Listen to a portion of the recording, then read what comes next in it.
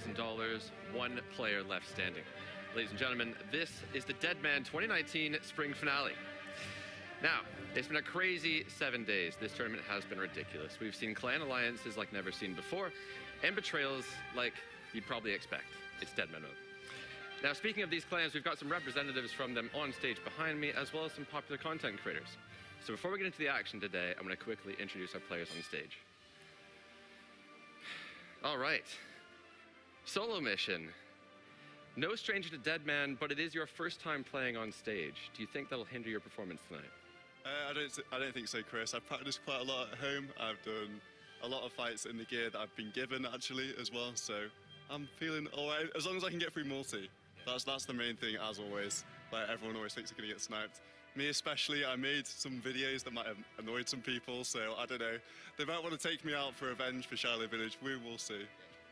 And so I was actually going to ask you, do you feel as a content creator, is this a good thing or a bad thing when going into a Deadman finale? I'd say definitely bad thing, because everyone knows my name and they could potentially look for me in the multi-piles and then call me out because they know I'm probably going to have high stats and gear. But yeah, I love creating content, so I would never change that. It'll be fun to watch, nonetheless. And you are rolling with the clan Blazers. How did that happen? I've been a member of Blazers for the past 3 months. Well, I first did a tournament with them last time, and then this is my second tournament with Blazers. And yeah, just been having fun with those. All right. Well, thank you, and best of luck in the 1v1s if you make it there. Next to solo mission, we've got Curtis, MMORPG, no stranger to Deadman. Curtis, has the strategy stayed the same since the last time? The strategy stayed the same. I mean, the tournament, there wasn't too many updates, so overall I thought, okay, for the safest strat was to stay with the same exact thing. But it's worked out pretty well. We've got max stats again, and we managed to get a few more gear upgrades than last time, including some bonus weapons, which I actually got myself. So all the gear this time, was all in my name, all farmed myself. And you always do so well in these tournaments. Do you feel like this time around, if you make it into the 1v1s, you'll make it further than the last time? Possibly. I mean, I'm the only guy on stage right now, which is not part of this alliance, so their team's looking very strong. They've been knocking down Party the whole week, so they expect to do well, but yeah, we'll have to see what happens. And you're actually running with this clan Lit. Talk to me about your alliance with Lit. So I've been with Lit the last 4 or 5 tournaments now. We've got smaller numbers this time, so we're looking to hopefully make it through to the 1v1s again, because we really want to try out that Vesta long, so we picked up earlier this week. So, yeah, the account's looking very strong, honestly. I'm expecting big things, Curtis. Good luck. Skill specs, how are you doing? Not doing too bad, mate. Not doing too bad. Confident, more confident than usual compared to the previous tournaments. Stats are better. Yeah. Always such an entertaining streamer to watch. Have you got any unique strategies for us? Are we seeing the Carol's Darks coming out here? I wish, Chris. I wish. The one time I could pull off the Carol's Darox, my stats weren't good enough. Now, if I had the Carol's Darox, it would have been a lot better, but that was so hard to get. So I wish, mate. Just gonna rock the Tribrid and try my best. So you're running with this clan GG. I actually hadn't heard of these guys until this tournament. How's that happened? Yeah, the Gimme Gimme Boys is one of the leaders' book sent me an invite, and they are the nicest guys ever. They know how to get gear. So they've given me a nice spec web, so hopefully we can see that in the final, and I'll try my best. Thanks to the GG boys for helping me out as well, and also to the Fools dudes for letting me into Shiloh. Thank you. All right, well, best of luck to you, skill specs. Next to skill specs is Manked, no stranger to winning our tournaments, actually, winning a Deadman and then All-Stars. Manked, are you feeling confident? I'm quite nervous this tournament. I've been PKing this week, and I think a lot of people know my name, so I'm going to be targeted quite heavily in this final. So can you give me just a little bit of brief context here as to what's happened with this Shiloh Village situation? So Shiloh Village is essential to Piety, Vengeance and Dragon Slayer 2. So those quests are pretty huge in the 1v1s, and nobody can get them because we've been camping it for 24/7 for 7 days. It's been crazy. It's been a lot of fun, and there's been a lot of wars that we've won every single one. So hopefully it'll be the same tonight as well. But all the same, you have painted a massive target on your head. I do expect people to be chasing you down with D-Spears tonight. Best of luck to you in the 1v1s if you make it there. All right, next to Manked, we've got another member of the Blazers team, Psych. No stranger to high-level PvP within old school. Can you talk to me a little bit about your experience within PvP, actually? Yeah, I played almost every Deadman, every tourney, and since PvPing since like 2010. So how did you actually get so good? Have you been competing or practicing, or is it just for fun? How's this happened? Just mainly for fun, and playing for a long time helps. So tell me about your role within Blazers. Are you one of the higher level members? Do you call the shots? How's this work? Yeah, mainly during tournaments, I just max my account and mainly make sure the ship doesn't sink, like control the people that play with us. All right, well, best of luck to you and Blazers. Next to Psych, we have Fool's Justice, who was on stage first last time, won the Deadman tournament a couple of tournaments ago. Since then, Justice, how are you feeling going into this tournament? I think we are going to take it, and yeah, that's it. So, for context, Justice won the tournament, and then the previous tournament, everybody targeted him with Dragon Spears, and he was quickly taken out of the game. Do you feel you're going to be one of the high-level targets again this time? I don't think anyone knows my name. Expect if Curtis leaked it to Deadbotting, but I should be fine. All right, so you think Fools are going to take this for sure? Or Blazers, one of us, yeah. Anything you want to say to your Finnish viewers? Hei, olen tohtori Gerhard. Kuka siellä silos on? All right, well, thank you, Fool's Justice. We're going to head back over to main stage here. And I'm actually going to quickly throw to a video of what happened on our last Deadman tournament before we jump into the action. Enjoy. Hey guys, and welcome back to Deadman Winter 2018 finale. It's going to be an incredible night. We have so much action to unfold, and we've got a great lineup on stage. To our far right, we have Bodhi. Next to Bodhi, it's the previous Deadman winner, Fool's Justice. Following Justice, we have no stranger to Deadman, that's MMORPG. And coming off his All-Stars victory, 15-0, it's Manked Up Mage.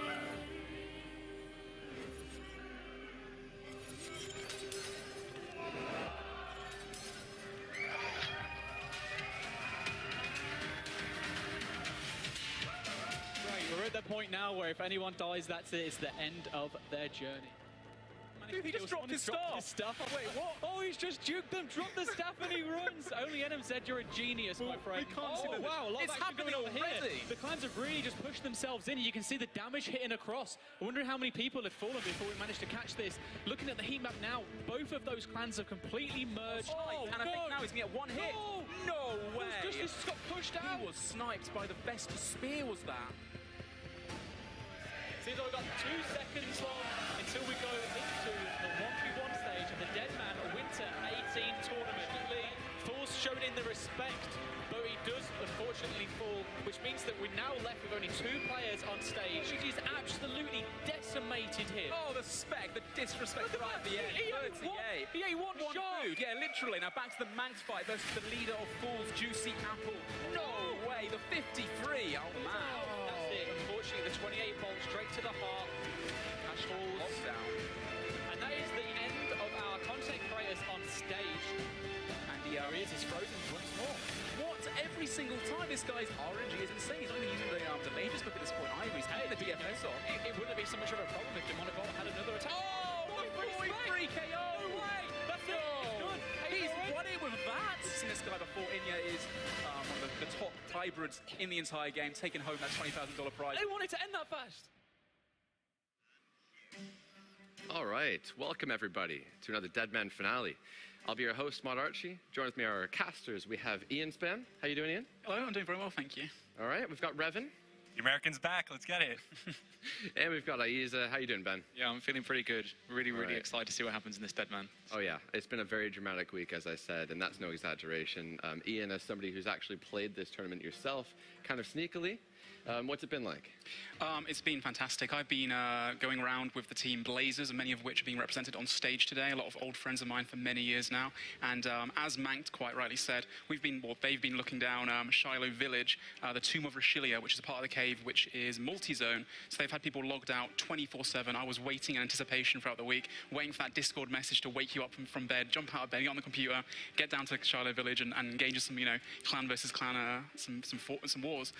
It's been the most, we say it's quite a bit, but it has been one of the most competitive tournaments so far.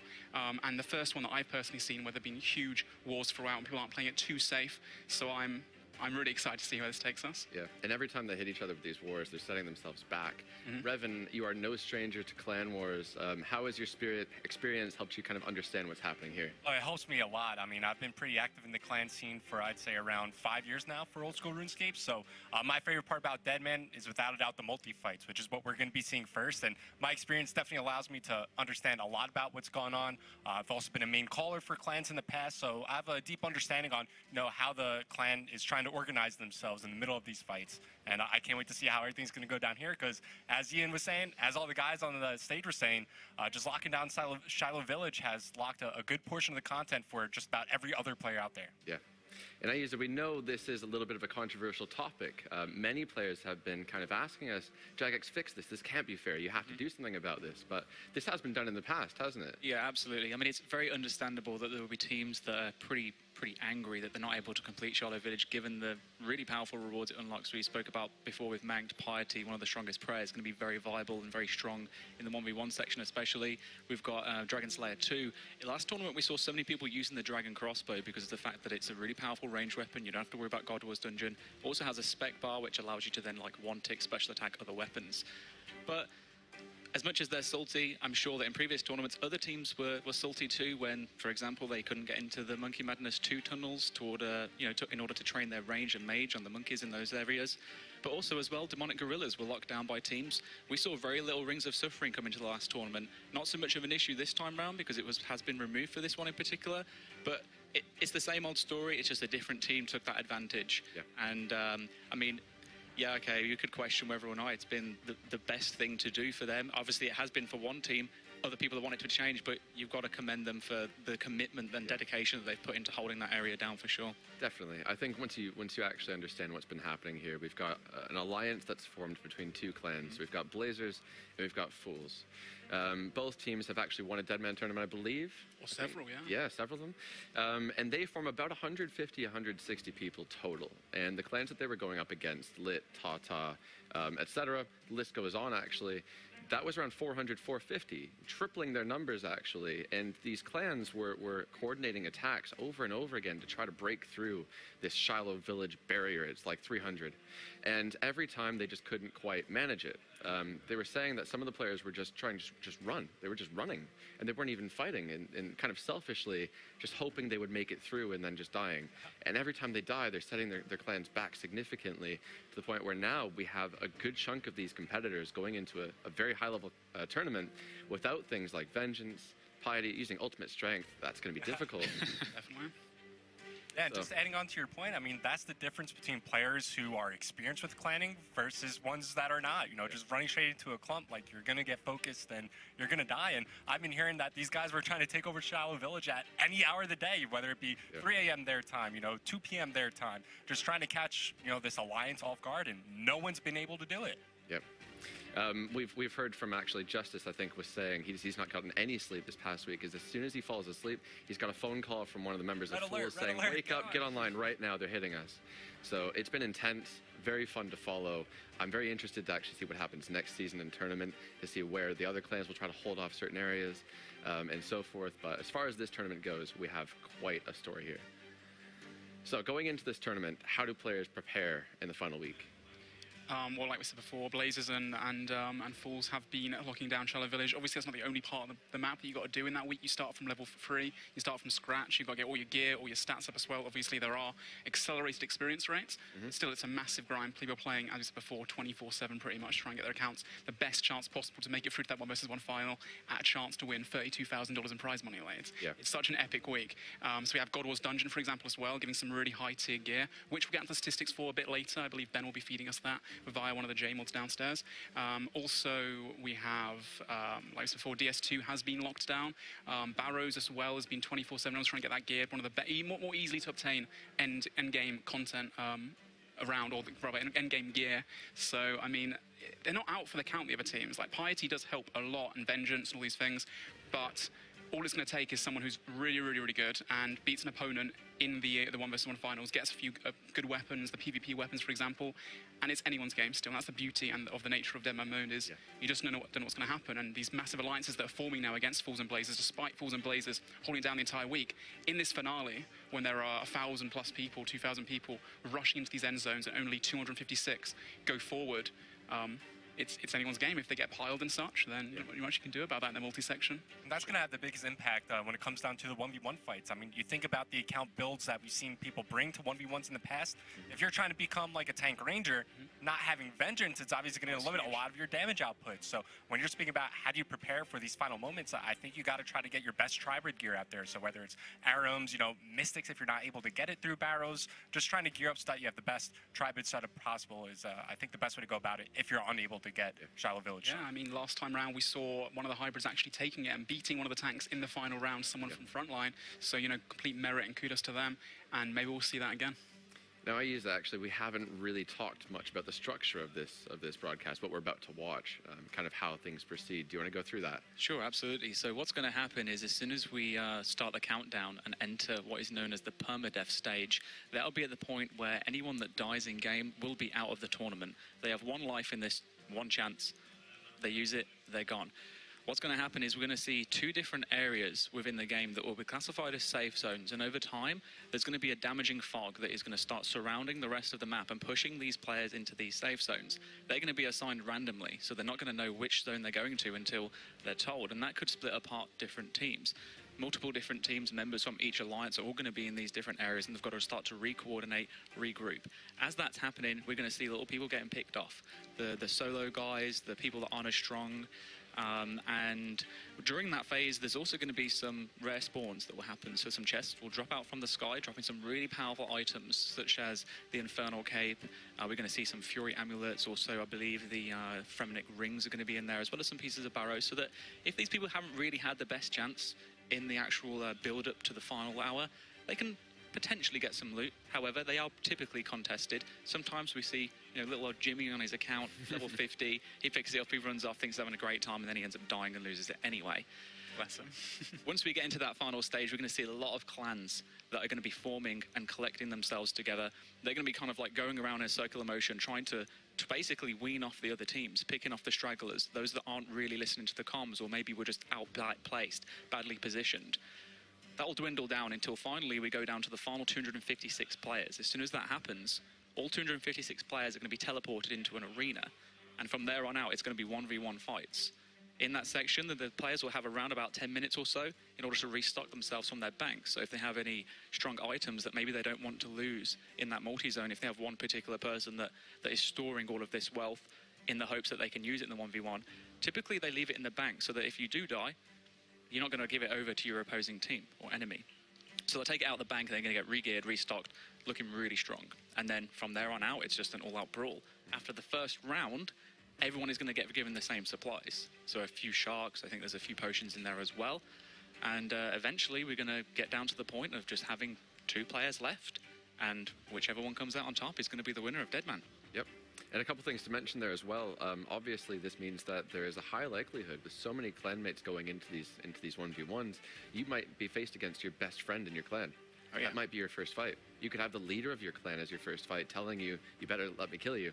Like, these things happen. Well, we're probably going to see that a lot, even before the 1v1 stage, where we get to the point where there may be 2 groups in one safe zone and they need to take out 30 members before the teleport into the 1v1s happen. And you'll just start seeing people running in one at a time, just letting themselves die, because it's like, okay, you're the sacrificial lamb of today, I'm sorry, but it's not your day to shine. Cannon that goes in first, just lay a group phone. I think this tournament, more than ever, we're going to see some serious sacrificing in the finales, especially, particularly the guys holding down Shiloh Village. Yeah. Solo Mission did something a little bit funny.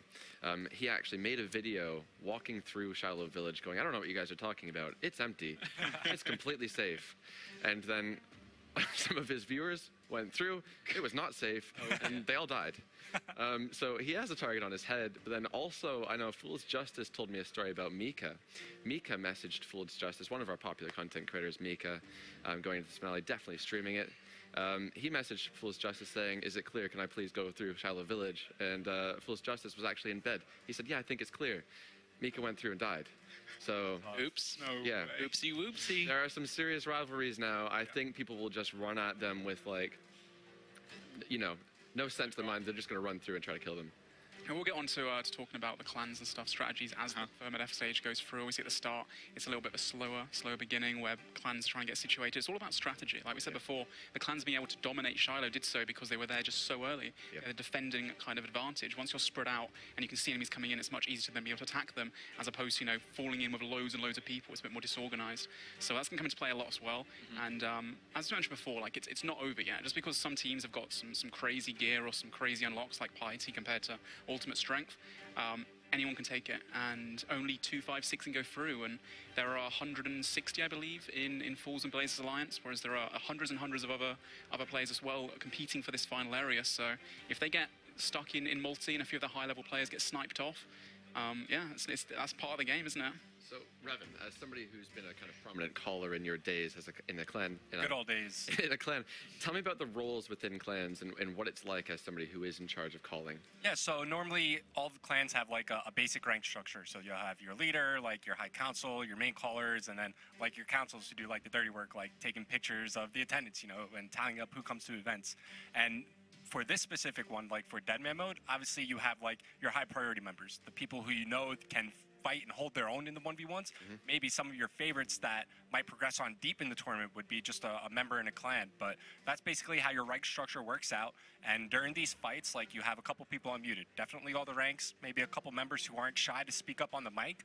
And in Deadman mode specifically, like, it's really important that you don't have everybody like unmute on TeamSpeak because things are going to get chaotic very quickly, right? And there are going to be times, as you were saying, where, you know, the ranks, they're going to get sniped out, whether it's from a D-spear, being piled, or just getting caught out in a clump. Like, people are going to die, so somebody has to fill in and step up in that role when it comes down to calling because there's no way for them to get back into the fight. Once you die, you're out of the tournament. Yep. And that's what's going to be very interesting here. As we do know, some teams that are a bit more, they accept different members of the community that with less kind of strict application procedures. Once they lose their callers, you might just kind of see people scatter. Fools, that's not so much the case, it seems. They seem very coordinated. I'm very interested to see them go through this tournament. Do you guys have any predictions?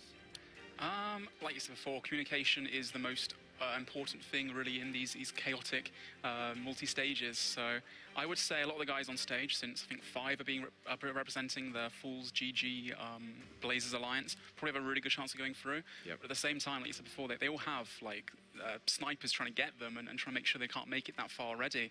I don't know, man. I really want to say that the Fools and Blazers guys, if they make it through to the 1v1s, they've got a great chance because of the benefit of having DS2, Dragon Crossbows.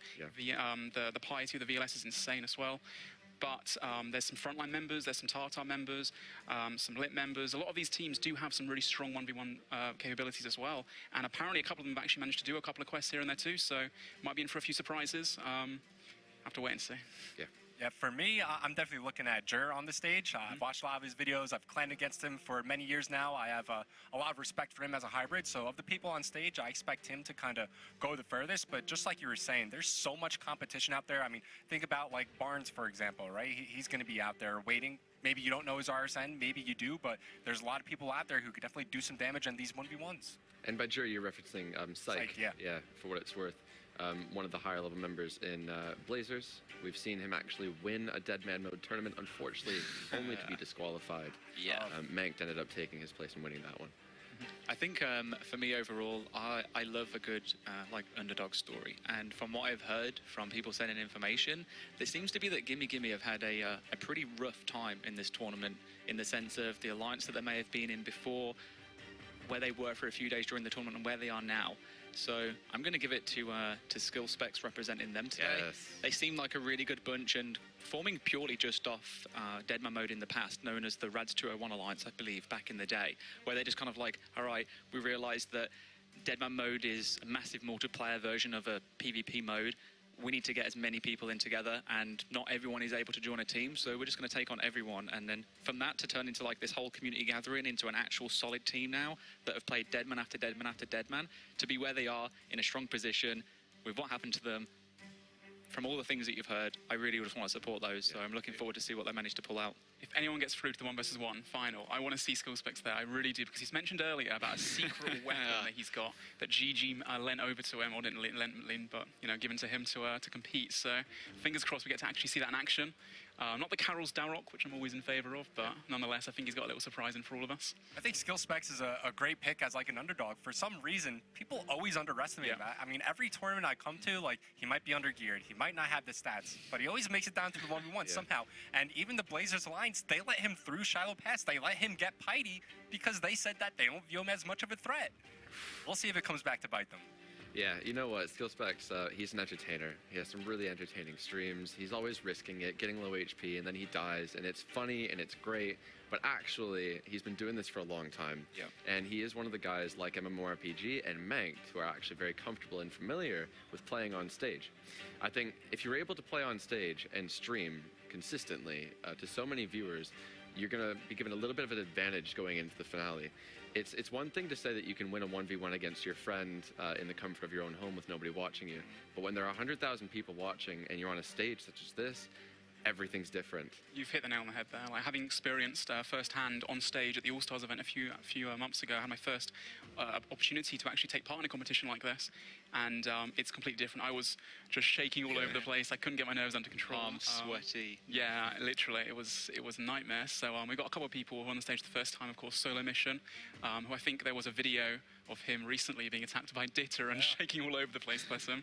And then, of course, Syke as well on stage. Even though he's got a lot of experience and he's undoubtedly one of the best 1v1 players in this tournament, it can all fumble in seconds if you're just not used to the settings. So one misclick, it's a hard one. It's like your first time at JAD. Everybody's been there. Yeah, literally, yeah. Yeah. You're completely right.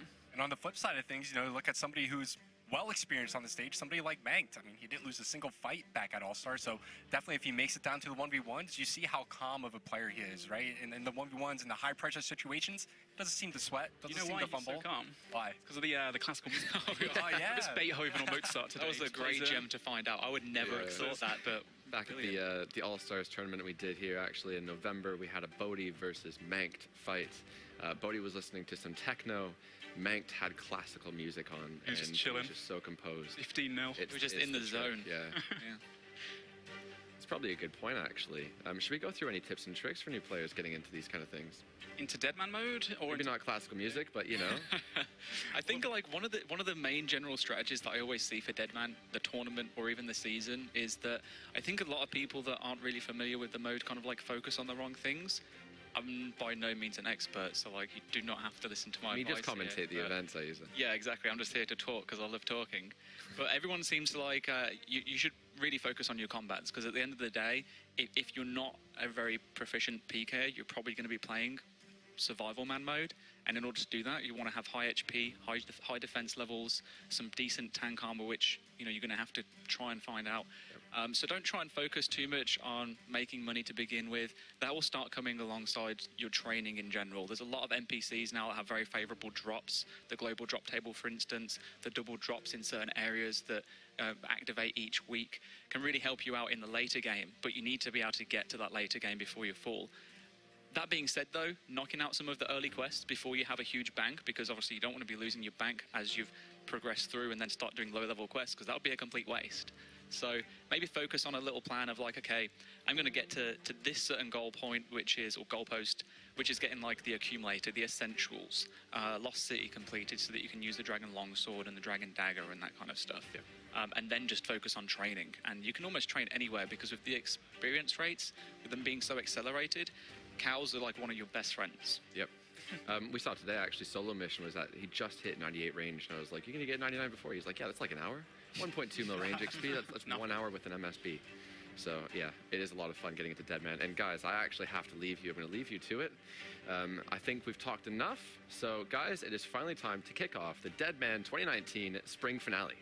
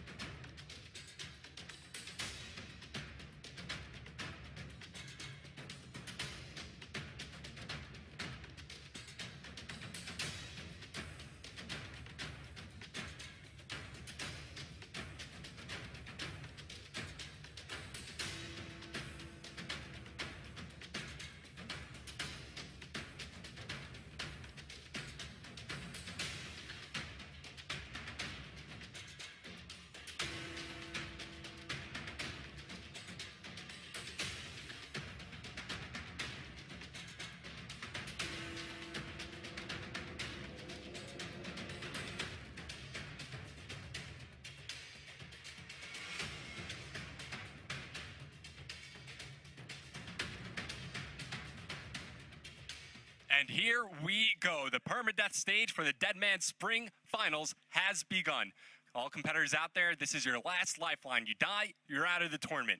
My name is Revan, and alongside me, guiding you through the actions, none other than Pure Spam and Aiza.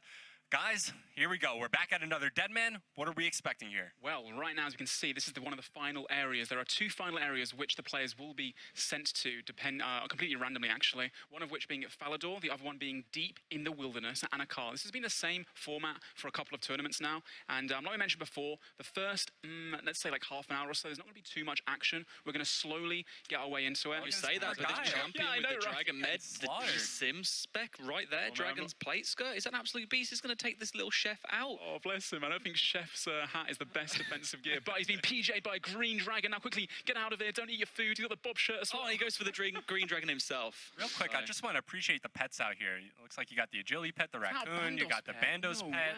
I think there's even a Jad pet over there too. That's pretty impressive. And before we go into any more, let's just quickly say, as you can probably see on the screen here, at Aiza TV has said, we're ready for the old school RS Deadman Spring Finals. Are you? What a coincidence. Who would have thought that would have been on the screen? But if you do want to see your tweet up on there, use the hashtag DeadmanSpring. Let us know what you're thinking. If you're enjoying the event, what kind of things are you hoping to see? Who do you think is going to win? Send anything in, use that hashtag, and hopefully we can pull it up on screen and read it out for you. I want to take a moment to talk about a few of the clan alliances and some of the big names. We talked a lot about Fools and Blazers at the start of the intro. For those that missed that, pretty much at the beginning of this tournament, Fools and Blazers held down Shiloh Village. They held down Tomb of Rashilia, which is basically a multi-area to finish the quest, and that blocks out Piety, which is a huge benefit in the 1 versus 1 single fights. Also DS2, of course, for the Dragon Crossbows and such like that. And actually, before I continue, in 3 minutes' time, we have a chest drop. Some new graphics on the screen. Kudos to Jax, that one. Look really, really fancy. And the next drop is going to be a Verax Plate Skirt and an Abyssal Whips. Nothing too overpowered. Definitely a lot of those throughout the week being obtained. We'll see that drop very soon, and we'll be able to see just who gets it as well. So yeah, throughout the week, Fools and Blazers have held down the Tomb of Rashilia really well. There's been quite a few alliances taking part, so I'm going to name a few of them right now. So throughout the hour, or the Permadeath stage, we'll be bouncing to and fro. So there was one clan, which was OT, Overtake, Lit, who everyone knows Lit for a long time now. They're a huge clan, led by Dead Botting, which is his first tournament back in now, actually. He was removed for a couple for some rule breaking, but he's given another chance. Also, Frontline, past winners, Kevin, or 55, or Inya, as he's known as, won the last one, who's a great singles PKer. Just insane ability. With Piety, without Piety, though, is he going to do as well? I guess we've got to find out. Another team we had was Tartar, who are a very formidable World 45 clan, really known for their single 1 versus 1 ability, and pound for pound, they're known as one of the best DMM clans. Execution, another really recognizable name out there from the World 45 days as well, the original demo mode. Team Sweden, who I've not heard about for a long time, apparently a clan from back in pre-EOC, of course, being all Swedish players, being able to take on the Finnish players' Fools potentially, give them a run for their money. Also teaming with DL, which was Divine Legion, who we've seen a couple of times before. And up until, we mentioned it a minute ago actually, GG, the Gimme Gimme clan, who used to be the solo alliance, they actually left that alliance. They originally were with them for the whole week, but unfortunately they were backstabbed a couple of times and messed around and taken advantage of, and they said, we're not going to stand for this anymore. We're going to join the opposition. We're going to go with Fools Blazers, and we're going to see what we can do. What if they're just playing both sides? I mean, potentially. Maybe we've got a few spies Anything goes in Deadman. Right? How would you feel if you saw this coming at you right now as a solo player, hiding behind one of those trees? I would be shaking in my boots. It's going to be difficult for us to actually see exactly which alliances are which, but the main thing to remember is that there was the Fools and Blazer squad who are now with GG, and then there were the 2 other alliances that I talked about briefly, but it looks like I've been given some intel. Apparently there was a Discord made a couple of hours ago, and over 300 people were invited to it. So every single clan pretty much, potentially, and this is not fact, potentially teaming up to take on the Fools, Blazers, GG alliance as well. So we've got a lot of clanning going on this time around, and it should make for some really interesting action and strategies. And just keep in mind, if these clans are any sort of bit organized, they're going to have spies in one another, right? So the fact that they created Discord, if they're able to get that link, there's a good chance that Blazers and Fools are going to have the audio. So they're going to have the strategy on how they want to approach the final area, where they're going to be setting up going into the final fights. But here we go. The first chest drop is about to come down. There's a Sour Sword trying to lure these players away from it because there's going to be an Abyssal Whip drop. And here you go. The chest comes down. Let's see who winds up getting it. Is that guy in full infinity? Yes. Fair play. It looks Carol's like leather a skirt. filthy hole looted a chest. All right. Carol's leather skirt and Aram's robe skirt. So some pretty nice pieces of Barrow's equipment Yeah, there. definitely. I mean, Those are key upgrades. I mean, the Arams in particular is definitely one of the most needed items. Poor level 78 is being targeted down now. The D-Sim just hitting him about. He's probably not going to survive here. I just saw a Granite Maul just hit him there too. Yeah. On melee prayer, too. So This poor guy's got fella is Tribus, just going to catch him and be able to get that Carol's skirt and the Aaron's robe skirt. Carol's skirt in particular, not that tanky, but it's got some good mage defense, which will be very helpful, actually, in the multi-area when all the clans are trying to freeze you and hit you down. Aaron's robe skirt, best in slot skirt for Magic in this tournament, as the second raids is not available. Poor guy, not only is he not even going to get away from this, he can't even equip the items that he just picked up. what he may be able to here now is showing the power of Black Dragonhide managing to get multiple splashes against this He's got to be Mystic careful. Major. But I think he's going to end up running towards a multi-zone pretty soon. If not, he's just going to get taken out. by Yeah, the big directly Magic south Shortbow. will be multi, but is his team waiting for him there for the delivery of the package? Can he make it the whole way? It's like the run through Edgeville. He's only got a rag range on him right now, so with enough food, he should be fine to run all the way down, assuming he's got stamina potions as well.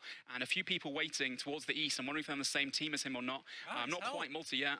It looks like the same Dragon Champion from earlier is just standing there, does not want to perish at this moment, so... He's Playing it not cool. going into multi, he's going straight south, past the Green Dragons, all the way past the Dark Magicians as well, a little bit further south too, so missing out multi altogether. He's going for the run of his life, out of the wilderness, to his clan, maybe safely at Falador, the massive squad we saw earlier. I mean, ultimately this guy's sole purpose right now was to look for that chest, acquire it, and then bring the bag home, and he's doing a great job of it. And this is actually really annoying for the chasing players because not only is it draining their run energy if they have any staminas in their inventory, you won't be able to refill those until you actually see them on the ground when the big fights start happening. But as Pure Spam touched on a little bit earlier, in the beginning stages of this permadeath mode, the clans kind of want to avoid each other. There's no reason to take that unnecessary damage or maybe suffer unnecessary losses early on when the big fights haven't even started. Oh, this is a really interesting chest drop, actually. I don't think we've seen imbued rings being dropped before in the finals, or maybe they have been, but I don't think I'm aware of that. But Seer's ring imbued, obviously, is going to be really huge for catching those freezes. Archer's ring eye, not so much, but still, if you don't have a ring, if you've not done any DKs this entire tournament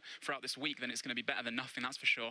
And somehow this guy is still being splashed on, Black Dragonhide, 2 overpowered, and he's made it all the way to Edgeville now, and still being splashed. Never mind, he got a freeze there finally. But he must be low supplies right now, so we can't make it much further.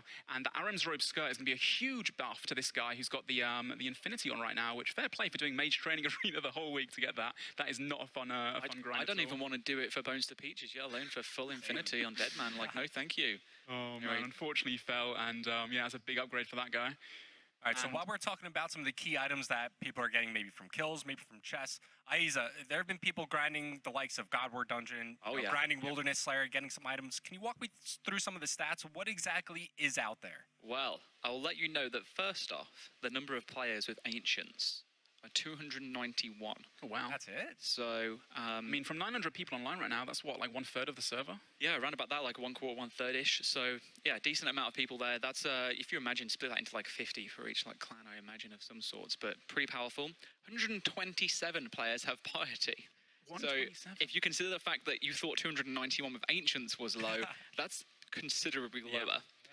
The most popular item in terms of weapons in the tournament currently are Black Chin Chompers. There's 130,000 of them in game. Of course. Pretty obvious given the fact that pretty soon when we see people starting cloning together, you'll just see them flying across the screen and exploding on enemy players. Explosive rabbits. And that means when we see these big clumps forming, maybe people want to favor prey range over prey magic. Oh, definitely, man. I mean, it's much easier to train range as well, and at least before, only 300, well, I say only 300 people. 300 people almost have Ancients, though, so there's not really much you can pray in those situations to not take too much damage. You're going to be taking damage nonetheless. Yeah, I know, man. Ian, you may be able to see your full Darok PK at some point, because there are 62 sets of full Daroks in game currently. Sets. I mean, that'd be amazing.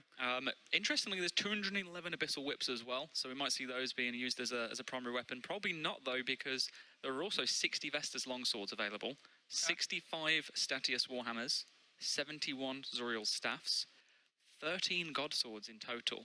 So I won't tell you exactly which ones are which, but we do have 13, and we may be able to see a few players using those throughout the tournament. 2 Abyssal Daggers. I mean, Fair enough, why not? Someone got lucky killing Abyssal Demons, definitely then. Someone got unlucky at Saradomin because there are 90 Saradomin swords. Wow. 90 Saradomin swords. Well, of course, farmed a lot. Camping Saradomin for the ACB, of course, just slightly one tile extra range, I think. And just in general, you get to use the most overpowered bolts that come from Vorkath. If your clan did Shiloh, we have no chest drop in the middle of Varrock right now. And this one, for the 2 imbued rings, I definitely want to go for. And who grabs it? It was Abdullah with the Seer's Ring Eye and the Archer's Ring Eye. And straight away, I'm sure he's ran a marathon away from that to either get back to his team. Although, if you get that one, you can't really trade it because they're imbued rings. So you can't get one of your lower levels to go snipe that. And right now we have what looks to be a bit of a stalemate. A couple of teams finding each other on the east wall of the wilderness, Anakal being the final area for them, I assume, but choosing not to really engage and not waste any supplies before that final area, because now they're in the wilderness, they can't really bank beforehand. So any of these fights they have, they've got to be worthwhile to take. And the team to the north has to be a little bit careful, because right now you see the Yellow Capes being a bit further south. They're actually in single combat right now, so the people to the north are in multi, so if the Yellow Capes overstep, they're just going to get frozen and sniped out. But if the team to the north takes a step too close, then the opposite could happen too. And Pierce Bam, I want to touch on something that you just said. Obviously, since, you know, Fools and Blazers were locking down Shiloh Village, that limits the amount of people who could do Dragon Slayer 2. So for the people on those teams who are using the upgraded crossbows, whether it be Dragon or Armadillo, there's going to be a lack of bolts in the game because they're the only people killing Vorkath, so they're the only supply in the game. No, absolutely, and that makes complete sense. For the reason of, you know, why lock down Shiloh, there's just so many things that it really impacts and so many benefits to doing so. I was speaking to Gigi actually earlier, who with that massive alliance beforehand, before they left after, you know, having enough of it and joining the Fools Blazers guys. Those guys accumulated like a 380 mil tab, I believe. Then they were given their signed passports to enter Shiloh and get themselves the quest done too. But they've been smashing out Goldust Dungeon the entire week as well. So have Fools a fair bit. But look at the screen right now. We can check out all the players on stage, all of which still alive. And should we check out Curtis? I've not really seen much of him, and he's the one by himself on stage. He is representing, I believe, Lit, who've always served him well. He's made it to the 1v1 quite consistently, and he really shows his true prowess in the 1v1 as well. Of course, we're hiding his name at the bottom left, and another chest drop in 3 minutes' time for the Carol's top and the Aram's robe top. Probably one of the best chests you can possibly get, both best in slot gear right now. And Reverend, what are you thinking about Curtis' setup and his decision to be with Lit again, despite, you know, so many odds against them, as everyone's been saying? I think it's honorable to stay with the clan that's kind of helped you get to the 1v1 stages and some of the past tournaments. The one thing I'm looking at right now in his inventory is, one, he has a team cape, so that lets us know that the people in the wilderness are right with those team capes. They're part of that little alliance. And two, he doesn't have a Phoenix neck in his inventory. And I know it's tough at times to really decide how you want to spend these inventory slots going into the final hour, but I'm a big advocate of the Phoenix necklace. You even heard me talk about it a bit at the PvP All-Stars. It could be something that could save your life. And really in this type of environment, you take one misstep, like, it could really save your life. It could come in clutch at times, just restoring your health if it drops too low. Maybe, you know, as his supplies start to dwindle, he'll look for one on the ground. But you saw, as we saw all the screens, the inventory setups, a lot of players on the stage did have at least one in their inventory. And look at this right now at Falador, one of the final areas, one of the teams already massing up, remembering that there is a huge defender's advantage. If you can get there first, you can call the piles, and you can spread in that safe zone. Obviously, once the Permadeath stage goes on, there will be fog slowly emitted to push players into these areas. Now, if you're caught out of position and you haven't quite made it to this area yet, you'll be caught in the fog. And I believe last time, or the time before that, we saw Fool's Justice actually being sniped and speared out of that final area. In which point he was just one hit instantly because he wasn't in the final area. So that's an interesting strategy. We're probably going to see a lot more with a few D-Spear guys flying around. That team we saw with Curtis as well, of course, like I mentioned before, that was Lit with, who alliance now with OT and Frontline guys that won the last tournament as well. So definitely a force to be reckoned with as well, Ben. They've always done pretty good throughout all of the tournaments. I mean, all of the clans do very, very well. They all have their own specialities in terms of whether it be an area or a play style or just their way of communication. So really looking forward how that all pans out, to be fair with you. Quick message here from Opal Light RS. Being quite new to old school RuneScape, quite exciting to be watching your first Deadman Mode tournament. Well, hope you enjoy it, and maybe you'll get involved in the next season, and who knows, Opal, you could be the next one in the tournament coming up in the next few months. And this is the action we've been waiting for whilst the clan's preparing. The 1v1 final begins between So Beast and Swole Beast. Does this guy not have Prey Melee unlocked? There we go. He's finally got it up. These guys are 76 now on combat, so I see why the guy's running away from not trying to take this fight. Or maybe he's bringing him to his other team, although backup is on the way. 2 versus 1 right now. Now he actually needs to He's not going to follow him any further, though, because that's multi. And, yeah, he sees his team next to him. And finally, these guys are making a push by the looks of things. Prey Mage up, trying not to get frozen in place. And joining the action straight off the bat. That is really interesting to see before the final area actually begins. Really early push on them, probably catching them off guard, not expecting that at all. Yeah. And before you know it, look, everyone in that center is just dropping like flies. They're going to be frozen. The team on the other side have their movement still. Not many of them are frozen. They're probably focusing currently on staying alive rather than dealing back damage. This is a really one-sided fight at the moment. Yeah, the defending clan was definitely not expecting a rush this early, and because they're wearing team capes, we know that they're part of the Little Alliance. They should be able to take this ground over near Newgate quite easily. Maybe they'll be able to upgrade a little bit of the gear, but from the looks of it, it was a complete slaughter. Oh, absolutely. When I was looking at the damage they were taking compared to the damage that they were dealing, no one was actually hitting back, and that's a really crucial part of these fights, is, oh my gosh, that guy has got some Varrox about to lose. He's not getting away. He's probably might get away, I don't know. Is he falling? No, he's managed to run away, actually. Yeah, once you get into those fights like that, the fog now starting to spread, as you can see from the change in character. And oh my gosh, it's actually started already at Anakal. Not too sure which team is defending, but it looks like it might be the Fools Blazers Alliance, since they are not wielding the team capes as the opposition seem to be doing so. We can take a look at the heat map. We can probably see how these clans are starting to push in towards these zones now and figuring out who has already got the advantage and who's potentially going to get pinched, because we saw a team here now, Anakal, the other team straight across towards the east, and these guys in the middle, they could potentially be in a really bad spot in the next few minutes. Yeah, in the past, we've seen people slowly move in and have been a lot slower than this, but it seems like clans are very, well, just happy to jump right into it and start defending. Actually, right in the middle of Anakal as well, a really interesting strategy we saw Curtis and Lit utilizing in the past was right inside this castle. They hide, and nobody dares come into the castle to try and hit them, just in case they get frozen. Well, there are so many choke points in there as well, but they have the advantage in that area. They're going to be regaining prayer, so they can just keep prayer up almost the entire time and not have to use any supplies as well. So, really smart play. Absolutely. If we can check out the Falador area as well in a second, potentially, and see how that's going. But it looks like the clan to the east just, biding their time, waiting a little bit, because obviously this clan in the middle, the only downside of being defending is if you've got clans coming in from multiple areas, which may well happen. Look at this line. These guys are primed for the rush. This looks like the line you see of people that wait at Vorkath. It's like the free hunt. Oh, never mind, it's no longer a line, it's now a huge amount of people. And they're all wearing the team capes that we saw earlier, Deep Wilderness, so I assume this is part of the huge alliance. Not too sure on names, I want to pick those out. And a chest drop in 3 minutes for the Dragon Fire Shield, which is best in slot shield in this tournament, I believe, so far. Interesting point to note out for the previous chest, that also went to Abdullah, who managed to get the chest before that as well. So has managed to get two chests in a row now. Definitely. So yeah, Falador area to the south, we have the town of Falador, also multi. To the north, it's actually singles. I'm not too sure if there's any clans waiting up north a little bit further up. There may well be. But yeah, like so like southwest along the wall, there's that little corner near the trees. Yeah, before the fog hits, you can definitely stay there and minimize the damage your clan is taking whilst also maximizing your output of damage. Looked like Anakal was actually looking way busy in this, but it's all it's going to take is once the push finally happens, boom, just everyone getting frozen in place, chins flying in every single direction. That's what it all comes down to. So, real quick, just the nice thing about them having the defender's advantage and getting some early kills is that they could top off their supplies. They can make sure they're over full HP. They can make sure that their offensive potions are full to a 4-dose. Here's one clan waiting. Looks like their final zone might be over towards Falador, since they're just like north of Draenor Village, it looks like. But everybody just making sure they're in a position so that when the fog starts pushing them in, they could fight without taking too much damage.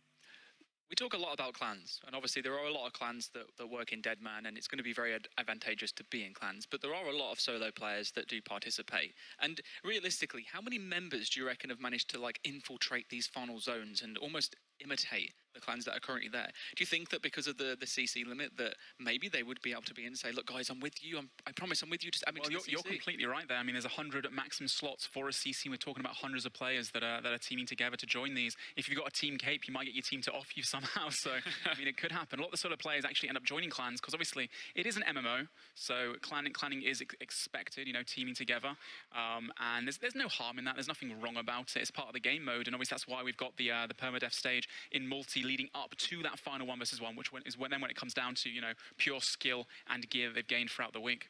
There's definitely some form of strength in numbers, right? Definitely. Just as you're saying. And to answer your question, it's definitely easier to blend in when these teams around you have a team cape on, because like you're saying, with the cap on the CC, it doesn't necessarily matter if you're in there or not. Just look the part, have the team cape on.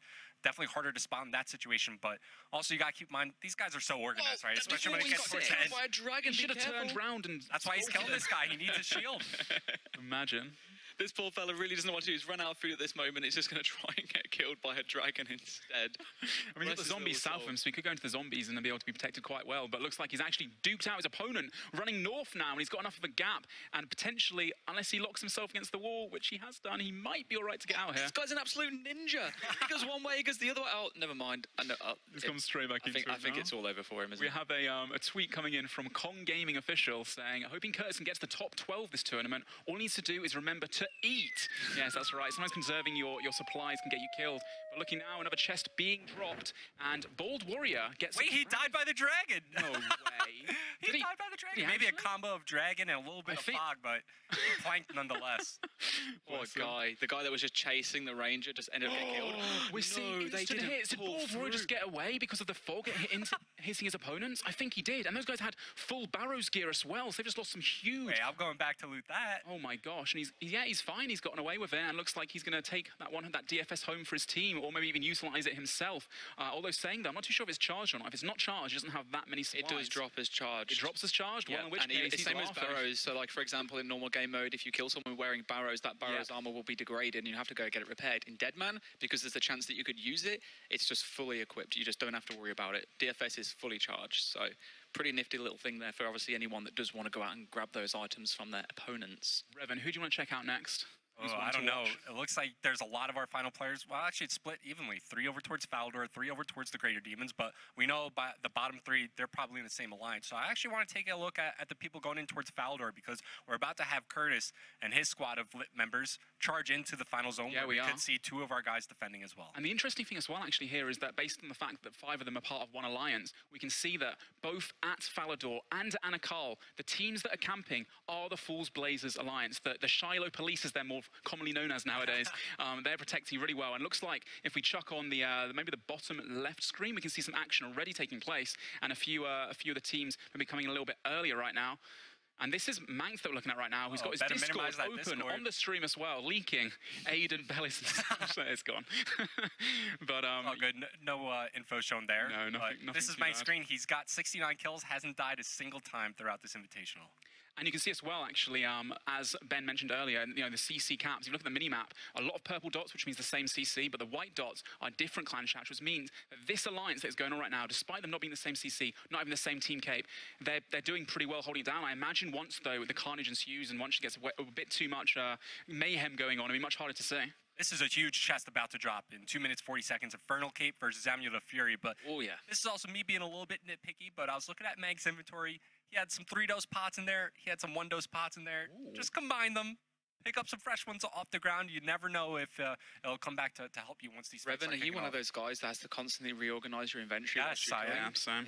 I'm the exact same. Interestingly, we see here in Infernal Cape, there are 39 players in this tournament that have a fire cape. Okay. Wow, that's more than I thought would actually go for it. That Infernal Cape is a huge upgrade, too. Oh, absolutely. It gives the +8 strength rather than the +4, which is like 2 max hits, which is quite a bit, especially for something like a VLS or an AGS. And not only that, but it actually gives a huge amount of mage defense bonus, so it can reduce your chances of getting frozen, which especially in the multi-phase is pretty paramount. Just imagine if there's some guy out there with Piety who's also able to get the Infernal Cape. All of a sudden, that's a lot of melee damage that you can output. No, absolutely. I mean, Gmall's 40s and all that kind of stuff is going to be really interesting to see. That is a no-no for me. I would not want up against that. I wonder which team these guys are in the corner right now, because they don't seem to be part of that bigger alliance to the north, or maybe they are part of it, and letting the other guys go in as, like I said before, cannon fodder, you know, to create a distraction, diversion. Although saying that, within the Shiloh Walls themselves, that's what they initially did the alliance. They sent in a lot of the lower level members first to try and act as a distraction, but ultimately that weakens your force. You haven't got as many people working together, and these clan fights, it usually always doesn't come down to the numbers. It comes down to the coordination, the strategy involved, and that's where these clans who are more experienced and you know each other more well known, they know what they're doing. I wonder what these guys are telegrabbing all around. There's got to be some juicy loot. Yeah, if it was me, I'd be taking as many potions as possible. Getting those Saradomin brews and any restores, maybe the Sandfuse if they're available, but just anything that can keep you alive during the next few minutes, which are about to ensue absolute carnage. I just want to quickly touch on one thing. Yep. Some new information we've not had for previous tournaments is actually the top 10 in terms of qualifying countries. It was quite surprising when I read this. The top 5 ranked from 1st to 5th. So the number 1 qualifying country is the United States. Let's go. 40% of USA, players baby. qualifying in this tournament are from the US. And I know exactly what you're going to say is number 2. Number 2 is Finland. Wow. Yeah, interestingly enough, 15% of all players from Finland. And number 3 is United Kingdom at 14%. And here you go, some action kicking off. It looks like some LIT members have pushed in over towards the east side of Anakarl. You see the Fools Blazers Alliance just defending for the time being. Now, in this type of moment, as you can see, things are pretty chaotic. So really, we just want to focus on the basics. Listen to your caller, focus on the direction that's being called, do damage in that direction, and also just take a look at your stats as well. Make sure your HP is not falling too far. Make sure you keep your prayer up, and make sure that you don't stay in your robes too long. That's going to be a key focus point for the attacking clan, is to single out their mages. Make sure that they can't get freezes so your members can freely run around. Level 73! He's not going to have it for long. This guy's done for. Fury, but he can't do anything with it now. Can you believe it? It's multi-2, so he's got 2 people on at the same time. But luckily for him, though, that Infernal Cape will not drop. It's an untradeable item. I don't think this opponent's going to be able to pick it up, just like the Fire Cape. So that team right there has actually been cucked for the Infernal Cape. That level 73 just took it. And looking right now as well at Anakarl, oh my gosh. Like I said before, making sure you're actually yourself as well, your own team, you're not caught in any piles. Now, the Chinchompers and the Barrage hits a 3x3 radius. So if you are around your members, you have to be always, understanding that you can't be too close to people, because then you get clumped and then more damage hits you. And now a massive push coming in from LIT, from the east. But Fools and Blazers and GG Alliance doing an absolutely fantastic job to hold their ground. Their high-level members inside the middle itself, trying to protect them. And looks like they may actually break through by the looks of things so far. Far more members coming in right now from the east. Which way do you think this is going to go, Revan? I don't know. It seems like Fools and Blazers, they're defending well for the time being. And the nice thing about having this initial positioning is, as they take damage, they can safely tank to the west, right? And it looks like there's a big clump towards the southeast side of GDZ, but respectively, east of them, there's also big clumps forming on the LIT side. So things seem to be a little bit even for this time around, but also keep in mind, LIT eventually have to push in. They have to get inside the safe zone so that the fog doesn't eventually take them out. I think this is one of the earliest times that we've ever seen as much action happening in these final areas. Like, the fog hasn't even got to the stage yet of really getting to the point of killing everyone. Looking at the heat map, we can see that there are actually small clumps of players that are still existing around in the outskirts, the perimeters, trying to basically sneak it out until they can get to the point of actually pushing back in. And it looks like it's going to be really hard, actually, for Fools and Blazers now in the Anakarl area, because if we look, as you said before, straight to the west, there's a lot of forces coming in from both ways. And how can you split up 160 members? Yeah, sure, that's a lot of people. But when you've got 300 plus coming at you potentially, and you've got to protect from several different directions, it's going to be really hard to stick that in. Without a doubt. And keep in mind, every movement that's called, it's going to leave some people behind, whether you're frozen or you're just not listening to the calls. And when you get left behind, that's how you get focused out and dying in these fights. And also taking a look at the Faldor area, it looks like the action's kicking off here as well. I could see that on the heat map. The 2 clumps just instantly formed. Next thing you know, and gone from 2 small nucleus to 1 huge one. These guys seriously mean business right now. Oh, this is awesome. It's like a massive Mexican standoff. Like, everyone is like throwing shins, exchanging damage from side to side. The most important thing here is that you do damage whilst also focusing on eating at the same time. You've got to be making sure you're a good addition to the team. If you're just standing there soaking damage, it's not helping people out. But it looks like the defenders right now are doing a great job. But the LIT team, the team to the east, is actually able to move through and try and wrap around, obviously being able to, have a pincer kind of a crab-like attack coming in from both angles. And at that point, you're kind of forcing your opponents to get back into more of a smaller clump, which makes it easy for you to, have that ground and that higher ground and such. And you see the clump to the northeast clearly being focused by the defending clan here over towards Faldor. And in these types of fights, it's really your rangers that are able to dictate the pace. If they could push in towards the enemy's lines, you force the mages out of robes, which means that more people eventually can move around and get you better positioning. But you also see chins being thrown on the western side as well. It's just chaos all around. I want to see how Curse is doing actually right now as well, as one of the guys who is... this guy has time to trade food over to his teammate. He's got to be quick. I mean, in 1 minute 35, when the timer hits 0-0, you will die, it says. Get to safety. So if LIT's team and the teams to the east, and the same at Anakarl as well, cannot move in the next minute and a half, they will get hit on the corners. And they can get frozen just shy of a few seconds left, and that'll screw them over. So fingers crossed that Curtis will be able to make it into there. And currently we have how many players left? 680. This is Skill Specs watching now now as well, doing a fantastic job of catching a few freezes. I think he's got the is that the staff? But having to tank now as well, being careful not to get caught out of the clumps. Using blood barrage as well now, which heals him a proportion of damage, but going down to low HP. Put on the Phoenix like the skill specs, please tank it, man. I think he has one on, because you see the glories in his inventory as well, and he's just casting blood barrage, as you were saying, trying to keep his HP high. And now you're seeing a movement called the white dots quickly sweeping over towards the southwestern side of the zone, just trying to catch off some stragglers. But just like I was saying, as they move west, take a look at their eastern side.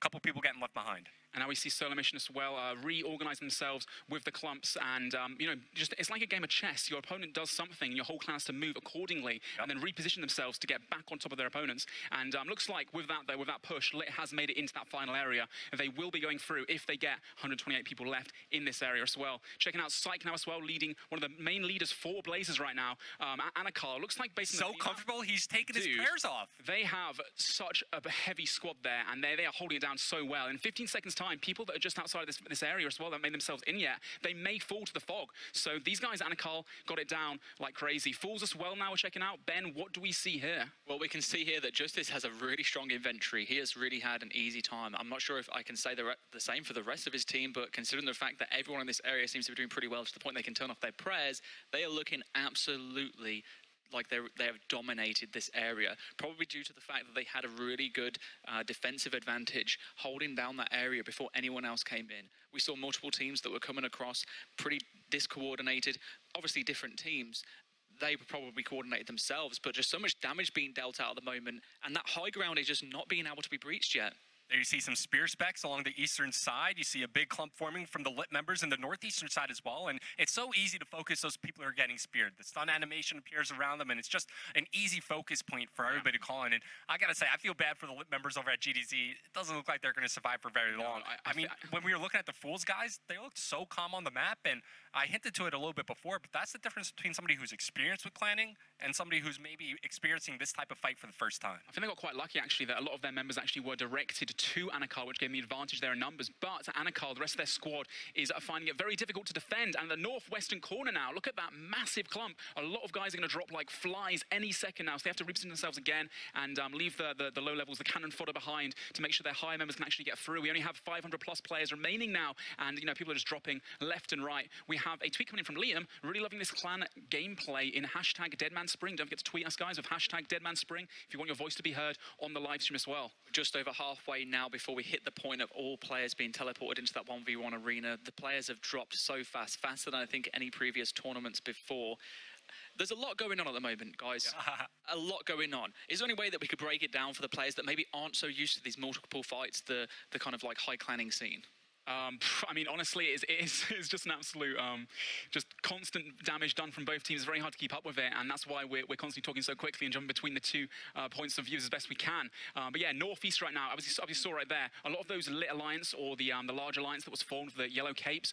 I saw a lot of the high-level guys there with, you know, full Barrows gear equipped, you know, absolutely crazy armor, which is now being dropped for their opponents now, because they can pick it up, like you said before, Ben, and wield it instantly. Curtis now looking very low on supplies. He only has 1.5 brews left, 122 combat. He was saying to me earlier, I didn't have time to train this time, I had to take a few days off, but he's still max stats. He's an absolute insane at this game mode. But is it enough to make sure that he gets into that last 128 players within his area? 256 will be making it through. Looks like this alliance right now is not potentially doing too well. He's got to use his blood barrage spells better if he wants to keep his HP nice and high. And you know, that's his last brew left now, isn't it? He only has to survive for another 200 or so players to die. And whilst he might only have 1 brew left, he's still got a pretty decent amount of restores. So as long as he can keep up those blood barrages, as you say, that's going to deal damage to the opponents whilst also healing him. You're going to see, as you've already seen, a huge amount of damage being dished out. The little animals that are flying across, those are the black chin chompers we talked about before, with 130,000 of them. I imagine there's probably something like 20,000 left with how many have flew out. A lot of prayers are above people's heads right now. The little arrows protect from ranged. That's going to reduce range damage. But whilst they have that up, it allows the magicians of the teams to just really hammer them with the ice barrage, really high hitting AoE spell, as well as the blood barrage to keep them healed up the entire time. You can't switch over to protect from magic, because if you do, you're going to have 15,000 chinchompers flying at you, and they explode into AoE as well. We've seen a lot of players currently that have actually fell in this castle that has normally been absolutely like a formidable defense. But at that clump over there towards the west, there's been at least 6 or 7 people dying there right now. I mean, it's really pick your poison at this point. You mentioned before, it's either you pray range against the 130,000 chins that could potentially be thrown at you, or you pray mage against the 291 people who have ancients. I mean, that instant, the little castle in the middle that those players have been standing in the whole time right now is usually quite a safe way to go because no one dares go in. But because Fools and Blazers have, held control of Anakar very well. Oh no! I think we've just seen that Curtis has unfortunately been eliminated, the first to go on stage, taking part with a huge alliance that was around as well. And that's one of his first demo tournaments, I think, in a while that he's gone down within the multi-stage. So that must be very frustrating. Yeah, it's tough. You saw his inventory before he swapped over to Anakar's. He was just down to his final brew, and there were a lot of loot piles around him, just kind of teasing him. But the ones that were full of food were inside the fog. So yeah, he couldn't move out there, otherwise he would have died. Stayed alive for as long as he could. But also, you saw in his inventory, he had the Mage Cape 2 in his inventory. But he can't wear that because their strat is to wear the team cape. Look at this beast with the Infernal Cape, just hiding out there. Level 85. Like no attack or strength. That's like one of the Shiloh police members that only trains his range up to protect the cave. But yeah, right in the middle right now, we only have 350 players remaining. From each of the 2 final areas, only 128 will go through to the 1 versus 1 finals. And it looks like a lot of these players actually left over are within this this circle here at Falador. And there's a lot of yellow capes around here still remaining. Quite unfortunate for Curtis to go out a little bit too early. I reckon he definitely could have done really well in the 1 versus 1. He always improves every single time, so kudos to him. He has an absolutely, bulletproof strategy of getting those max stats and being geared to the extreme. He really loves killing Korasks. He does love his Korasks, doesn't he? It's a solid strat and doing him well so far for the past few tournaments. Unfortunately, he drops early here, but he's not the only one. It's so easy just to get caught out. I mean, one misclick, one misstep, you don't follow the movement, you get frozen, you get some chins thrown at you, and just like that, the week you spent grinding for the tournament, all for nothing. It looks like this team as well towards the southwest were potentially like backstabbing a few of their members, trying to dwindle down the numbers as best they can. But the yellow team now just being rushed and just not many of them left over at Falador. A lot of the high-level players obviously playing it safe. You see people just Prey Mage walking around with their zero staffs and their max gear. Anakar was a lot more controlled, I believe, from the teams that were there. But still, man, there's still a few members of each team going through, and obviously, when it comes down to it, if you can make it to the 1 versus 1 final, it doesn't matter how many members of your clan are there. As long as you've got one guy that knows exactly what he's doing, he can make it the whole way, and that $20,000 grand prize is definitely within his reach. Oh, exactly. It looks like just about 70 more players left to drop before we move into the 1v1 stages, and now as these clans and teams start to really gain a firm control over their area, it's all about thinning the herd. Who's the weakest in the clan, the lowest levels, who doesn't have the best gear. Unfortunately, if you're one of those guys, well, you're going to get sacrificed. Looks like they're probably going to be focusing on the few little infiltrators that may have picked up a team cape from one of their teams that fell and tried to blend themselves in. It's really going to be difficult, I think, to wean them out. But over time, slowly but surely, they'll be managing to kill them out. You can see a lot of people now are kind of going from the center, running to the edges, not entirely sure whether that is opposing teams, solo players, or whether it's just the same team just deciding, okay, I'm not going to be carrying on. There is also a huge amount of loot in Anakar. Compared to Falador, I saw so many piles that were being right-clicked on that were filled with super restores, Saradomin brews, Phoenix necklaces, and runes as well. So it could be really helpful for those that maybe took a lot of damage during this phase and just want to restock, ready for when they go into, well, hoping they get through to the next part. Yeah, and I'm sure we're going to actually see very soon the fog starting to hit within the safe zone as well to try and speed things up a little bit. If we can go back to the multiple viewpoints of the other streamers that are left, I'd like to see how their supplies are doing as well. Have they been untouched? They're playing it super safe. OT right now, the top right corner of the Falador area, the northeast corner, going down. He was part of one of the Yellow Cape Alliance as well, if I remember correctly. And very unfortunate for him. That guy was stacked at a really high level as well. And yeah, right now, look at this push from everyone. The coordination involved. 3, 2, 1, go is what the clan leader says, and you better move. But yeah, no, they're doing a really good job. And it looks like, yeah, any minute now, 50 more players will be dead. And looks like the Falador area has actually finished. There we go. Yeah, and just like you were saying, Ian, you better follow the orders. Yeah. These guys, in their comms, they're screaming at you. Things get, so hyped. They're bringing a lot of energy to the table. As Falador completes, looks like Anakar is close to completing. If not completed, maybe just waiting for everybody to be teleported. Wait, is this the same team left? Just everyone just chilling around, or are they having some issues right now? Not too sure, but either way, yeah, Falador being cleared up completely. But I did see, actually, as well as that, I did see quite a lot of the people in Falador not being part of one specific team in general. Looks like they were part of several teams.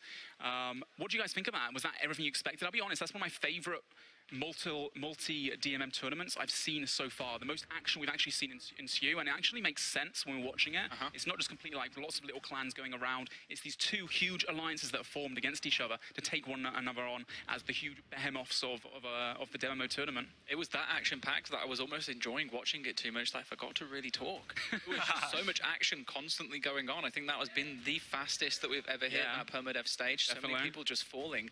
The coordination that we saw, the clumps that came in, being able to see it from the heat map when it was happening, just the two clumps that I saw in Falador, as soon as they clashed, went straight into it in-game, and you could just see people dying straight away. You know what else is awesome? Skill specs may well make it through with his special secret attack weapon that GG have bestowed upon him. What do you guys think it is? You think it's just like a Dyrach's axe? You know what? Nothing I'm special? going to say, and people are going to hate me for the meme though, but I think it's going to be the AGS. You reckon? Swark 73 is going to come in once again, hopefully win him a fight or two.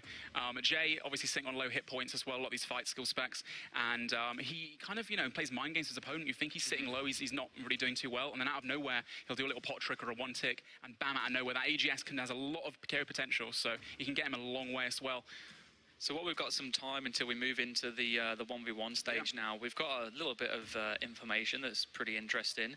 Do you want to take a guess at what the most kills one particular person had in regards to like Slayer creatures? The Slayer creatures? One particular person. What Slayer creatures would you camp, I guess? Kurask's Curse, maybe? Well, Kurask was pretty popular, and guess what? Curtis just happened to be the highest kill count. Did he? He killed 1,684. Wow. But surprisingly, a player called Maria had killed 9,420 cave horrors. I'm sorry to hear that, Maria. Masks for his team, of course. That makes sense. But one person. Maria really took one for the team right there. That's part of the demo experience, even not a PvP. It's more of a survival game mode, and a lot of this, like the team GG we were talking about earlier, was a solo alliance of lots of different players, and they have, experts in skilling or experts in PVM, or whether it's, just doing a job for the team to help, contribute in one way or another, and obviously doing that rush for the cave horrors to be able to get yourself some black masks, which increases your XP per hour, just like crazy. It's so helpful for the Slayer guys that want to get up there and get to things like Alchemical Hydra, which recently came out for the Brimstone boots, or the ring that it drops as well. So exactly, there's been some really surprising numbers in here in terms of like individuals and the highest kills, and you'd think at first, why would someone want to kill 2,700 brine rats or 2,500 banshees? What? Brine rat? But let's not forget that the fact that there is the global drop table that's based off combat level in terms of chances. So there's a lot of monsters in an area. Brine rats respawn very quickly. They have very low HP and pretty high combat, so they could get tier 5s. They can also get access to all of the other loot piles that come from there. Brine rats drop raw sharks. One of the best things, man, is with the introduction of OSRS Mobile, of course, a lot of DMM players have decided to, sit in bed and, have to sweat those long hours just to take a break from the actual just PC yesterday, itself, I arrive at the hotel, everyone is sat across in the lobby. All of us. All of them are on mobile. We were waiting a Shiloh if he was coming. No, but I'm playing on mobile under the desk right now. You think I'm XP wasting while Hey, don't you worry. I'm getting that 99 woodcut in this weekend. I can guarantee you that. How many Abyssal Demons were killed? So Abyssal Demons, 2,071 by one individual. So this is just one person. There's a maximum. So if you can imagine that the people have probably got 1,000 kill count as well on top of that. That's a lot of Abyssal Demons being perished. I wonder if he's one of the 2 people who got the Abyssal Dagger. Maybe, yeah. I mean, the Abyssal Dagger isn't really that useful of a weapon in the Looks final, cool, but it does look pretty badass, yeah. So talking about like niche items like that, actually, something that I didn't even realize until I saw Manked Up Mage's inventory, and I was like, hold on a second, why have you got Brimstone boots? What's so good about those? But there's actually Robert, RR Robert, who loves to go out and DDS spec everyone, Deadman. Recently branched out to doing a little bit more in terms of magic and range, doing a little bit tribrid. But he's actually the top kill count for Drakes.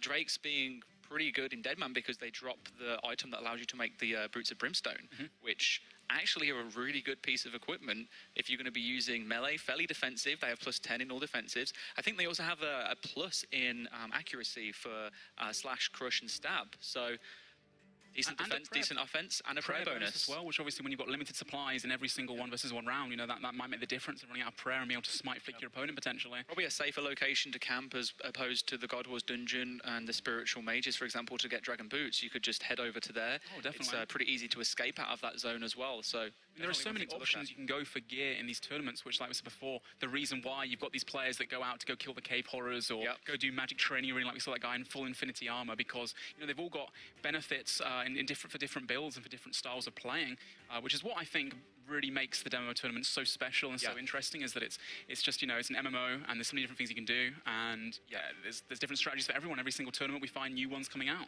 And even if there may not be a huge amount of actual development changes specific to Deadman, the changes that happen in game also impact Deadman. So whenever there's an update to old school RuneScape, that's going to apply to the seasonal. It's going to apply to the tournament as well. So we had Kebos Lowlands earlier on this year that released. Fantastic update, may I add. And that's obviously opened up the ability for the Drakes, for Worms, also for the Alchemical Hydra, all the new rewards that came from there as well. Probably going to see a few people with a Brimstone Ring now, seeing that the Ring of Suffering is no longer available.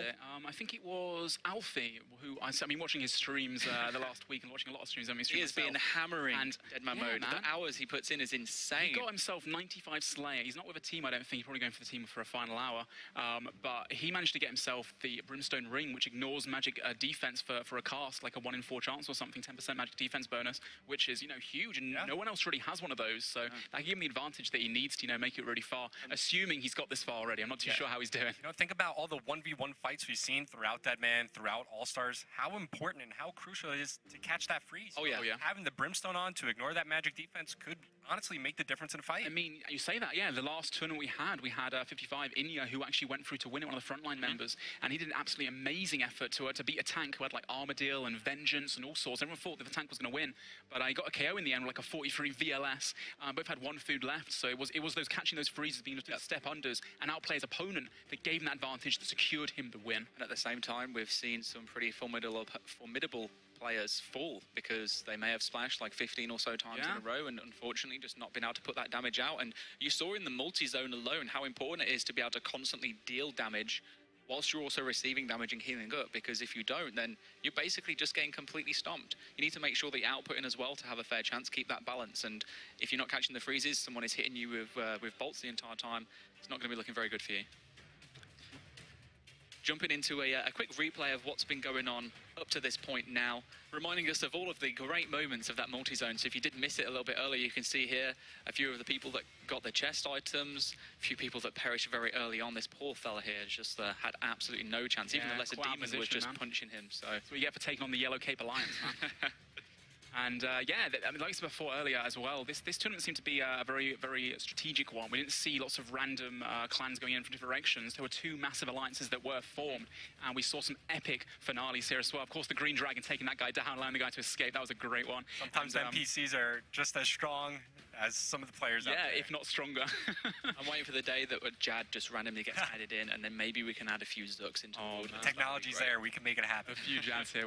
Give me the rotten potato. I'll do it. You know, I think one of the most interesting things, it might have happened on a smaller scale, but typically when we get to these funnel areas, because the teams split up when they get to that zone and normally are like a lot smaller little forms of friends, you see the whole kind of like around the edge motion, following people like you're playing a game of Snake. This time it didn't really seem to happen that much. It would just swarm into them, confuse them, and then pile them from there on out. I've got to say, I do respect this alliance here for making those pushes and making those calls. Although here, as you can see, that they pushed round, but I think they're actually quite out of position and frozen a bit too early. But just, you know, to have that coordination when you've got different clans coming together, working together in a Discord, and all, you know, not really used to playing with each other. So, you know, work together for this and to team up to take on a common foe is quite sick, isn't it? You say that, but it's really tough to coordinate, you know, 2 clans, because at the end of the day, you're looking out for yourself. You know, you want your clan to progress furthest. You want your clan to gain that notoriety of the championship, you know, winning it today. So sometimes those types of movements and those types of actions backfire, but also a lot of times in these multi-fights, you'll see teams, they like to hug the corners, right? But that also forces your team to clump up a little bit more. So when Fools and Blazers were defending over at the Greater Demons, over at Anakarl, they had the middle ground because they were there first to kind of maneuver around, you know, as they got hit from their east, they were able to move in through the center, tank up a little bit, exit out through the west, and then reposition from there. So that initial defending spot that they had at both areas, I think, greatly benefited them in both fights. Oh, absolutely. They learned from Shiloh and defending that, and how, you know, how much of a benefit it actually makes from being able to make those calls. And they reacted, like I said before, like a chess game. You see how your opponent, the other clan reacts, and then you have to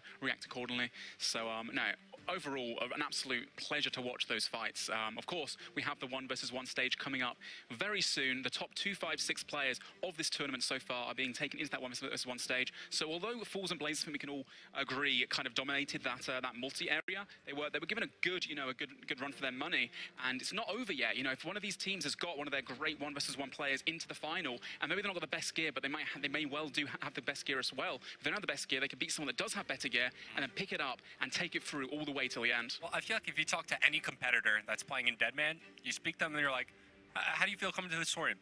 Oh, if I can make it through the multi area, I'll win. Always the multi. Yeah, if I can make it through multi, I could win.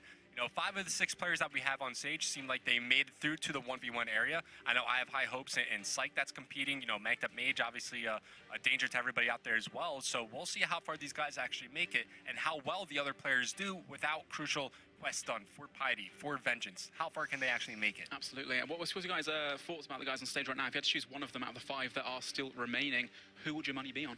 Me, I'm putting all my gold on Psych. Psych? Okay. That's a bold move, but I think it's a pretty confident one to make as well. He seems to be very fan. I'll be honest, I've been friends with J.R. Psych for many years as well, and I remember fighting him a couple of months ago, actually being like, hey, come on, let's do a pure fight. I'm a pure, obviously. Let's do a tribal fight. And the guy absolutely slapped me. He didn't eat a single food and just destroyed me. So the guy is definitely capable of winning, as he has done before being disqualified. It's also his first time on a stage like this. True. Even though we don't have a live audience watching, there's still a lot of people out there. He's as cool as a cucumber right now. For now. So for now, he hasn't gotten into I think I'm more nervous than he is. Okay. So I'm not even fighting, but yeah, I remember last night we were having a chat, and he was alongside Nils, who's currently here as well. Yeah, Sweet Badass, I mentioned that actually, his friend, and I was like discussing it between the two, and I was like, okay, so you're on stage, like, what's the plan? Are you both going to try and get through to the 1v1s? And they're like, nah, we're letting Sight go through because he's just so strong of a player. So I was like, oh, wow, all right. Well, the thing is, these guys, although some of these members on the stage are playing for themselves, for example, Skill Specs, if he wins that 20 grand, I'm sure he's taking the majority of it home. But a lot of other teams, for example, Psych, Manked, when they win, if they do win, they take the money and they actually give it to their clan leaders, who then split it for things like, for example, Fools, Jolly, like going on a cruise together, or with the Blazers guys, they actually brought like 40, 50 members, a big clan, all the way to Runefest last year. So that's also really awesome to see. Yeah, I think it's probably one of the best ways is just community events, involve the community, grow that and make that even stronger. I have got a quick update from the team downstairs, who are letting us know that they've currently paused the tournament due to a bug whilst they work on fixing it. The tournament will resume as soon as possible, so you are kind of stuck with us for a little while. But yeah, thankfully they're looking into it, and as soon as it's sorted, we'll get straight back into the action, which will hopefully be in the 1v1 stage, and that's very exciting. So definitely stay tuned for that, which will be coming up very soon. And just adding on to where we left off, that's one thing I love about country clans, man, is that when you win these big prizes, it's easy to split with everyone and easy to just do a group activity together afterwards. Well, the thing is, like, if you've got like 100 people in your clan, right, and you win $20,000 as a split, that's like what, $200 each? Yeah. It's $200. Like, they're not doing it for the money. They spend a whole week. They take work off for this week. Some of them are still going to pride. Some are still going to work, and they're just like sitting in the background, AFKing, waiting and such. Yeah, it's all for pride, and it's all for that boast that like my clan has won X amount of times, or we've done this, we did this. Wait, I'm not sure if you guys understand how prideful some of these RuneScape planners are. I completely understand. There is no better way to trigger somebody who like clans than saying that your clan's better than theirs. No better way. I mean, he sees it like sometimes I troll on other people's accounts. When we were fighting? Yes. So backstory: I used to be part of a clan as well. I was with Misfits at the time, I think, and you were with Fatality.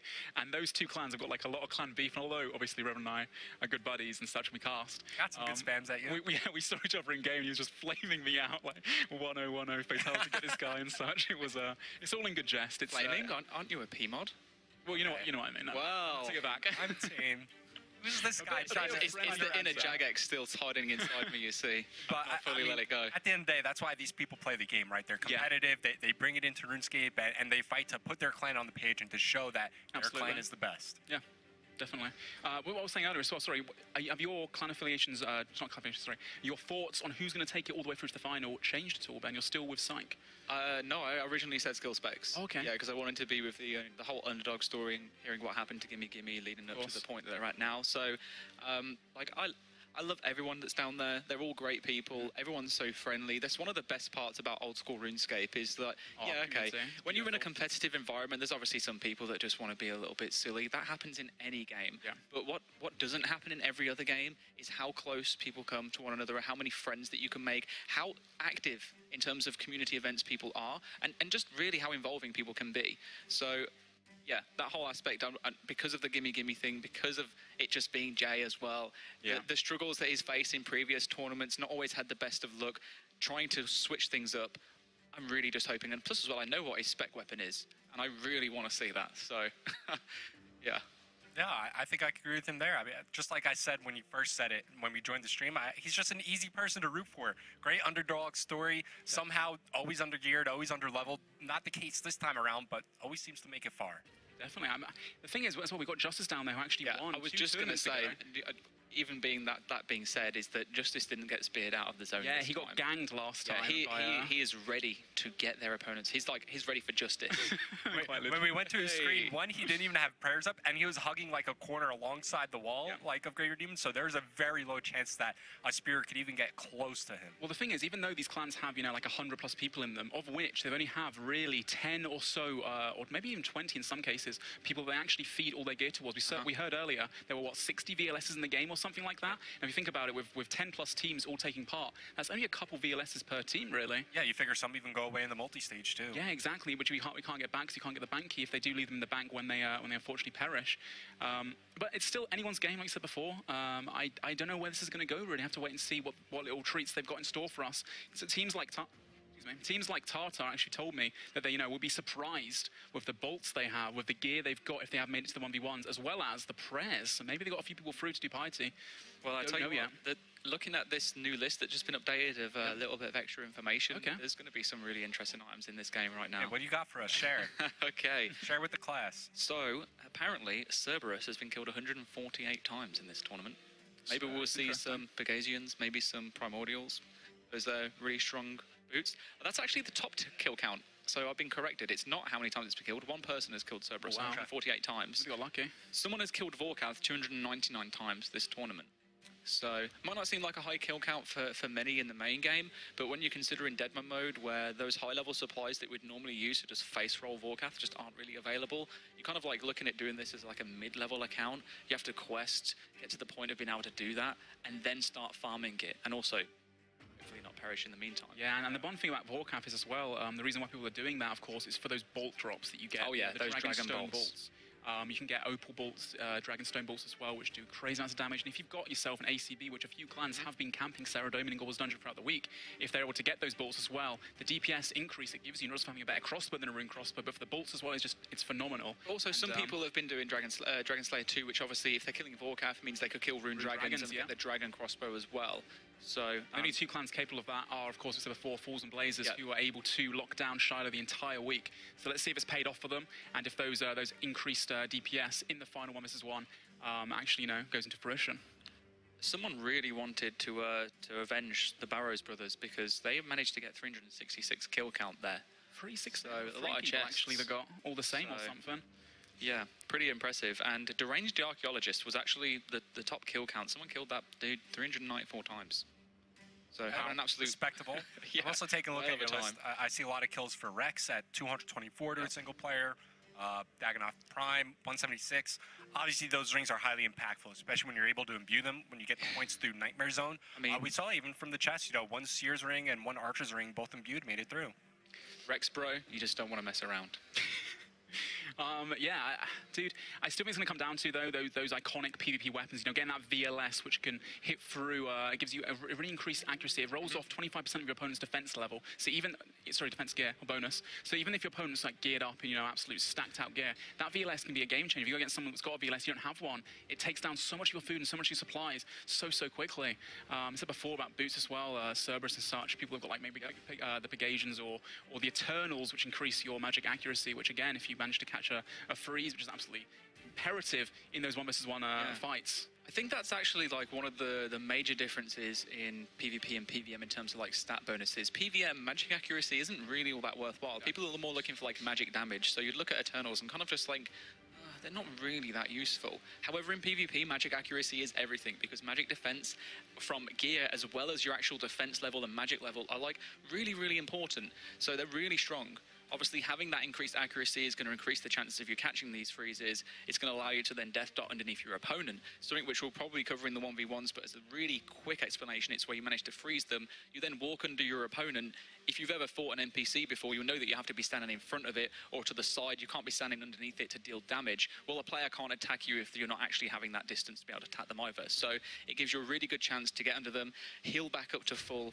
Also, putting yourself a different weapon. You might go into the freeze with mage and then switch to range whilst you're underneath them and throw a bolt, then switch to a melee weapon, and your opponent is going to have to rely on just sheer luck of getting the right prayer to reduce that damage coming in. Yeah, and we're just watching through another replay package we played a minute ago. I'm actually really interested to see at the Falador area just how many of those yellow capes made it through, despite being, you know, not decimated, but they were definitely at a disadvantage, and a lot of them did fall quite early on. What do you reckon, Revan? You reckon a few of these yellow capers have actually got through? Had to have been. There had to have been some that made it on through. You figure with 256 making it to the first stage of the 1v1s, and there's what, maybe like 150, 160 total just from Fools and Blazers combined. I mean, mathematically, some of the lit players have to make it through. Now, whether it's because they maybe took off their cape towards the end and swapped to like their main cape in the inventory just to blend in, I don't know, but like I said, mathematically, some had to have made it through. Hopefully for them, it's some of their heavy hitters. Oh, absolutely. And as a reminder as well, after this tournament ends, of course, the next season does begin. If you've missed any of the action so far, unfortunately, Curtis, MMORPG on the main stage, did fall a little bit early on, but the other 5 members have all made it through, and we're looking at mostly a Fools, Blazers, Alliance, and GG, of course, as well, going through to the final areas. Do you plan on playing this seasonal at all? Oh, absolutely 5 time. I mean, I've been traveling so much lately between my job and this that I do find it hard to like really take this competition like seriously from a playing aspect. But we'll see. I definitely want to play, and if any of these fights look fun to you, I urge all of you just to give it a shot. As Pierspam was saying, as this tournament ends, a new one begins, with the season starting back up. So just give it a shot. I mean, chances are most of you already have an account out there, so you don't have to pay for members on another account.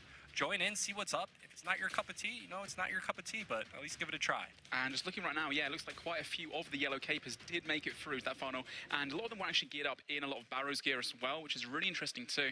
I'm really excited to see, how this pans out. And just talking quickly, basically, Ben, before you left for a second. I never went anywhere. We were discussing the seasonal and jumping right into that. Revan said he's got the time to do it. He's definitely interested. I would implore everyone at home as well to jump in as soon as it starts, because that season is the most fun ever. The beginning, starting from scratch, level 3, racing to the cow fields to try and take down your first victim, and it's just in general like a flat reset of the experience and of all the quests and the economy. Makes for some really interesting gameplay, and it's like an even playing field already because you're starting again. Exactly, and one of the things that might be of interest to a few players out there that maybe don't want to engage in the PvP but want to experience a fresh economy, want to experience some accelerated rates as well in terms of leveling. You get to explore content you wouldn't normally, but also this is the first season where swapping is no longer going to be against the rules. Previously it has been made against the rules, where it could actually cause your account to be terminated from the season. However, that's not the case this time round. The only real conditions are, just remember that swapping as an actual act is not thing that's endorsed by Jagex. There's no service that is available through them. So it's a kind of thing that you kind of do at your own risk, but it can give you the opportunity, if you find a trusted clan, to play Deadman, make a shed load of cash, and then swap it over to a really high rate onto your main account, and then use that to obviously progress your account as well. Yeah, of course, there's a lot of players that are PvPers that play DMM exclusively to PK as opposed to being a survival game mode and to make lots of money. They just want to get out there as fast as they can, buy the runes, buy the mystic and equipment they need. So if you're able to supply that for them, whether it's via skilling or other means such as Slayer or PVM or anything you'll feel comfortable with and you feel, you want to give a go, then, you can definitely be extremely beneficial for you. I mean, the thing for me is whenever I've jumped into a Deadman season, apart from in the past being a Jagex employee and people thinking it was absolutely hilarious to kill me so they can say, ha, sit, Aiza. It's just really fun to just go and do things that I wouldn't normally do in the game. It's fine. Don't worry about it. So, yeah, you go out and just explore areas, maybe do a quest that you haven't done for so long. You go and kill an NPC that you would just never normally kill on your main account, and then suddenly it's like dropping this mad loot, and you're like, oh, actually, that's pretty cool. And if you want, you can go out and learn how to PK. It's very cheap to do it because you can constantly get your supplies. In the season, I think this time round, there's a few minor changes, but they're nice, like little quality of life additions. So, for example, the extra potions being added into the Bounty Hunter store just allows you to resupply a lot faster and basically without using actual gold. So that's obviously a nice little bonus there. Yeah, I'm really looking forward to it. I think it's the first season that I'm going to give it a go. Since the actual, I've played like 3 seasons in total, but obviously with commitments in terms of like work and stuff, I've never been able to like fully go for it. And recently, I've been pretty addicted to a hardcore Iron Man, by the way. Oh, God. You know what? Noted. I'm definitely going to snipe Aiza in the upcoming seasonal. Yeah. Oh, we still need to do that 1v1. I'm gunning for you. I've had a little bit of I'm not afraid of a rune crafter. No, don't worry about it, because like recently they opened the tournament worlds for like a month, and I went in there about 2 or 3 times and had a few fights. I've never Bridded before in my life, and I'm not the best at clicking in all fairness, but I've branched out into kind of like doing a higher level PVM, doing some Chambers of Xeric, and I thought, you know what, I'll just give it a go. So one Friday evening, you know, with the boys, just went onto the tournament world, the geezers, we were there, and had a few fights, and actually, you know what, I don't know how the hell they'll do it.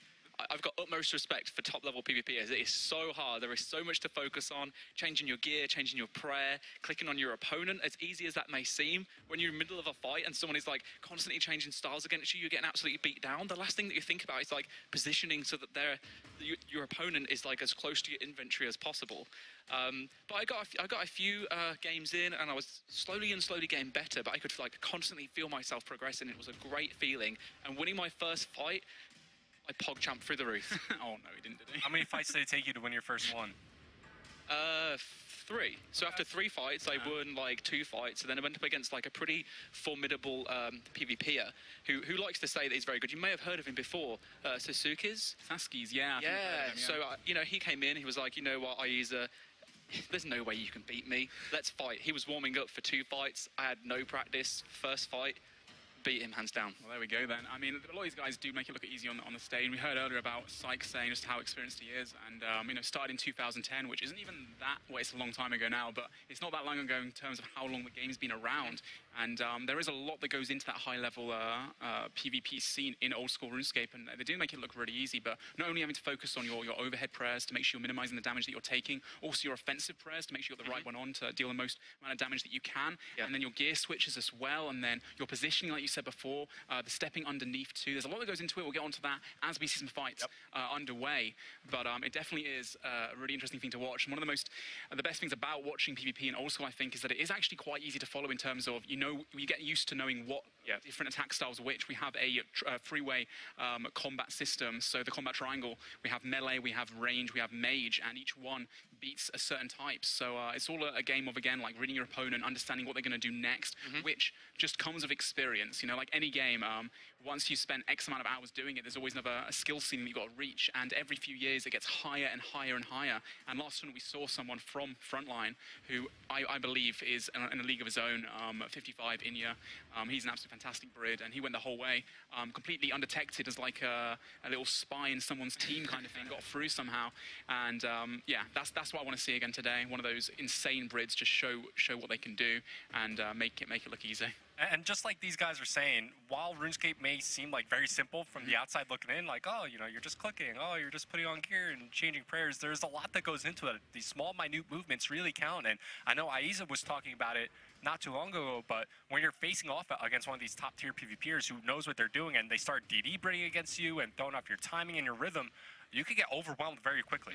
You can, but it's not like it's everything has to be hard. There are certain versions of PvP that you can do that are a lot more forgiving for new players, especially if you go to Bounty Hunter, you know, the Edgeville area in particular. I'd say Revenants with a few friends, get into a great Discord shout together, or get into a Skype call or whatever, and you know, fly out there with a couple of mates. Take a few spec weapons, kill a few Revenants. I mean, even a DDS or a G-Maul, you can just turn around and kill one of the guys farming the revs, and before you know, you've got 1 mil loot waiting on the ground for you guys to split. It's a lot of fun, so definitely check check it out. Oh, I completely agree with you there. That's really the best way to get started with PvP is really just go out and do it. Whether it's edge drill PKing, deep wild PKing with a group of friends, or even solo, you never know what you could find out there. Me personally, I love just wandering around in the PvP worlds. You know, whether I'm on my hunt for Sea Engineers, Iron Man out there trying to get that bounty, or just looking for some loot. I mean, there are some really dumb people out there that will go out into these PvP worlds with just about their entire bank on them, and then I find them and I ruin their whole day. There is a reason why it's worth attacking everyone. It is not a meme. Oh, yeah. It is a Never know what they have. Especially in Deadman, one of the main mechanics of Deadman mode, and the reason it was pitched originally, I remember Matt Kay talking about this many years ago, and he was saying how, you know, imagine you're fighting for resources, you see yourself chopping a tree, and you're like, you know what, I want this guy's logs as well, make it easy on myself. So if you do kill another player, you are awarded with a bank chest key. So when you get into the safe zone, after you've lost your skull, of course, you can then, it's like, you know, just rolling a dice, you don't know what you're going to get. They might have 5,000 magic logs, probably not. They might have a bunch of stuff that you didn't know they had, which is why it's worth killing literally everyone. And one of the best parts of season as well, obviously, like I said before, it's a fresh reset, so everyone starts from level 3. We also have a experience cap every single day now, which allows players who maybe have full-time jobs or they just, you know, going to school or they're doing stuff, they can't, you know, play 24/7 like some of these guys have committed over the last week. So rather than those guys getting really, really far ahead and killing off the game mode entirely, you can play for an hour, 2 a day, train up your stats, and the next day go PKing again. And welcome back to the sofa, Chris. Thank you. Great to have you here as always. You guys have been doing a great job talking. Ah. So I have an update for all of our viewers and competitors. Unfortunately, we have encountered a bug. I'm going to explain it to the best of my knowledge. Essentially, what's happened is there seems to be some fog that was in the 1v1 areas for some players in Falador. So they were teleported through as they proceeded, and then unfortunately just died. Now, with the nature of Deadman, when you die, you lose your stats and your items. And we're not actually able to individually get each person back in with their exact same gear setup and stats, etc. Now, obviously, we don't want to just make this the end of the tournament for them. So we decided we're going to attempt our best. I think Ash is back in the office right now doing his best to bring everybody back in individually. And we're going to set everybody to base stats and give everybody base gear for a Deadman finale in their banks. This includes the people who haven't died, maybe in Anacarl still, whatever it might be, but something that is at least somewhat of a fair playing field for everybody. So these things are going to be like Torag's helmet, Vrax's plate skirts, your rune crossbow with your diamond bolts, ancients, etc. And this will be given to everybody. So if you don't have those things, you'll get that same advantage. If you do already have those things, or maybe even better, you're still going to keep that advantage. Okay, cool. For those players. I was about to say, you're not forced to use these things, of course. I was about to say, if all those guys have been grinding out all their DCBs and stuff, suddenly get that taken away, they would not be very happy. But yeah, the players who have died, this is going to be the best option for them, unfortunately, but it is better than them not getting to compete, of course. So we're estimating this might take about 20 minutes to get everybody back into the game. I think there was a little over 100 people, so quite a bit there to get those guys back in, but that is the current situation.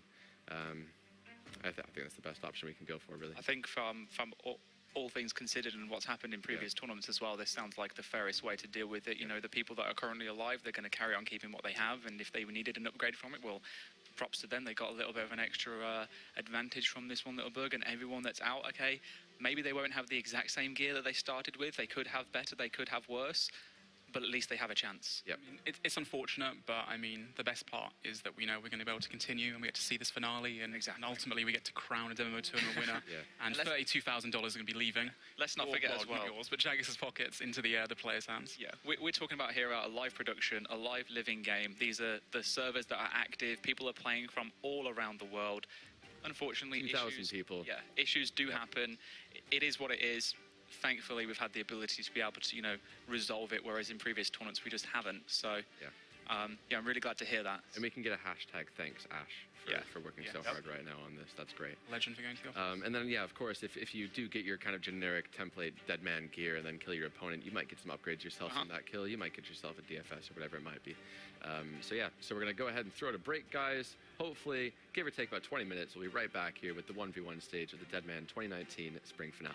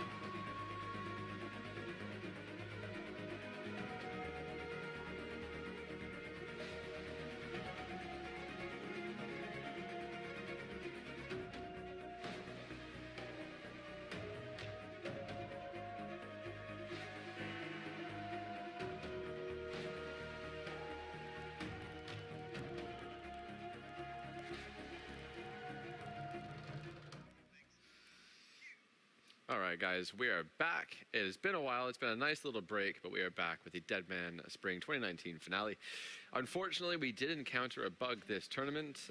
As Aiza was touching on a little bit, the nature of doing these tournaments being purely online with so many people consistently like this. Unfortunately, these things can sometimes happen. So in this case, what has happened is there has been some fog that was mistakenly in the finale, in the 1v1 area, when some people in Falador were teleported into that area. Unfortunately, they were taken out of the game. And the way Deadman works is that it auto-deletes your account once you've logged out or died. So your items and your stats, all these things are completely gone. So we were working on getting people back into the game, as we were saying, individually, as we'd much rather get them in with somewhat of a fair chance, at least another attempt to fight. What we decided to do is give everybody back in 94 base stats. This would give them Barrage if they had already earned it, as well as a kind of typical generic Deadman gear setup. So these are things like the Thorax helmet, Black D'hide body, Frex skirt, Rune crossbow, Arams. If they have things in the bank, they would actually keep those. So if you've got a Vesta Longsword banked, you get to keep that. Your quests and all that would also stay the same. So if you've unlocked Ancients, you get to go ahead. We've given them Ancients runes as well. So those people will get a fair, or somewhat of a fair playing start. Maybe an upgrade, maybe a downgrade here or there. Unfortunately, this was not actually fixable for everybody. So that means that a number of people from those people that we weren't able to get back in are unfortunately just not able to get back into the tournament. So yeah, we do seriously apologize to those guys. But that being said, we do still have a finale underway. We have all of Anakarl, and we have so many people still from that Falador area making it through. So we still do have a second half of this tournament still to get through, and however many hundreds and hundreds of players that are still left. So we have that to look forward to. Yeah, at the end of the day, you know, it is what it is. We push forward, as you're saying. We still have a tournament to look forward to. Some top-tier competitors still in play, and we'll see who makes it out at the end. And there's still $32,000 up for grabs as well for those top players that make it through. And yeah, like you said, quite rightly, the show must go on. So I'm very excited to see where it goes. Yeah. So we're just kind of waiting for confirmation at this point. Once we get the confirmation that those 1v1s are ready to go, we'll jump right back into the action and get things going. But for the time being, should we probably recap what we've seen so far? Yeah, sure. So the multi-stage was very exciting, as we all saw. It was really up to Fools and Blazers. We saw them having an early defense over towards the Anakarl area, and quite frankly, they dominated everything around there. I mean, you saw Lit, they tried to rush in, and, you know, they got a couple kills, but really weren't able to take too much ground. I even went down, and I was looking at our competitors' screens while the tournament was paused. They all had full food remaining, at least the guys on the Fools and Blazers side, so they didn't really get touched too much. Yeah, I was chatting to some of the guys downstairs, like you just said, and especially at Anakarl, yeah, they had pretty much all of their members left. No one really, any of the high-level players fell. I think one of the Blazers guys said one of their tanks was like really geared out for 1 versus 1. He unfortunately went a little bit early, but apart from that, they're looking really strong right now. It's extremely unfortunate about what happened at the Falador area, and that not everyone else is going to be able to, you know, proceed with the gear they had or the stats. But it is what it is. And right now, yeah, it's all the way through this tournament, actually, the whole week, you've seen Fools and Blazers holding down Shiloh Village. And again, just the strategy and the organization these clans have. And right here, as soon as they got hit, they managed to clump a lot of the clans towards the east. And their damage output just was unmatched. And their coordination, like I said, they did an absolutely fantastic job of holding down that Greater Demons area. And actually, at Falador, the Lit, or the Yellow Cape Alliance, made of many, many clans now, I did a really good push. You see here on the mini-map, all the white dots that are going from east to west. Again, great coordination being pushed by this team.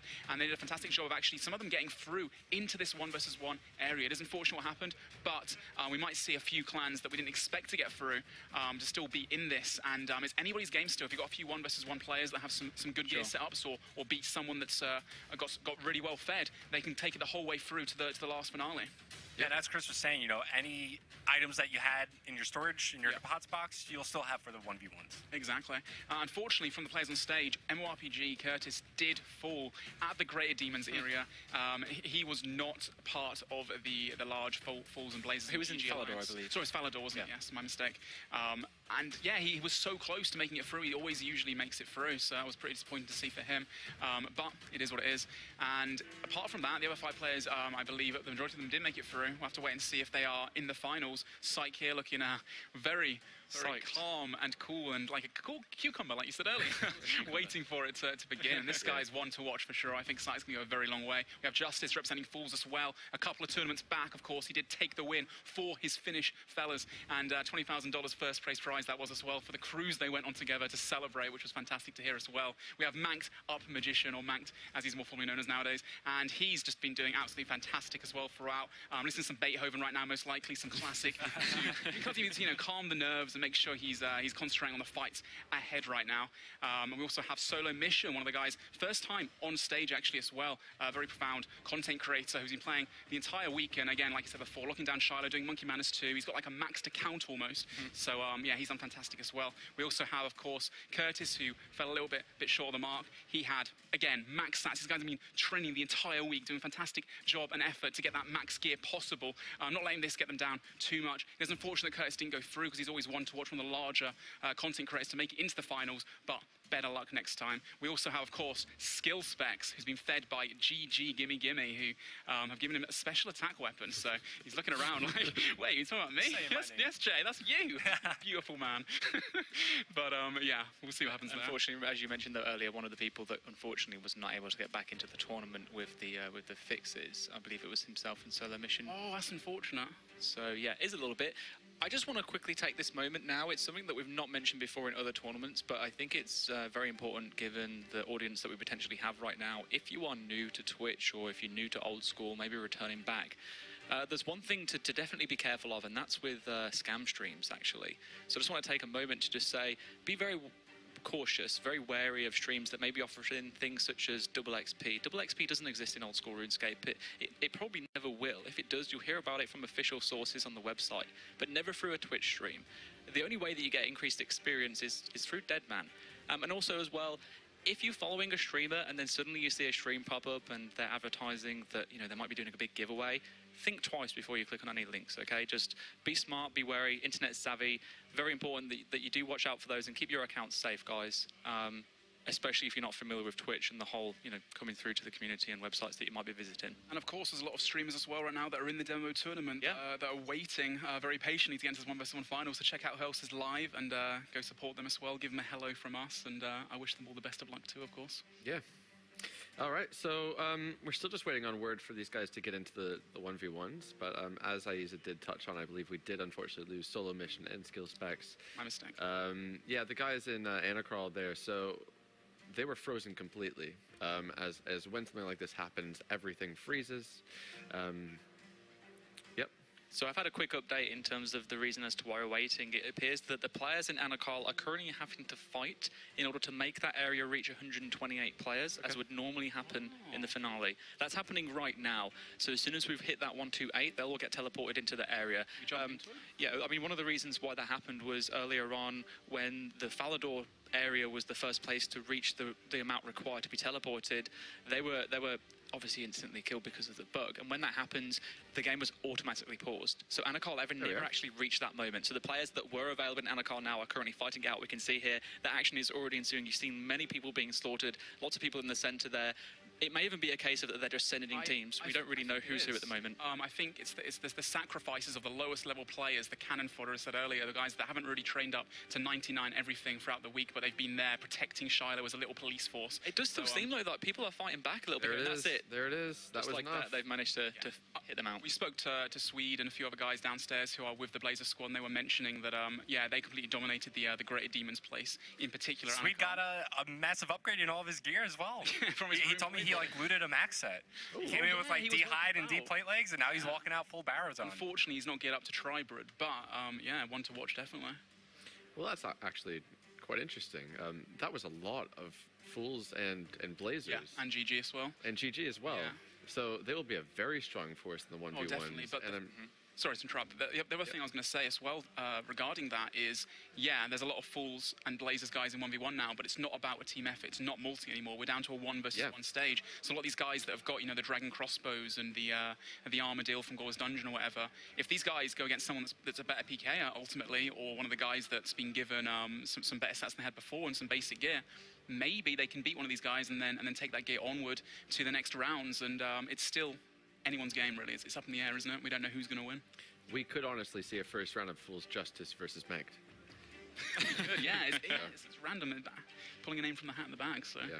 It's one of the most exciting parts of the entire tournament right now, the thing that I look forward to the most. Obviously, I really appreciate the whole clan thing, but a lot of it is very messy, can be difficult to follow. Revan, I know you love that thing, but for me, once I see those damage numbers just appearing, I'm like, okay, great, something's happening right now. People are falling. There's probably a lot more going on, and I imagine people are going crazy over comms, but when we get down to this part, it's a lot more focused. You can really see what's going on. We can talk about the mechanics of old school RuneScape, how the fights are going to be progressing, who's getting the advantage, and exactly how they're getting that advantage as well. So yeah. And I think we should probably speak about the strategies then. So going into the 1v1s, as a player in the Deadman finale, you typically see a lot of range tanks with Vengeance, if they've been able to get there or not. Probably a lot of range tanks without Vengeance this time, actually. And that's just a typical auto-retaliate. It doesn't take a ton of skill. You know, it can. He said it. Definitely can. All right. But much more difficult will be the Bridding and then the tri-Bridding. So Bridding will be using multiple 2 combat styles, be it range and mage, range and melee, whatever it might be. Melee, mage, whatever. And then tri-Bridding, of course, being all 3 combat styles. If you can master the tri-Brid with your stepping underneath and all these things, that is typically where we see the best PKers truly thrive. Yeah, absolutely, man. Going into this 1 versus 1, like we said before, all those guys have, kind of got similar stats now, and most of them are pretty much maxed. There's still going to be those items that really make a huge difference, like the VLS and having the piety. Like you said before, quite rightly, the range tanks is quite a common build that we normally see. But since Shiloh Village is one of the requirements for Lunar Diplomacy to get that Vengeance has not been unlocked. I think we said earlier, there was a statistic that I think 300 people or so had done Ancient Magic out of the 1,000 that we saw near the end. That's not very many. 291. 291, that's like a 1 in 4, 1 in 3 chance of someone having that gear, that magic book unlocked. And also, a lot of those guys that go into the 1v1s, I can imagine they have got DT done, so we're going to see a lot more hybrids than we normally do, which I'm personally really excited for, because that's where the true skill really comes into play. Yeah, alongside not having Vengeance, also take into account that these range tanks won't have the Ring of Suffering. Nope. So that's a ring that gives +10 base defensive bonuses, and then if you imbue it, it goes up to +20. So that's actually going to be huge not to have, and I think obviously you favored the Tribrids now coming into these 1v1s. Definitely, and not only that, but also the recoil effect that the Suffering gave. I think it gave you an advantage of around 3 to 4 sharks per fight. It's nice to have. Just from the recoil damage alone. So completely different meta this time round. We'll see a lot more hybriding. Of course, we said about 60 Zero Staff, like 70 or 60 VLSs, 70 Zero Staffs as well. There's a lot of PP weapons, and these weapons aren't available on the normal 07 servers. They're exclusively for Deadman mode, and they just wreak havoc on your good opponent. reason for They're ridiculous, aren't they? Like compared to other things. Like I said before, the AGS is probably the most common or one of the best spec weapons for KO potential in the game, up until the VLS was released, which gives you 4 special attacks. It rolls off 25% of your opponent's defense level. So having that and getting a few lucky specs, you can completely change the momentum of the fight. And we'll get on more about specific strategies and stuff when we see the 1 versus 1s going on. But it's going to be a lot of action-packed content coming up very shortly now. Yeah, I gotta say, I love hopping into the tournament world and messing around with the VLS just to see truly how strong it really is. And I just have so much fun every time. I make my stats into a pure and hop on the VLS and start bringing people. They have no idea what's coming their way. So we just actually had word that the Jagex mods, I was going to say J-mods, Jagex mods, are just teleporting people in individually, 1v1s. So very shortly, we should have these fights ready to go. It'll be interesting to follow these matchups. I think what I tend to do with these tournaments is pick out one guy that just seems to win his fight way quicker than everybody else. Yeah. Pick that guy, follow him through the tournament. He might go on to win it, and that's just kind of nice to see. We should do a quick sweepstakes of all the Jagex mods that are downstairs. Everyone put a coin in or something and choose a player and see if that sounds like gambling. Oh, actually, probably don't. We don't do that. I mean, adding on to what Chris just said, winning your first fight in a quick manner is actually huge because you get a brew advantage over your next opponent, right? Yep. If somebody's able to draw out the fight, you also draw out their supplies. So winning your fight quickly, you could get as many brews as possible, as many sand fuse as you could possibly need, and it just gives you the ability to sustain so much damage in your upcoming fights. It's a morale booster as well. Like, I don't know. I just worked this good.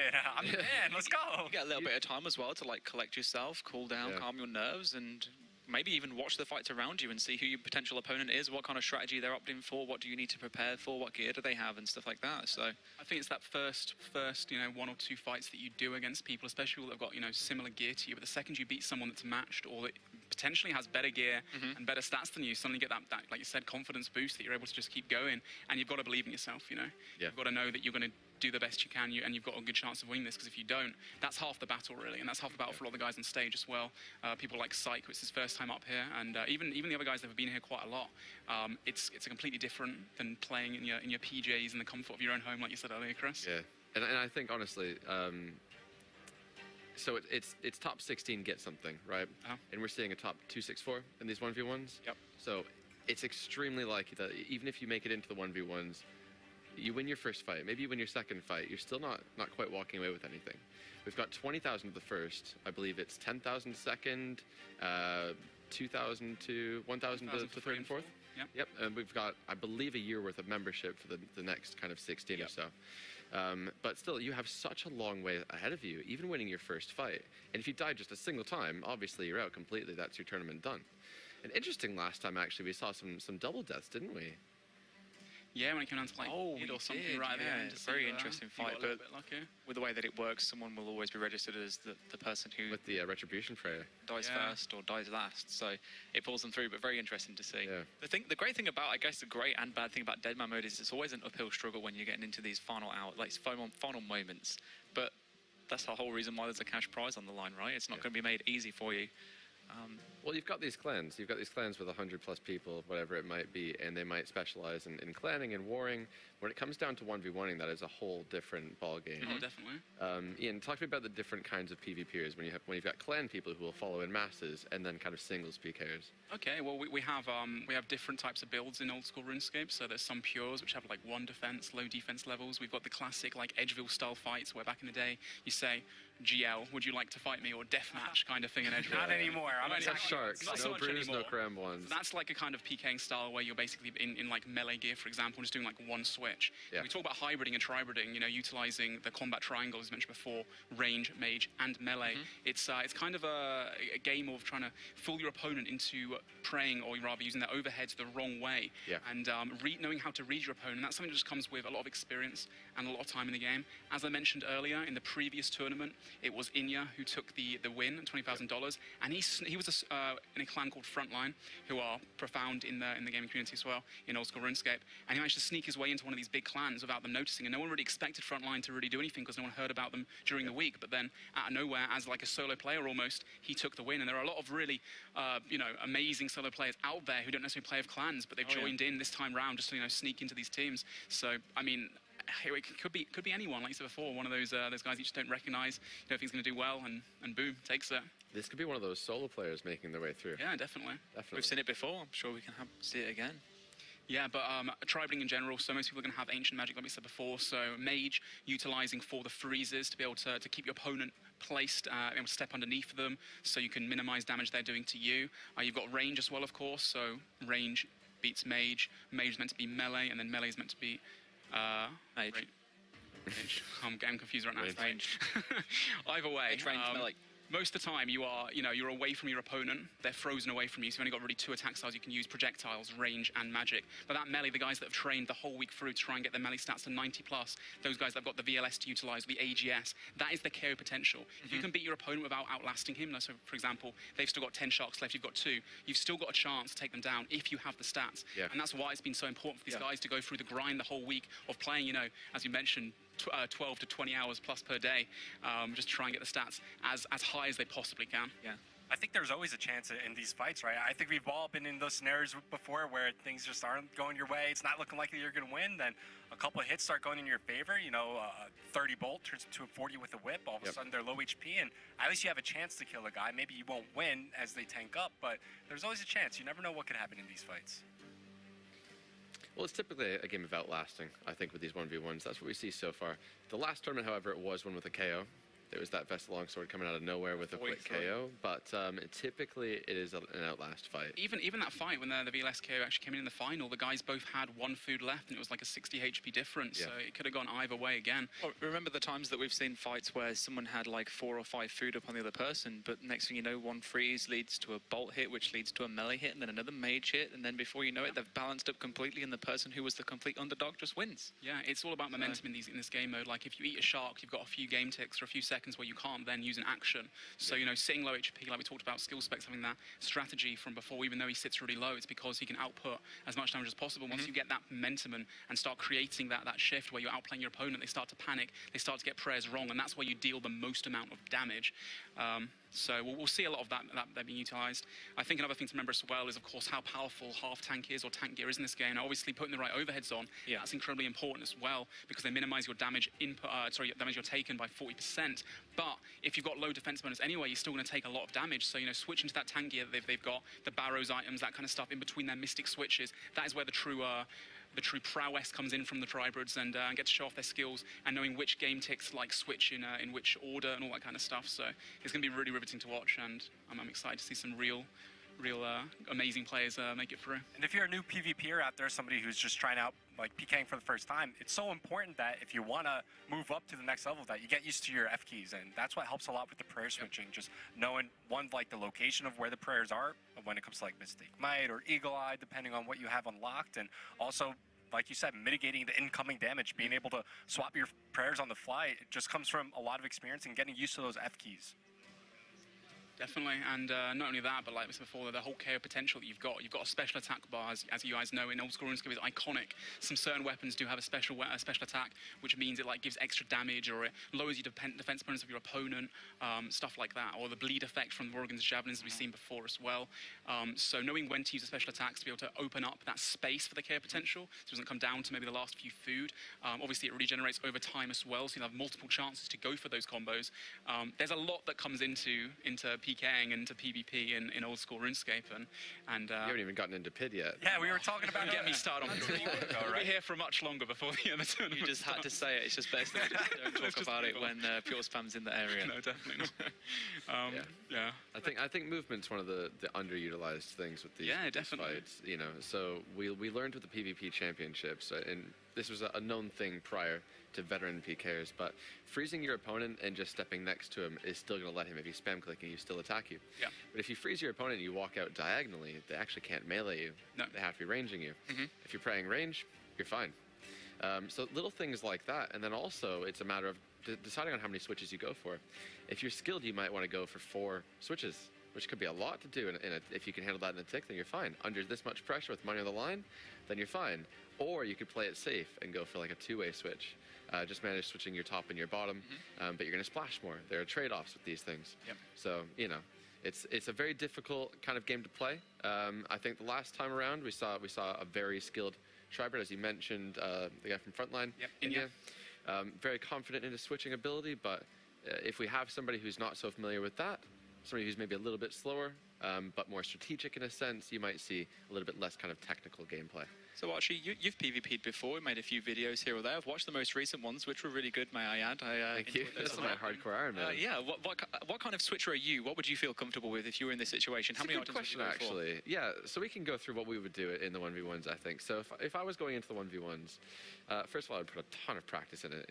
Like in the 1v1ing especially. Yeah. I think one of the problems with people who make it into these 1v1s is they make the entire week through. They get to the finale. They run around in Anacarl or however they do it. They get their kills, but they have no 1v1 experience, no core 1v1 experience. And you can see them in a finale. You'll find these guys who have great gear. They have made it this far, and then they will die to a guy with worse gear who has been practicing.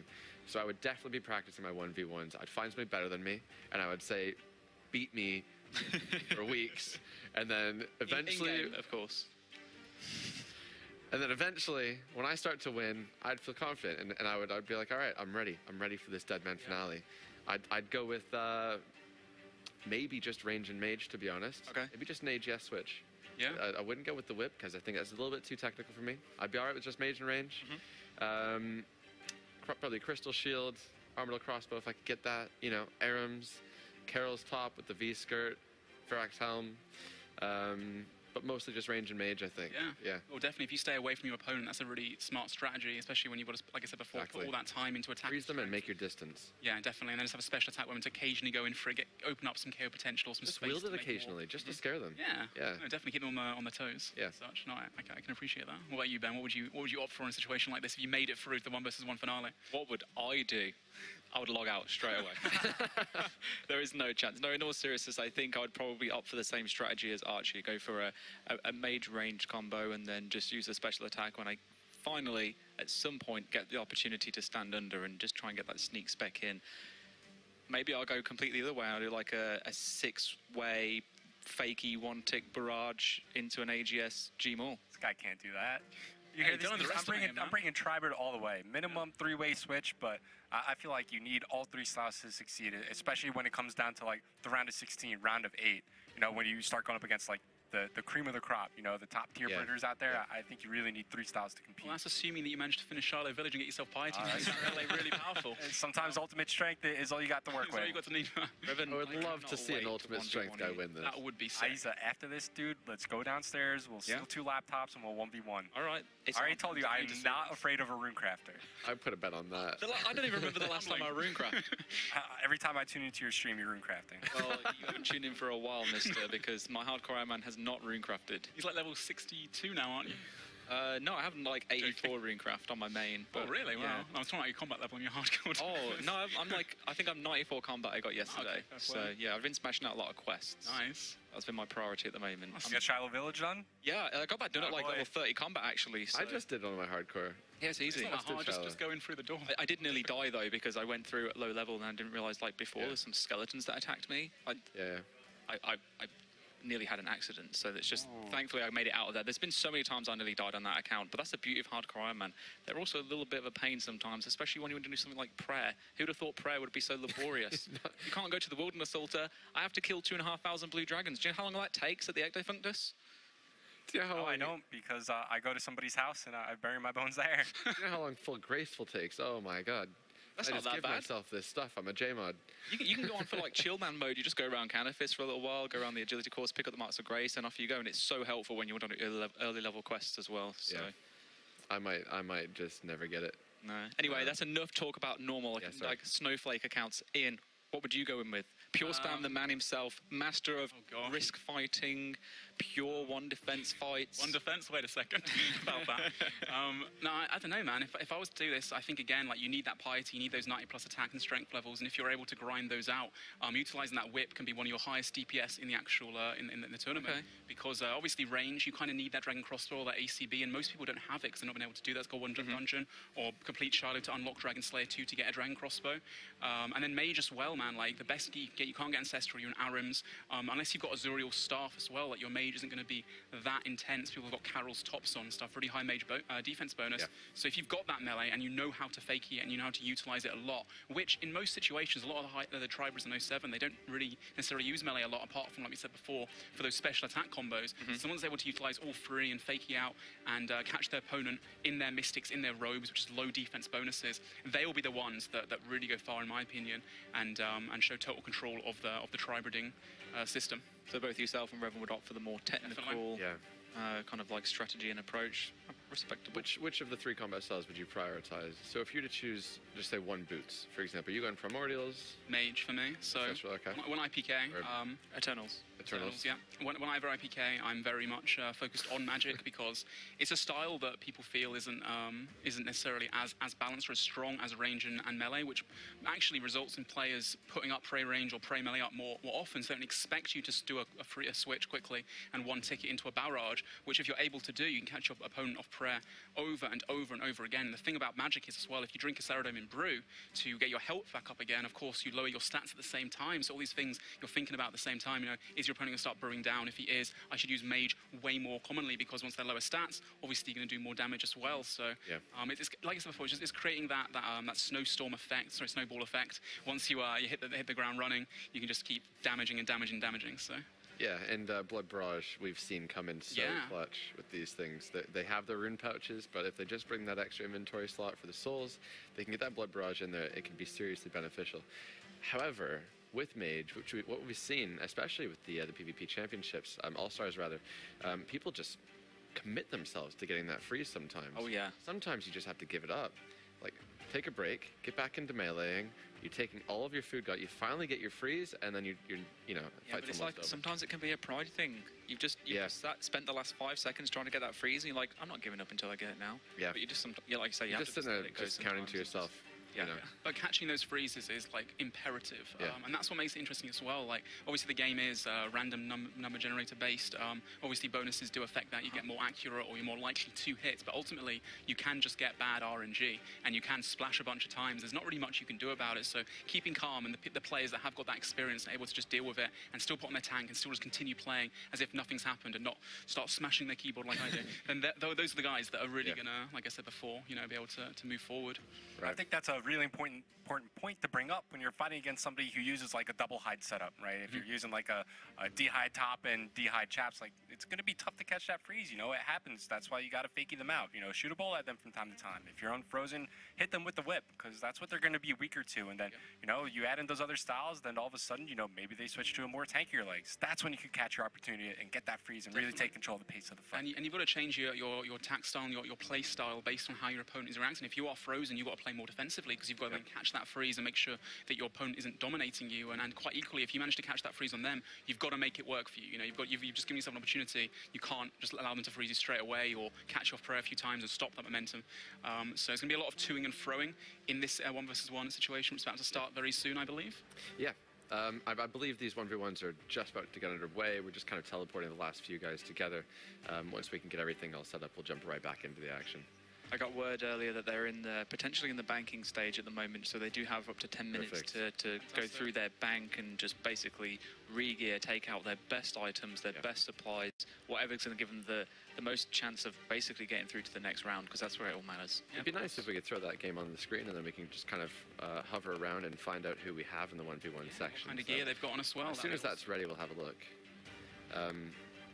Yeah, no, I can't wait to see some of the gear they pull out, because obviously in this finale, with the multi-stage at least, you don't want to be wearing your best in slot gear. If someone sees you in a DFS or a VLS walking around, or a target, I might get that and take it for my team, and then I'll use it in the 1v1 stage myself. So a lot of these guys opted to, you know, get the crystal shield, which comes from a quest, or they've opted to get like some rune armor or some black D-hide, as opposed to having just their full best in slot gear on them. Which is, if you're wearing that, you are a target.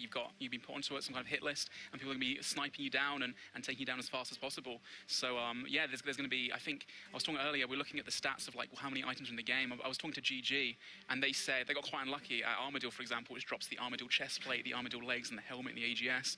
Really high range offensive and mage defensive armor, which is just so good to have.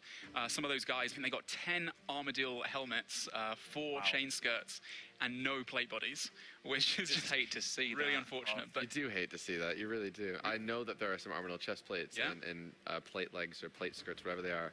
I'm not going to say who they belong to, but we do know that they exist, and they will definitely make their way to this 1v1, and that is such a strong advantage. Oh yeah, I mean, God Wars Dungeon equipment, with the requirements it has on it, it's just another tier above the barrows, which most people opt for in the demo tournament.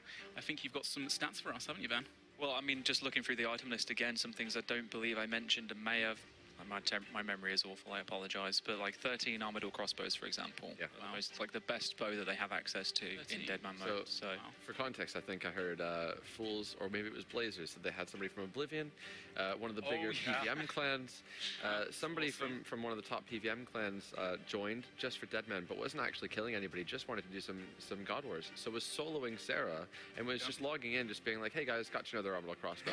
There you go. And then he was just gone. He wouldn't hop on TeamSpeak the whole week and then randomly just pop in, but like, hey, is anyone around? It's like, yeah, what's up, dude? You okay? That is the most valuable clanmate. That's what you want. I think he got them 2 or 3 Armadil crossbows, which that is just huge. We have seen a lot of that in the past, though, where members from clans that aren't typically PvPers, skilling clans, for example. I remember a few seasons ago, a lot of the skilling clans kind of like joined forces with the PvP clans and decided to feed them supplies. They being absolutely amazing at really pushing the game to its limits when it comes to gathering resources, pushing the experience rates, fully going in for it, and the best of the best, really. And I mean, at the end of the day, if you have some person who can catch like 50% more chins than your average player, that's a hugely valuable asset to your team. Yeah, I mean, shout out to like GG, Gimme. I think those guys were telling about their strategies. They were one of the teams, Rads 201, the solo alliance that used to form with lots of solo players. And they formed a couple, maybe a tournament or 2 ago. And now they're like a squad of 100 people. But these guys are like through and through demo mode players. That is the main game mode they enjoy playing. And so when the game mode hits, like they're all feeding certain skillers or certain questers. I think they had, I think 12 hours in, like full black D-hide, a equipped for their members, which like 12 hours in, and only that one guy could make it, so he could only give it to his teammates was huge. And then like a few hours later than that, they were bringing in the black d'hide shields as well and all that kind of stuff, which gives you such a big advantage at the beginning. And it goes to show again, it's a survival game mode. It's not just about PvP. Ultimately, for the tournament, it comes down to the PvP ability, but you need those people to go kill cave horrors, to get your black mask, train Slayer with, or to go solo Saradomin if they're experienced enough to do so. Yeah, I mean, honestly, it's like the dream Deadman clan is you have maybe one person that covers a few different skills. You've got your crafter. They're in charge of doing all of the crafting, obviously. You've got your, like, fisher, gathering all of your food. Fishing, you've got your herblore guy, getting your potions. You've got your dragon killer for the bones for your prayer. You've got all of these different things, bringing all these different supplies together, and then you're just like one unit together. You've got your PKers going out, killing their fishers, killing all the other people.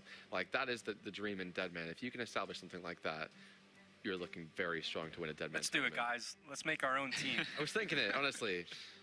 I'd be a PKer. You guys can gather the stuff. Aiza, you can runecraft for us. Yeah, sure, I'll do that. I'll do some wood shopping. Us three can PK and do whatever. You go gather us. Yeah, I'll just be the gatherer, dude. That's fine. I'll take it. Hey, Ben, we need some sharks. Come on. Ben, you're slacking on the sharks, man. Gotta get back to Catherby. Fishing guild. But anyways, in between that break, I just want to give a quick shout out to my Pure Clan Intense Redemption. They were saying a lot of lovely things in our chat as I was talking to them between the Discord. Really appreciate the support. Just want to say everybody out there, I mean, we've been getting a lot of love on Twitter as well. It's really nice to hear. It's been a blast. It's yeah, we can't say thank you enough for all those kind messages and stuff. It's been difficult. It's been a long stream as well, obviously. So thank you for your patience, everyone at home, with Jagex. And we're getting up to All-Star hours now. Yeah, I know. Well, that was a long one. That was like 12 hours or something. Yeah. It was casted for, and I joined you at the end, didn't I? That was the worst. I think one of the worst parts for me about All Stars was actually watching it back, because I realised how many times I just didn't look at the camera. So I'm making a conscious effort to look towards you. Before I was just dotting around all over the place because I didn't even know where I was. I was so delirious. I had like 3 Red Bulls. I don't normally drink Red Bull at all. I don't really have any caffeine at all, and it's I'm more of a Monster guy myself. Understandable. Pretty good drinks as well. So, but. This is really hard for like all of us. Everyone that's here is super passionate about the game, and when you see issues happen, it's obviously a little bit demotivating. But credit to Jagex, credit to the team, credit to Modash back in the office actually working his backside off to get this fixed. I did see he had a nice picture on Twitter though. He's got a lot of pizza, so he's being more pizza. Well fed.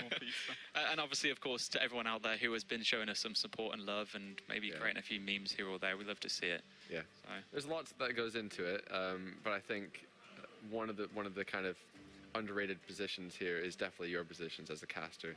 You know, sometimes something can happen, and it's just kind of like, guys, we're gonna get the gameplay right back up. Just hold tight, and then you just. Like, we're talking for the next 20 minutes. What can we figure out? Well, the thing is, like, we're lucky. We're just massive. Well, I don't know. I'm speaking for myself here. I'm just a massive RuneScape nerd that somehow managed to sit on this chair and. You're alone in that. Contracted. That's just you. Yeah, like what? Well, I can talk about. Oh, what a nerd! PvP all day long. Look at this guy. I'm just grateful to. You train rune crafting. Can we give up on the whole rune crafting thing already? Oh, we can't. You train my rune crafting for me. I can't stand rune crafting. Oh, account sharing? Look, I'm just going to say right now, okay, I think that rune crafting is very underappreciated. It's a very chilled out, kind of like relaxing skill. If you ever want something where you just kind of like just going about, like just because it's low experience rate doesn't mean it's a bad skill, okay?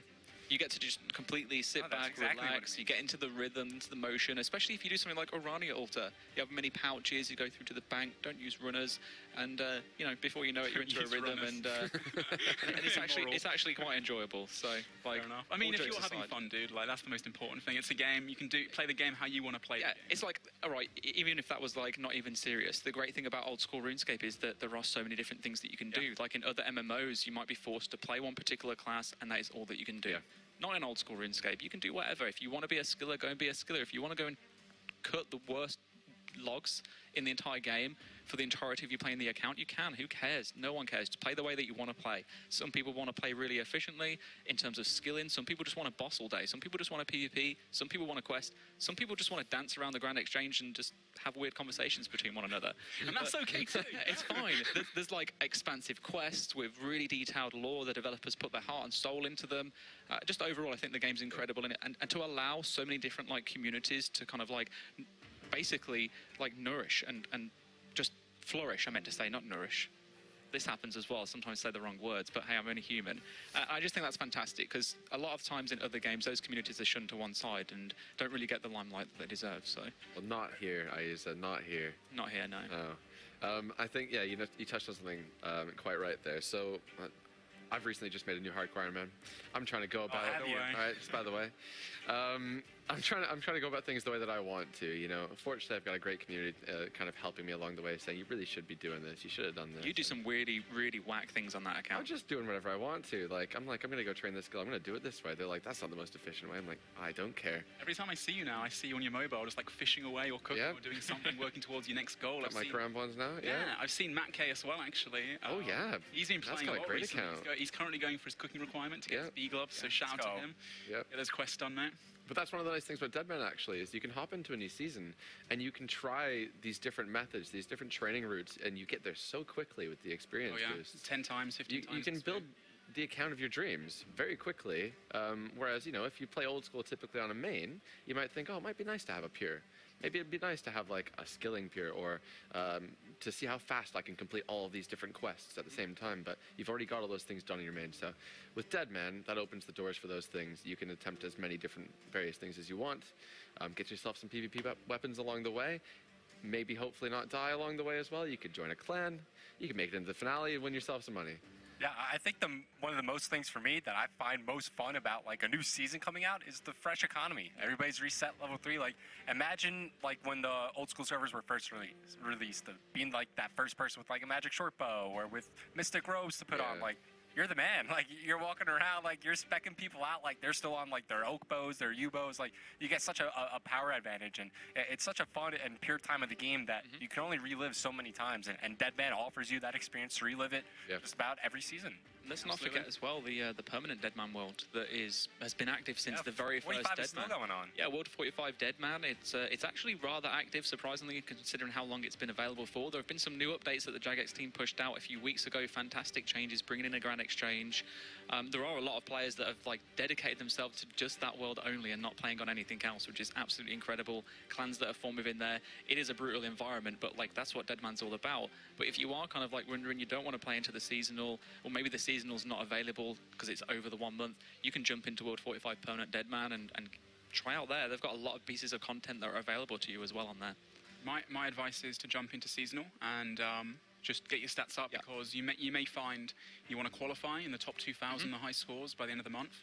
And if you're able to qualify, you might not feel like you want to play a tournament now. You might have a clan to go with, but it'll be another 2 months away after the season ends. So the next tournament will be in 3 months' time. And if you want to take part in that season, in that tournament, then at least qualifying your account, having the option to do so, you might find yourself you've got a week where you want to grind out and nerd it out with the rest of us. So. And it doesn't take long to qualify. It doesn't. I mean, it's getting more and more competitive, but you know, with the 6-hour immunity, you can't die.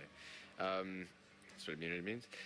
You have experience boosts, and you can climb up the ladder, the high scores very, very, very quickly, and you can just kind of keep refreshing things and figure out where your rank is. Once you get in that top 2,000, you're all right, and then just join the tournament and do your best to compete at a reasonable level. Or be one of those guys that runs around with a chef's hat on and steals the occasional chest, and goes for a run and gets on the live stream. Like, honestly, highlight of this tournament by far. We did our best to capture this. We didn't think this was going to happen, so I actually said let's switch to watch this instead, which was a very dramatic clan battle.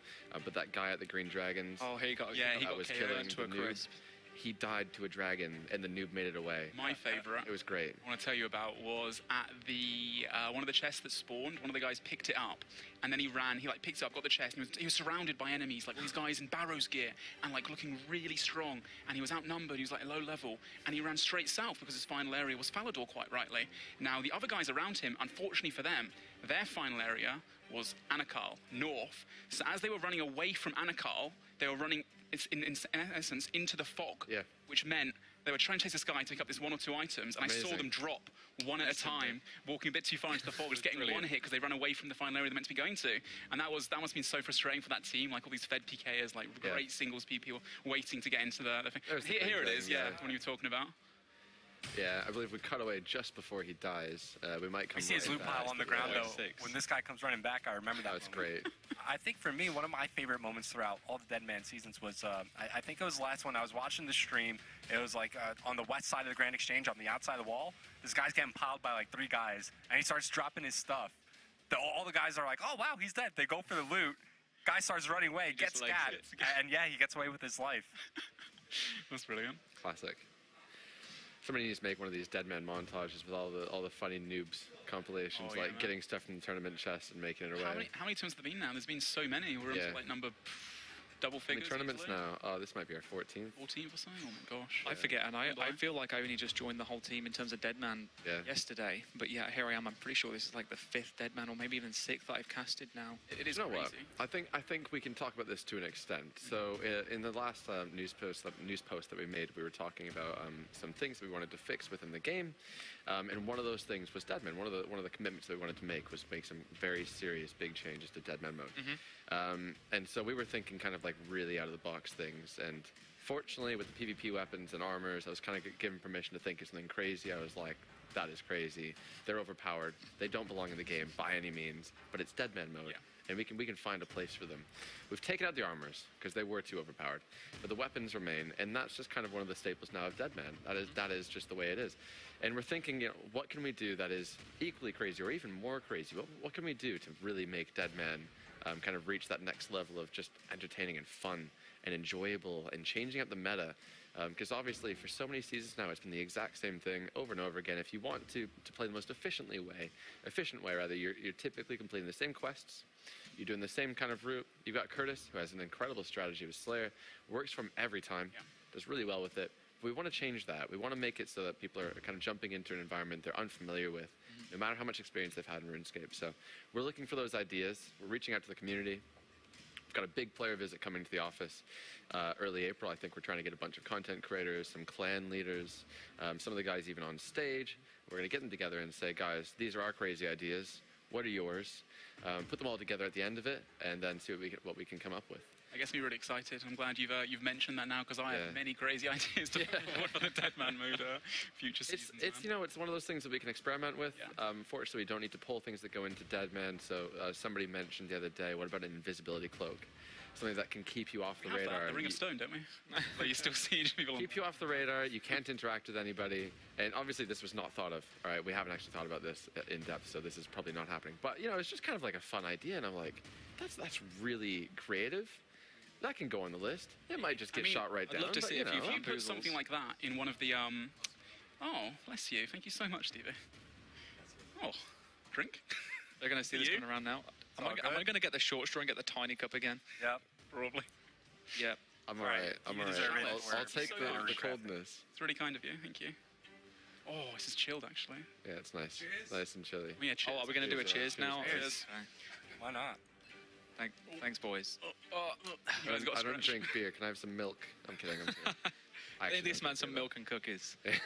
Basically, from what it sounds like, you're telling us that the next season after this one, currently, we're going to obviously see the season play through after this tournament. Then there'll be a tournament, and that season is going to be bigger. We can't quite commit to anything just yet, as far as dates or anything. Yeah, but potentially, I think that's the kind of goal there. Okay. So this season could be like the perfect season to practice, ready for the new potential season. We've kind of been thinking this next season is the last traditional Deadman. Ooh. So that's kind of the way we're thinking about it. So if you haven't tried out Deadman, or you have, or whatever it might be, give it a shot for this summer season, just after this tournament. The servers go live immediately after the winner is announced. As soon as that happens, jump in. It might be your last time to experience something that is traditional Deadman before we add all these crazy things. No, I'm kidding.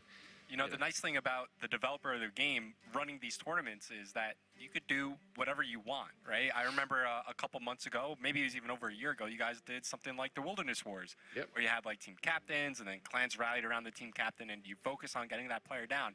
Every time I come out here, I pitch you guys this one idea. I want some country wars, man. Let me get Finland versus London versus the United States versus Venezuela versus Africa. Like, there's a Lithuanian clan. There are a lot of country clans out there. How about we have in the UK? We have All Stars World Series. Like that would be cool. I think. Oh yeah, 100%. This is honestly, this is on a document. Yeah. Somewhere. We're live on stream now, just like recreating. We've got a ton of ideas like this, but it's just, you know, Worlds, man. Worlds. Pure spam. Pure spam. You remember Wilderness Wars quite well, don't you? There's a pretty famous moment in that stream that went on. No, let's not talk about it. No, that was a great event, though. Yeah, Wilderness Wars was amazing. I fought in that. I was on Curtis's team. Were you? Oh, really? Took down Rock. Very nice. Down Rock. First clan to go down. Fury, baby. Let's get it. Oh man, if we do this Worlds thing, you got to be on Team America. I'm ready. All right. I'll call it. I'll be the captain. Let's go. You can cast your own fights. Let's go. I'm At the down. same time. I'm gonna hit him with the AGS. He's hearing me. I'm committing to it right now. I'm down for it. All right. Ian, you could be Team UK. Me? Oh man, I don't know if you want to hear my voice constantly Team shouting Canada. down the microphone. Yeah. I get pretty competitive when it comes into situations like I mean, that. yeah, we've got I'd be some all for America, it, we've though. got some UK, we've got some Canada, we got some Finland, we got Yeah, some we can ask the fools guys Dutch down there. players I'm sure still. they're down. Yeah, we could do it right here.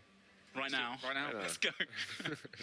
I mean, Aiza was talking about the stats like not too long ago. Like there's a lot of percentage players from all over the world. Yeah. I think it'd be super entertaining. Like I think it's really easy for like the average viewer out there just to watch, to support their country, and they would watch just solely for that reason, just to say, oh, America's better at this, oh, UK's better at this, right? Do you want a quick rundown of like the top 10 countries in terms of those that have qualified into the tournament? And this is only from like 2,000 players, right? Yeah, so this is ranked from 1 to 10. So number 1 being the most popular was the United States, followed by Finland, closely followed by United Kingdom, and then it's Netherlands, Australia, then Canada, followed by Sweden, closely followed by Belgium, then Norway and Denmark. So Australia is very high up in that. Yeah, Australia number 5. Canadians, yeah, you know. Yeah. So. Yeah, you got to represent Wait, you could lead the Canadian team. Yeah, that's what I was saying. Let's go.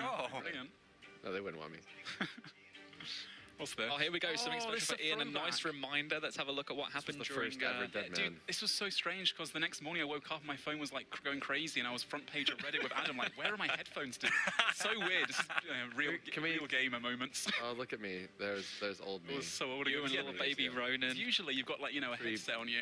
Beard. That was great. It's just so perfect how Boaty did it first, and then it's almost like he was like a clone. I didn't even see Adam do it though. That was the first ever Dead Man. We had no idea what was happening. We were like, we're about to do something crazy, and we're giving somebody a lot of money. It's mad how it's evolved since then, really. So I remember the first time I was invited to cast with you guys with alongside Skill Specs and Boaty many years ago now, and we had to go to I'm pretty sure I'm going to talk about this. Went to like a random TV studio where Jeremy Kyle is filmed in Norwich or something. Oh yeah, we are stretching for content right now. I remember going all the way there, and like it was just like just us in a massive room with not much but a couple of monitors, like sitting down, sharing a microphone together. And now here we are at ESL, coming back every couple months to do it such amazing studio production. So shout out to them as well for constantly pushing the boundary and do stuff. an incredible job with production. It's like every single time we come, it's like what new thing could they put together that we didn't even ask for. As somebody who streams yourself, I think you can appreciate the difficulties that goes into yourself as well, Ian. You stream as well, don't you, Revan? Sometimes, every now and then. I mean, I'm never really home too much, so it's kind of hard to stay on a consistent schedule. But if I ever have like more than 4 days to myself at home, I'll turn the stream on. Yeah, but it's things like that when you're streaming from your bedroom. You can set up a little green screen. You can do these things. You can make it look nice. But you can't do something like this without somebody professional. Well, I mean, did you miss out on the Isaac NH tournament, Chris, that we did? I'm kidding. Hey, look, it was good. We had some transition scenes, different graphics. We had the green screen there. That was a great time. And we ran the podcast as well. We had like scene transitions there, different layouts. I'm learning. Can we do any cool transitions here? Maybe that's a difficult demand. We get like a window. I think every single one that they do is pretty cool. And we get like new graphics that come up and they slide across, and then things just fade out. Even the camera, camera changes. Downloading Windows Movie Maker right now. Windows Movie Maker. Well, I made my first ever videos with that. Did you? Oh man, yes, the old Chris Archie. Oh man, please bring back the top 10s, dude. Where are they? They say no one's perfect, but when I look at you, I just think that that's completely wrong. So I'm uncomfortable. What about unregistered Hypercam 2? Yeah, thank you. Oh, he's got some milk. Oh, what is this, water? It's not alcoholic, thank you. Little did he know, that's just straight. No, I'm kidding. He's got his chocolate milk. Bless him. It's also, what is this? Gin and tonic, what's that? It is alcoholic. Never You mind. are a fan of it, aren't you? It's all right. Thank you. All right, well, thanks for bearing it with us, guys. Looks like we're just waiting for the 1v1s to Why is start. this mic so small? In case you haven't noticed, we're just waiting. I mean, thanks for, like I said, staying with us throughout all this time. We really appreciate all of you tuning in, supporting us, and supporting RuneScape and RuneScape events. I mean, I tell my clan this all the time. Whenever I push on them, like, hey, you're gonna watch Deadman, you're gonna watch All Stars. They're like, maybe. I'm like, why would you watch it? Yeah. I mean, the more people that tune in, the better for the game, and the more they could do stuff like this, or even this is how you like bring in new viewers. You know, you see a lot of people on Twitch stream. You don't necessarily know what's going on. You know, some people from the outside community might just tune in, check in, see what's going on. If they like it, you know, who knows? RuneScape is a game that pretty much everybody has played in the past, right? Growing up, you know, through your childhood. I think it's a key part of every childhood growing up. I mean, it teaches you a whole lot about the world. It probably taught some of those people on stage something like learning English or learning about, you know, scamming and how people work. When you're constantly saying selling more lobsters, how to make bronze bars, or how to. And who knows? They might not even know that the old school servers have re-released. So this could be a way to gain new players and new faces to the game. Definitely. It is such a nostalgic game, isn't it? Like, we've all grown up pretty much. I'm sure we all have since a very, very young age. When I was like 10 years old, I could something on the computer. My next door neighbours used to all be massive RuneScape addicts. You know, the mum, the dad, the kid. Where we're going with this conversation?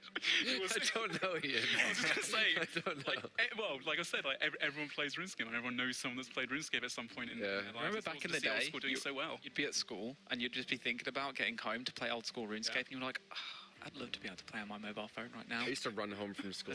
I can't wait to go to Karamja and fish inventory of lobsters after lobsters after lobsters, going back and forth.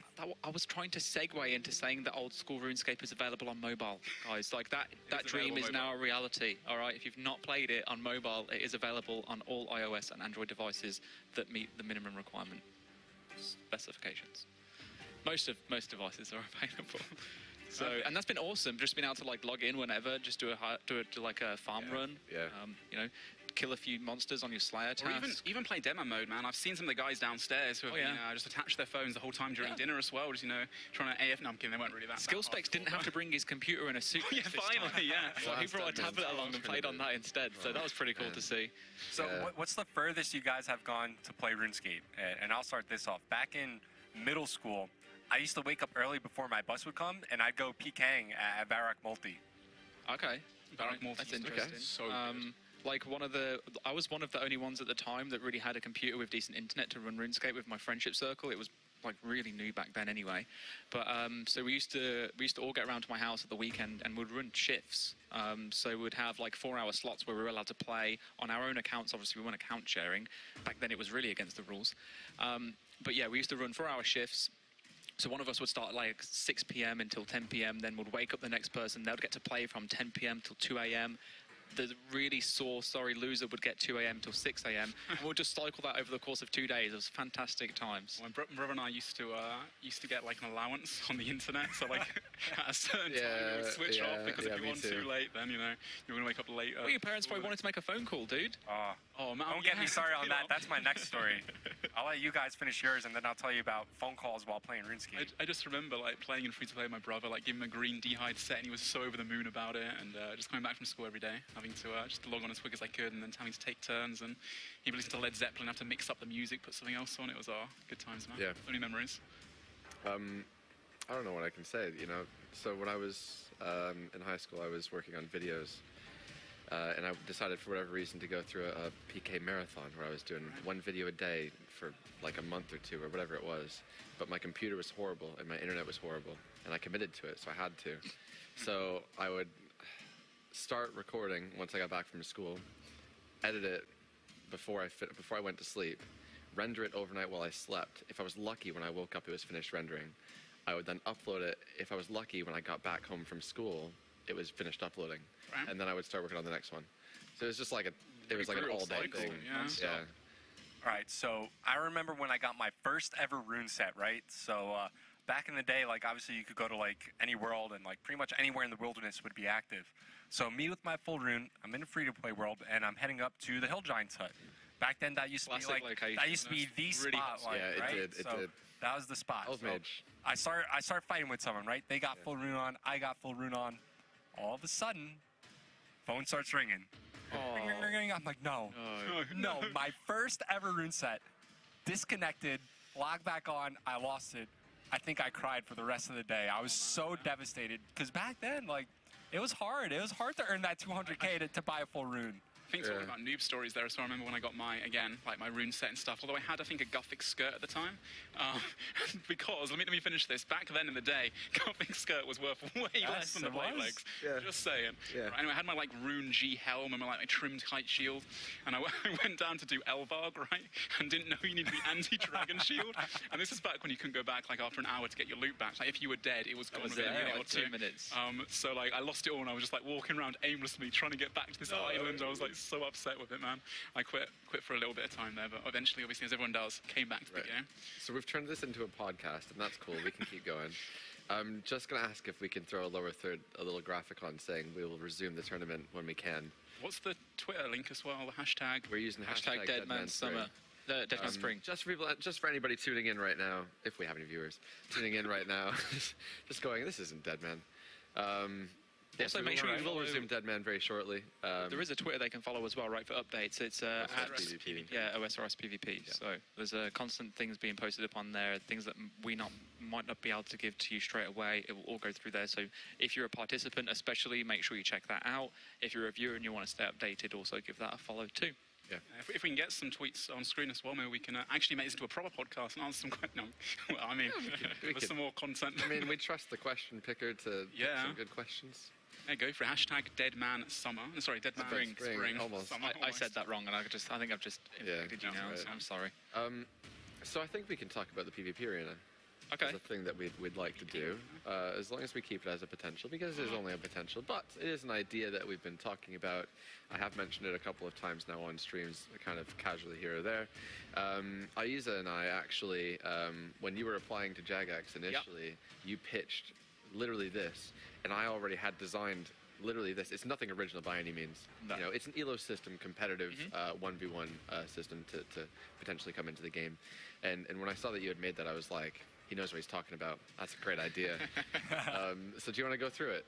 Yeah, but I can, and I can try and remember back then to my very first interview where I pitched it. It was meant to be a 40-minute interview. I ended up being there for 3 hours. So I'm really sorry. That. Yeah, really sorry to the management that had to bear with me droning on for so long. I was super passionate. So essentially, you know, you've got to look at, first, before you look at any content, is identify issues and what's the reason for that content. And I think one of the things with PvP is that as a new player, it can be very intimidating, almost daunting as such, to step into the wilderness and start fighting against people, especially now that Old School RuneScape just recently celebrating 6 years.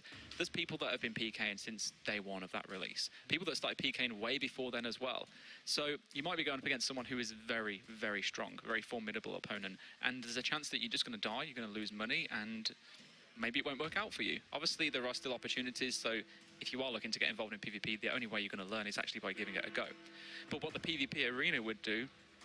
Hold on. We might not even talk about this. Oh, no. All right, never mind. Let's go. I don't need to go through the next 30 minutes talking about PvP arena. That's saved for another time, another day. Oh, they're starting. Jumping straight into it already. Well, here we go. No time like the present. Let's just you guys are the casters. I'm going to leave you to it. Best of luck, guys. Do your thing. Chris. Cheers. So, jumping in already, as we said before, a couple of players unfortunately did not make it through to the final 256 due to a bug that happened. But if you're just joining in with us right now, the 1 versus 1 continues. $32,000 is still on the line. And in each of the stages, in this first one, they've been able to bank, get out their brews, get out their optimal supplies, and optimal setup they needed. And we see a lot of people here in some insane tank gear. DDS Spec going out the bottom there as well. But yeah, it's going to... Once this round is over, once all these brews are used up, every single player will be given the exact same setup moving forward. Every single round, replenishing the same supplies, matched inventories, with the exception, obviously, of course, of the gear they've gained over the last week. Yep, so we can see a few people here now, same combat level, same inventories. Obviously, some people that may have been impacted by the bug that happened earlier on in the game, but looks like they've actually got pretty decent setups, all things considered. So it should be a nice, even fight. And now it's really those people are going to come down to a fight of skill. At least they're going against people that have experienced the same problems as well. Really looking forward to how this pans out. I'm super excited now. And yeah, the first fight's looking pretty even at the moment. We've got Look, who seems to be up on food only by like 3 or 4 doses of brew at the moment. And well, we all know that can change around at any moment in time. Looks like they have been given a ranged and melee setup at the moment. Doesn't seem to be an option for any spells. So maybe they'll pick up like a rune pouch off an opponent if they manage to kill them and then unlock magic as well. Don't think you can get the rune pouch Oh, being But untradeable. you could get the runes potentially, and they are on the ancient spellbook, I imagine, as well. Or maybe they're just two tanks that have gone for the tank setup right now. Maybe we can shift over to another fight, or maybe a tribrid, so we can get into some different combat. Because right now it's basically two attack styles. You've got range, you've got melee. You've got to switch between the two, and you've got to try and fake out your opponent. We can see another fight just above from them. We've got Daddy Longneck against Jaru here. Jaru seems to be opting for magic at the moment, and he's trying to get the step unders, but you can see that Daddy Longneck has actually brought mithril seeds with him, which allows him to plant a flower, and doing that forces you to a different tile. So really, really smart technique to try and avoid getting that death dot that we mentioned earlier, because it is really, really powerful when that happens. There, you just saw him do it again, and we've seen some counterplay to this, especially in the PvP All-Stars, where the freezing person, so in this case, Jaru, he would plant the seed first, so that way the opponent can block. He blocks it off from his so he can't use the mithril seed to move off target. But I find it really funny looking at both these guys' inventories, both Bulldog and Look, that the regular Ring of Recoil has replaced the Suffering. Yeah, definitely. And now we've moved over to Ali, T-Beak, and Rapaba, I believe his name is. Both level 119 combat, which I assume means that these guys unfortunately did a DC or didn't manage to die due to the bugs. They've been just given flat 94 stats, which is why they're 119 combat, and you can see from their 94 prayer and 94 hit points. But yeah, looking at these inventories right now, again, we just got range tanks going at it. Ali chucking out those DDS specs, hoping to hit something, but I believe Rapaba has managed to grab some javelins, though, which is probably bought from his bank that he had saved up, and maybe he'll get a chance to use one of those, and we'll see a good special attack. At the moment, we're just obviously camping range because it's very strong, and people are going to try and go in for those whip hits as and when possible. Maybe go for DDS. A little bit slow on the movement there, Rapaba. I mean, I shouldn't really comment because I've probably been 10 times slower, but still, we really need to make sure that you utilize the speed advantage that you can get as many times as possible, because it's very easy to just change your prayer if you're watching your opponent. Well, you see in their bottom left inventory as well from Ali, I think he's got the supply crate in there, which you get from a starter set in Lumbridge, which gives you 10 tuners. Now, whether or not that is going to be still there after this fight, it's going to be a huge advantage. Not sure what the rule is on that one, though, to be honest. I believe they're probably going to take that out, though. Recoils, of course, doing damage back to your opponent constantly every single time. These two fights here seem to be Lit versus GG as well, so interesting to see how that ends up panning out. Yeah, they are actually opposition clans right now. GG obviously been part of the Lit Alliance beforehand, but they said they had enough. They kept getting backstabbed, and they were pretty demoralized. They ended up joining Fools and Blazers. So yeah, onto the what's been seen throughout the tournament, or rather throughout the final phase in the Permadeath stage in Multi, to be the winning team right now. All right, so while this fight continues, Rapaba, he's still got some special attack left. We're going to move on to another one. We have CD Demon going up against Dim OSRS. So, Dim, you see him with the Tri-Brib, whereas you see Demon, he's got the G-Maul, still full spec. I wonder if he showed it, if Dim knows that he's going up against the G-Maul, but there's always that KO potential, right? Yeah, I believe they have 100% spec, so I imagine that he hasn't actually quite used it yet. Looking now as well, obviously, you know, Dim having that mage switch is so essential for him. And looking at brew count as well, he's got, what, 7 brews left versus 5.5. So he's got a pretty big advantage right now. And, you know, utilizing that melee as well, like I said before, he actually could have KO'd him there. The guy was sat on like 20-something hit points. There's a chance. Unfortunately hitting zeros. But yeah, just walking around, trying to catch him off prayer at the right time, fakey the switches, and he's doing a fantastic job about it as well. In terms of players here, we believe that Dim is part of Lit and Demon is part of GG, actually. So, again, two rival clans and both from opposing alliances. We mentioned earlier that GG was with Lit, but they decided to separate. You'll probably find that a lot of clans now, even though they were in alliances before, are going completely solo. They may have some alternate arrangements, but now they're fighting for their clan. So really interesting to see the two different setups as well, and really just seeing which one's going to be more effective. Also, obviously, of course, as well as that, there'll be a lot of solo players that might have snuck into some of these clans. So although we're being told they are part of a clan or in a certain CC and such, or were in a certain CC throughout the week, they may just, you know, have been hiding and not actually part of the team at all. And if they win, they might take that $20,000 grand prize home to themselves if they're cheeky about it. I've not seen any of these javelins come into use, actually, from Dim, which is actually pretty surprising because you've got 100% spec. But obviously, once you're in the moment, you know, and you're fighting for your life. It was listening to you. Decided to go for it was just a lob, just chucking the javelin at the head, trying to do some damage, but unfortunately hit a 0 for him. He's frozen his opponent, walking underneath, but the other guy is constantly praying range, understanding that, you know, those javelins can do a lot of damage if he gets that big spec off, and has a bleed effect. So I think half the damage that you deal, or something like that, or the same damage you deal actually from the special attack is slowly hit over time, every few seconds. It's ticking 5s until eventually it hits the full damage. There you go then. So if you hit a 50 on someone, that's actually 100 damage you're going to deal, which, you know, when you've got limited supplies, that's a lot of food. Very interesting to see from Demon as well. Has got the dragon bolts, the dragonstone bolts. Obviously, dim there, not having anything in terms of anti-fire protection. So we could see some really high-hitting bolts coming through from him. Yeah, the unfortunate thing is actually the Dragonstone bolts, if you actually pray magic against the Dragonstone bolts, the effect does not take place.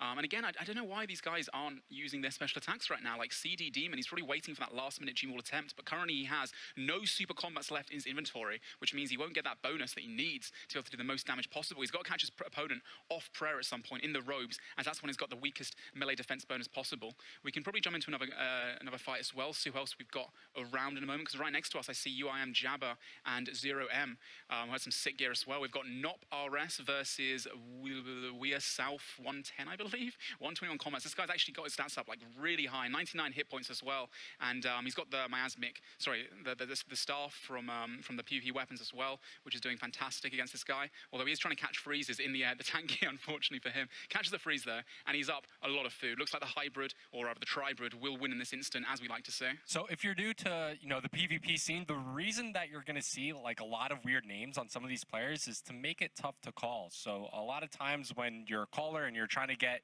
your entire team or clan on the same pile, like you obviously call their RSN, but if it's something weird like this, it could get a little bit tough for everybody to find the same pile, especially when they all keep it, you know, around the same theme. So like if he's like We South, like 110, you'll have like a We South 111, 112, 113, and it'll go on, so on and so forth, just to make it that much harder for the other clan to get on the same pile. No, absolutely. And We South right now actually utilizing that DD mechanic, doing a fantastic job of doing it. He's rocking the tank shield as well. The crystal shield gives a huge amount of bonus, especially versus range, whereas Nop has opted for the granite shield, which again gives a lot of range bonus, but looks like South is not having much trouble with catching those freezes based off Nop's really low mage defense bonus, unfortunately for him. He's just not really catching the guy off prayer, but regardless, he's up quite a lot of brews, and looks like We South probably has this one in the bag, unless, of course, never say never, you know, Nop might get himself a really huge javelin spec in a moment, and that could quickly, you know, turn the fight around altogether. And obviously this inventory, they have loads and loads of brews, loads more supplies, because they were able to bank and get out whatever they needed. This is like a kind of a warm-up round for some of these guys who are getting some easy fights in the first round if they get lucky enough to do so. We did mention earlier, obviously, some of the tribrids that have max gear may be put up against each other this early on, which just, you know, that's the luck of the draw, or rather the unluck of the draw. You might just get unlucky and get a really difficult opponent. But yeah, We Are South probably taking this one home. I don't see him really doing a really good job, and it's really showing the power as well of being able to do the stand under, not having any Mithril Seeds, isn't able to move out, and every single time that We Are South does catch that freeze, pretty much is utilizing it to its full effect, trying to go in. It looks like Nop is actually wearing an Amulet of Power as well, so I respect it. Yeah, really going for it in terms of the budget gear, it seems. But Dragon Boots, which is pretty nice, it may be one of the players that has been pushed in from the bug from earlier. And it looks pretty one-sided at this moment. We are South just doing a really good job of dominating the fight. Crystal Halberd. Oh, it's a Crystal Halberd. It's not a Vesta Spear. Actually, you might be right on that. I think it's a Vesta Spear, which isn't too bad, you know. I would probably favour the whip myself, to be honest, but you get a couple of good, lucky RNG hits. Plus, I believe you can hit from a... Yeah, you're right. It's the spear. Yeah, it's the spear. But that weapon, you know, you can get 40s or 50s with it. So, I mean, if you get lucky and a couple of big hits over, you can very quickly shift the dynamic of the fight and control it completely. I like to see something new being brought out here. The Vesta Spear, not something we usually see in these 1v1 fights. So I respect that he's keeping it dynamic and switching it up. And clearly he's in control of the pace of the fight, right? His opponent down to 2 full brews, and that's it. He's got 3 doses of his sand fuel, it looks like, left to restore up. So definitely in control. He just needs to do damage, make sure he doesn't get KO'd. And We South 110 should be moving on to the next round. Yeah, absolutely. If we can show another fight now, we're going over to Mr. Troy versus So Gangster, level 125 combat 2. So this guy's been going ham the whole way through. Anyone that's got over a 94 HP, basically, you can imagine has got the stats of himself, and he's gone really hard. And especially to get 94 hit points in the first place takes a lot of time. So if you're above that, you've been grinding out the entire week. Yeah, look at how many javelins he's got. Yeah, this is also the first time we're going to see the Vesta's longsword as well. So we should hopefully see some big hits. The Dragonfire Shield giving the extra strength bonus as well as defensive bonus. We're going to be in a pretty strong position, and that's showing as well with the inventory. Look at the difference. We have, oh my god, one and 2 dose brews left for Mr. Troll, and well, basically half an inventory still for So Gangster. I mean, Troll still has his 100% spec, and again, like I said earlier before, if you're caught in, the action, you're not really paying attention to your supplies left, and you start to panic a little bit, you don't start using those special attacks, which gives you KO potential. So you've got to be using them early on, because spec does regenerate. Yeah, it's really important. I think a lot of players, when you are in the moment, you're not really thinking, you're just trying to make sure you're getting your prayers right, but utilising them early on, even if it's just 1 or 2 specs, could be the difference between someone then having to eat, and then them eating means that you can just carry on piling the damage. And as you mentioned before, Ian, not so much the snowstorm effect, but the snowball effect can really start playing to your advantage. Absolutely, but now Mr. Troll, unfortunately, in a really bad position. He can't drink that brew, because if he decides to drink it, he's going to be restored down. Gets his tank gear on, I think, just in time there, but that's all she wrote, most likely for him. I think Gangster's actually with the VLS now going to finish him off. Now he's probably heard us on the stream using those DDS specs, but it's too little too late. And Gangster does go through the DFS, absolute unit right there. He's got a great chance of going really far. All right, good fight, and congratulations to Gangsta. He moves on to the next round. Moving on to the next square over to him, looks like we got Mega Man versus, I'm not even going to try to pronounce that. But regardless, the guy with the hard to pronounce name, he's down to his final brew. Looks like 1 brew and 2 sips left for Mega Man. Plus, he also has 2 P-necks, right? So just that extra sustainability available in his inventory. Looking at the special attack for both players, looks like Jake does have at least 1 to use. So it's a DDS. You never know, able to hit high. But for the time being, both just sitting in tank gear, trying to range away and chip away at their opponent's HP. Yeah, and both these guys obviously, unfortunately, also getting hit by the bug, which is why they've got 94 hit points, 119 combat as well. But saying that, actually, Jake does have the Crystal Shield, which means he quested for it himself, which is a lot of quests, takes a lot of time to do.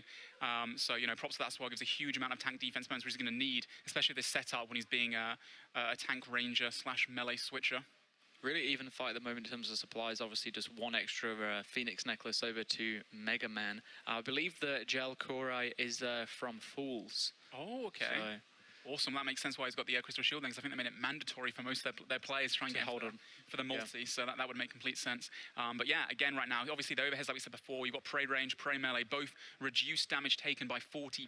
So all these fights is going to be there's 27 Dragon Ball E through the prayer. 27, that's not bad at all. There's like one minor thing that sometimes we mention, sometimes we forget, but it's really important. I think a lot of players actually, it shows the difference between really high level players and then maybe like the mediocre ones. But if you look at the difference in terms of like brews and they're actually prayer restores that are left, the super restores, or in this case the Sanfuse, what a lot of players tend to do is like overutilize their restores and not really time, because it's like you can use 3 doses of a brew per 1 dose of restore to get your stats back up, and that's really played in Jalcaro's favor, because he's still got 1.5 Sanfuse left as opposed to his opponent, which is now on 23 HP and only 1 dose available. And it can also be used because obviously Redemption Prayer, assuming they are allowed to use this in the tournament, which I believe they are, if you can flick that on at the right moment, it can give you a bit of HP back and give you that extra lifeline that you need to be able to secure the win. Currently, Jake getting hit a 0-0 on the right prayer as well. And both players now out of food as well. It's going to come down to these last few hits. You can see the redemption coming up through from Mega Man. Really, this next prey, if someone gets this wrong and a hit, it could be the end of the tournament for them. Yeah, also keep in mind, 1 Phoenix Nex already broke for Mega Man, so he's got like an extra lifeline there. The whip hit, not going to hit anything. Oh, there's also a Phoenix Neck though on Jalcora as well, so has access to that, so it could potentially break. However, if they get over hit, then they won't actually be able to break that necklace. They need to make sure that there's a small hit coming through. That might have been enough. There we go, it's proc now. So we're back to 33 HP, down to 17. This could be the end of it right here. Oh, he actually healed back up on 1 HP, I believe that was right there. Can he get his prayers up again? He still has enough prayer to keep on doing it. He just needs to ensure he gets low hits against him. But unfortunately for him, Mega Man does get the restore as well. Now he's got his prayer back up. That is his last chance to be able to do so with the redemption flicks. No way. Jake, tank another hit, or is it all over from now? He's only on 10 hit points. You can very easily hit a 10. Be very lucky to win this fight. Oh, wow, the ball spec takes him out. Incredible. And that was a perfect example of how we say, like, the fights can go any way. It looked like Jalcura had the immediate advantage with the extra brews, the extra restores, and the Phoenix necklaces, but any one hit could have been enough to take it for them. Yeah, we have Maio versus Clave now, and Maio being 125 combat, which means that he's obviously trained that the whole way through. He's got the attack cape on. Weird flex, but okay. And he's doing real well at the moment, actually. Look at the supplies advantage that he's got. He's got 2.5 brews, and as you can see right now, he's switching constantly from his range to his melee, and that's to trick his opponent into praying the wrong thing, as I said before. And that's really the main mechanic that comes into tribreeding and overhead fights, or rather, no-honor fights as they're more commonly known as. Well, now we're checking out Komariari and Tribe, I believe his name is. Both being 119 combat, so again, like I said before. Actually, Tribe, like you said before about the whole restores, not using them properly. He's got 5 brews left, but only 2 restore doses. If that fight went on a little bit longer, he would have started draining his stats down and down and down. But he'll be happy to bring those brews in onto the next round at least. He will be given more restores. Anyways, back to my IO versus Clave. Clave relying on redemption. This fight should be all but over as my IO in firm control. HP advantage, food advantage. I don't think there's any way Clave could climb back into this one. I mean, I think it's all over for him now, unfortunately, and it takes something very special to come back only on 17 hit points with no restores, no food supplies left. And no special attack either. I think there's absolutely no chance here at all. I mean, if he's got D ball ease and he gets a lucky 60 or something on frame, it could happen. But you love those bolt specs, don't you? I do. I just like to see, yeah, that out of nowhere you don't expect it, and then just goes to show that anything can happen, you know? Come on, my IO, you could do it. Hit a 13. Well, obviously the huge tank bonuses guys have, and obviously just, you know, rune crossbows versus the crystal shield, Torag's helm, the Verax plate skirt, but finally he claims the win, and Mayo also going through for lit, as he quite rightly, you know, says in game, #lit. We have TSI versus Nak. How does this guy have so many brews left? TSI actually has vengeance here, so how long some of these fights have gone, and this guy still has like nearly 8 full brews left. TSI has vengeance. I'd like to say then he's probably in the team Blazers or the team Fools, as Shiloh Village was a requirement for Lunar Diplomacy. I'm sure we'll get some confirmation on that very soon. He's also got 96 hit points, so he's been grinding out again throughout the entire tournament. Naka being a very low level, but look at the difference the vengeance makes. And again, like I said before, it's not just a tank ragfest, because if one player doesn't know how to switch their prayers better and can fake their opponents out and get some good RNG, look how many brew advantage he has now. It's like 10 brew advantage almost. So one thing I've just got news of, this is actually Fools against Lit. We've heard Lit a lot in these 1v1s, so even though they were disadvantaged with maybe not being able to complete the quest, having that area locked down throughout the entire tournament hasn't impacted their performance, been able to get many of their members through to the 1v1 stage. Yeah. Definitely. We saw a lot of yellow capes at the end there, making it through from the multi-stage, definitely, and just got to hope for their team, really, that they got some of their best 1v1 potential to go through and give them the best chance possible. Now, obviously, if you have been gained, you know, stats to level 119 combat now, you've got a real chance of going far. If you can kill someone that has way better gear than you, that has grinded out the whole tournament, and you weren't expecting to really get far because you're level 80 combat now, it's changed the whole dynamic. If you get one of those gear setups, get yourself the VLS or the DFS or some decent tank gear, you might get lucky and be able to, you know, go the whole way. Oh, exactly. And just speaking a bit more about TSI, I think I can agree with you that he's from Fools and Blazers, because he also has his rune pouch available, which means that he didn't come through Falador. Nope. He must have came through the Anakarl area, which was firmly like in control by Fools and Blazers the entire time. But also, like, he doesn't have a crystal shield. So if it was mandatory for Fools and Blazers, how come this guy doesn't have one? Potentially one of the guys downstairs right now, you know, one of our guys, Pigmoney, who came as a +1, actually. I believe he is one of the guys that did Lunar Diplomacy, but didn't have enough time because of the journey to ESL. So it may even be him in the building right now. We're not too sure about that one. We might get some confirmation later. I think for all things considered, those fights seems to be going one way, and that's in the favor of TSI, with no food left for Narc AA. I don't think there's any chance, even with the most crazy DDS spec you've ever seen. I think that one's pretty much over. However, we do have a pretty interesting fight here. Multi-Zones against C8Q. Multi-Zone has actually gone for the Tribrid setup, has Aram switch into there, which is pretty nice to see. Going to try and utilize that as much as possible. However, it is our food, so C8Q has been able to just like constantly beat him down. He's got no resources. Look at his inventory though. He has the starter sword, the starter bow, the starter staff, which means that he's utilized one of the starter packs, which gives him 10 tuna. He's not going to be doing much damage. He has no resource. Of course. Can't really drink these brews. I guess you have to stay alive, but how can you expect to hit when you have like one attack? Yeah, it's inevitable, aren't you? At this point? Without any food, this could actually work out perfectly for multi-zones. Maybe multi-zones. He's prayer flicking it. He's got no resource either. He has 3 prayer left. Here comes the smite. Is going to take out that last few points of prayer, hopefully. And yeah, there's no way that C8Q can deal any damage here, even with this extra food. If he drinks that, his stats will go so low, he'll never be able to dish anything back. So whilst, yes, multi-zone may look like he's at the disadvantage with a less invent, he's absolutely got that fight. What is this, last man standing with all the prayer flicking going on? That's an interesting fight to keep note of, but still TSI in firm control here. Definitely has the brew advantage. And there you have it. There you go. Takes the fight. It's to show like just how much of a benefit that Vengeance takes. Every 30 seconds, being able to use the spell itself, which deals back a proportion of the damage you take. And obviously in these fights, when it's very much tank gear, if you're not doing enough damage on your opponent and they're focusing on their defensive styles, when you finally do hit them, you get hit back instantly, and that's just like so crucial to be, you know, not taking that much damage. And if you draw out those fights too long, then Vengeance just automatically wins pretty much. I mean, CAQ might not have any chance of winning this fight, but fair play. They've still got 3. Okay, now it's gone down to 2. Until that point, it was pretty good job of prey flicking. I mean, if he used his restores more more smartly, then I reckon he can actually take in this win versus multi-zones pretty easily, which is really surprising because, like I said before, multi-zones does have higher stats. He's been training the whole week. He's got better gear as well, and he has the full tribrid. He must have got very lucky at the start, or C8Q just played it really, really well. In those situations, what do you think could have caused C8Q to be in the position where they are now with no restores left, but still so many bruises? Do you think it's just a case of like panic, maybe inexperience? Yeah, well, so in general, when you're drinking brews, those that don't know, they heal you a proportion of your HP depending on your HP level, but they also drain your stats slightly. And what you're meant to do is drink 3 doses of brew before you drink 1 dose of restore. So if you're drinking 1 brew, then restoring back up, drinking a brew dose, restoring up, you're going to lose your brews and your restores very quickly. And unfortunately for C8Q, that's just what he did. And he could have definitely won that fight. I mean, he could have gone through. Yeah, for sure. I mean, I think one of the only differences as to where you might want to utilize just like one brew sip is if you were to try to like animation delay your opponent so they don't know that you're going to switch into, say, for example, your melee weapon, which you're going to then use to special attack. You can use the potion drinking animation, which will then hide your next animation, and it's pretty effective, but quite clearly when you're not looking at how many restores you have left as opposed to how many times you're trying to do that, it can work to your disadvantage too. It looks like Psych, Jer, Justice, and Solar Mission have all gone through in the first phase by the looks of things. I just saw Manx and Psych actually conferring right there, looking at each other. Yes, we made it, boys. Only a few more rounds left to go now before we take that money home to our boys Blazers. And Justice too, as you said before, one of the previous demo mode winners 2 tournaments ago, I believe it was. So it'll be interesting to see if he can win another one. Unfortunately, last tournament he went out in the multi-phase. He got ganged up on. But that's one way to put it. But he's back now. He's made the 1 versus 1s. He's got a great shot now to prove that if you die in the multi-phase, it's not the end of the world. There's always next time, and he's coming back. Yeah, it happens to everyone. I think everybody that comes back saying, last time I got speared.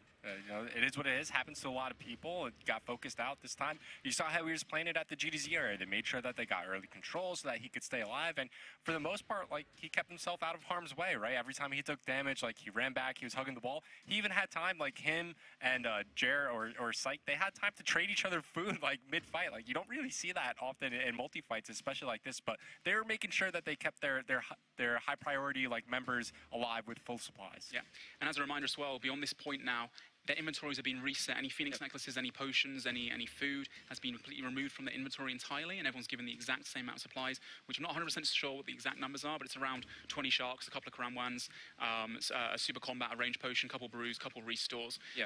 So same inventories. It all comes down to basically whatever gear they have, they've accumulated throughout the week, whatever stats they managed to level up beyond level 94, of course, because now everyone is at least level 94 stats. And of course their skill. And their skill, yeah, more importantly, how good they are with clicking and switching their styles and outplaying their opponent and reading them. It's all mind games in old school RuneScape, and really it comes down to experience in a lot of situations. And we do have a lot of experienced players that seem to have been able to make it through here. Obviously, the guys on stage themselves pretty experienced, but a lot of players that we just obviously don't get the opportunity to see the fights when we have 256 players battling against one another. So we're obviously going to be seeing more closer knitted fights now, being able to follow them a little bit easier. And as the waves progress through, that's only going to get easier for us to obviously show you everything that's going on. And I believe once we get down to the stage of the semi-finals, we'll be playing them one at a time. So we have the opportunity to follow each player through each fight, and we won't be able to miss anything like currently we do. It's just not feasible, obviously, for us to watch 128 fights individually at the start. Just like that, though, there was 256 people in. Now there's 128. It goes down very rapidly in a matter of a few more minutes. Obviously, we're going to jump into the next round as well, where there will be only 32 left after that. Sorry, 64. I can't do maths. Left after that one, then 32, 16, 8, and so on and so forth. Looking on stage right now, these guys getting ready to start their battles, and I think we're going to jump in any second now. Justice looking really calm, and like I said before with Psych, he's not flinched once, man. Maybe he's got into the classical music. Maybe Mank's giving him a little tip there. He's putting him on. And just adding on to Aiza's point real quick, it's really tough to know who is exactly who with all the name changes that happen, right? Obviously in the multi-stage, just to prevent yourself from getting sniped out from a rival clan or a rival team, you want to change it up, and you want to have something that's similar to the rest of your clanmates, just to make it difficult for you to call, you to get focused out. So the team at Jackets does a great job, letting us know who's who. So we can thankfully I do have some intel, and I'll reveal that as and when we get to their fights. We did miss a few because obviously things happen, and there's a lot of fights going on at one time. Yeah, we've got, as I say, some very strong players. I know that Manged, Justice, and Psych are all definitely through. I've got their names, so when they do appear, I shall let you know. Oh, fantastic. Look forward to that as well. What's your guys' opinions then? You still think you're going for Psych? Yeah, I'm still going for Psych. Yeah, I mean, given what's happened, a lot of the players that would have been in Anacol will have some pretty strong gear, and if they have Tribrid, they're going to be going up against ranged tank, and they're aware of that now, so they can definitely prepare for that. It's going to be very interesting to see what happens. Obviously, these first round, there was a lot of range tank fights there, and we could clearly see that those that had Tribrid were literally dominating. I don't think we saw any fight where there was a range tank versus a Tribrid that ended up losing. Poor guy, dude. Sorry to interrupt, but look at Ranger Boots, man. He's going against this absolute machine. This guy in all his gear, he's got the Mage's Book, everything. He's got the Armadillo chest plate and the ACB as well. I will tell you, Ranger Boots have Venge? Guess who this machine is? I don't know the machine. I know that Ranger Boots is part of Blazers. So Koff Tommy is Justice. That's Justice on stage. Okay. Yeah. So these two guys have been alliance the entire week, and finally they're setting that aside, and they are fighting with a chance to win, obviously, the $32,000 grand prize. I believe if either team is going to hit, oh my god, the 46 VLS showing the true potential via Black D-Hide, and just in general, like making it this far. 49 as well, catching off prayer once again. Honestly, if I'm Ranger Boots, I log into this fight, I am logging out. Yeah. Look how many rings of recall in the event. What are they for? The reason why he's got rings of recall, obviously, you get even the exact same amount of food every single inventory. Of course, so he's left that on the floor. Yeah, because he always This is just this POV we're seeing right now. We really get to see how fast he can be a switch. He might have just accidentally dragged that plate body, but other than that, he seems to be doing a pretty good job. Oh, that's my god! KO! Wow! No that was like the way, fastest fight I think we've ever seen. Just this really This showed guy his worth. didn't even eat.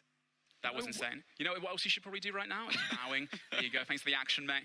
You should probably pick up those Ring of Recalls to utilize later on in the fight. Now we have level 121 versus 125. Of course, both of these players Let's go, Bob. That's Manked Up Let's Mage. go. Is that Manked Up Mage? It is indeed, yeah. Fantastic. Well, he's actually, unfortunately, losing by quite a landslide. This guy against him, in level 121 combat, has got an absolutely insane advantage right now. He's using the full Arum switch as well, which is really surprising. If he actually wins this fight with an Ancient Staff 2 and a Rune Crossbow, he's going to be an absolute unit because he can get the Dragon Crossbow from Manx, he's going to get the Staff as well, and a VLS. This guy can go all the way. The man to stay completely calm, and look at his focus right now on the screen. Unfortunate for Mangt as well. He froze his opponent, but he's just been instantly froze back. He was probably had that opportunity to use it to step under, and it's just not able to utilize that now.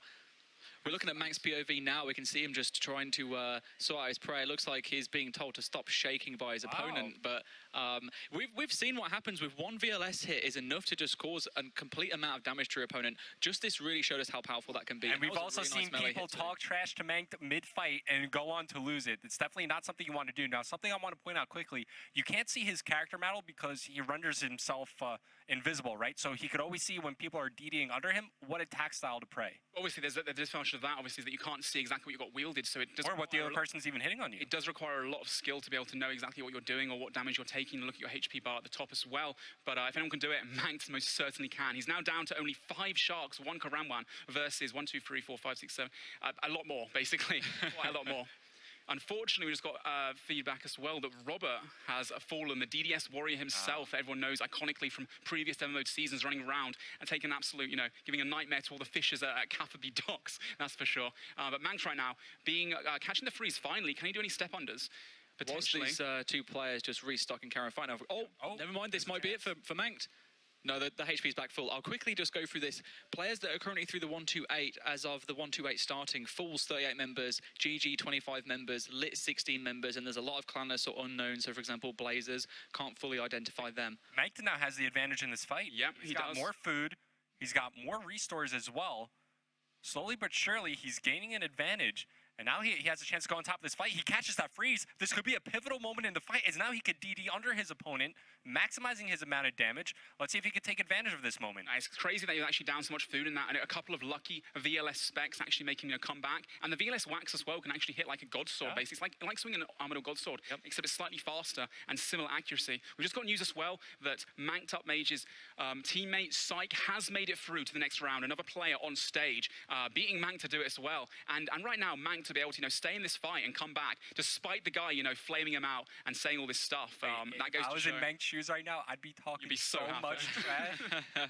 Well, we all know Mankt is a very calm player. I'm sure that kind of talk is not going to impact him. I'd be very surprised if we saw anything back. His main focus is not trying to belittle his opponent. It's to actually win, and then that is the sweetest victory. Why bother trash talking when actions speak louder than words? And Mankt is going to show those actions right now. And he gets himself an upgrade as well if he does defeat this opponent, giving himself the DFS DFS, the Dragonfire Shield, which gives you the best defense bonuses probably, and as well as a few offensive bonuses for melee as well in this gear setup. So that's a pretty big that's really nice benefit to having from the Crystal Shield. And just like that, Yar is out of food as well. Mank now still has 3 Sharks and 1 Karamban left.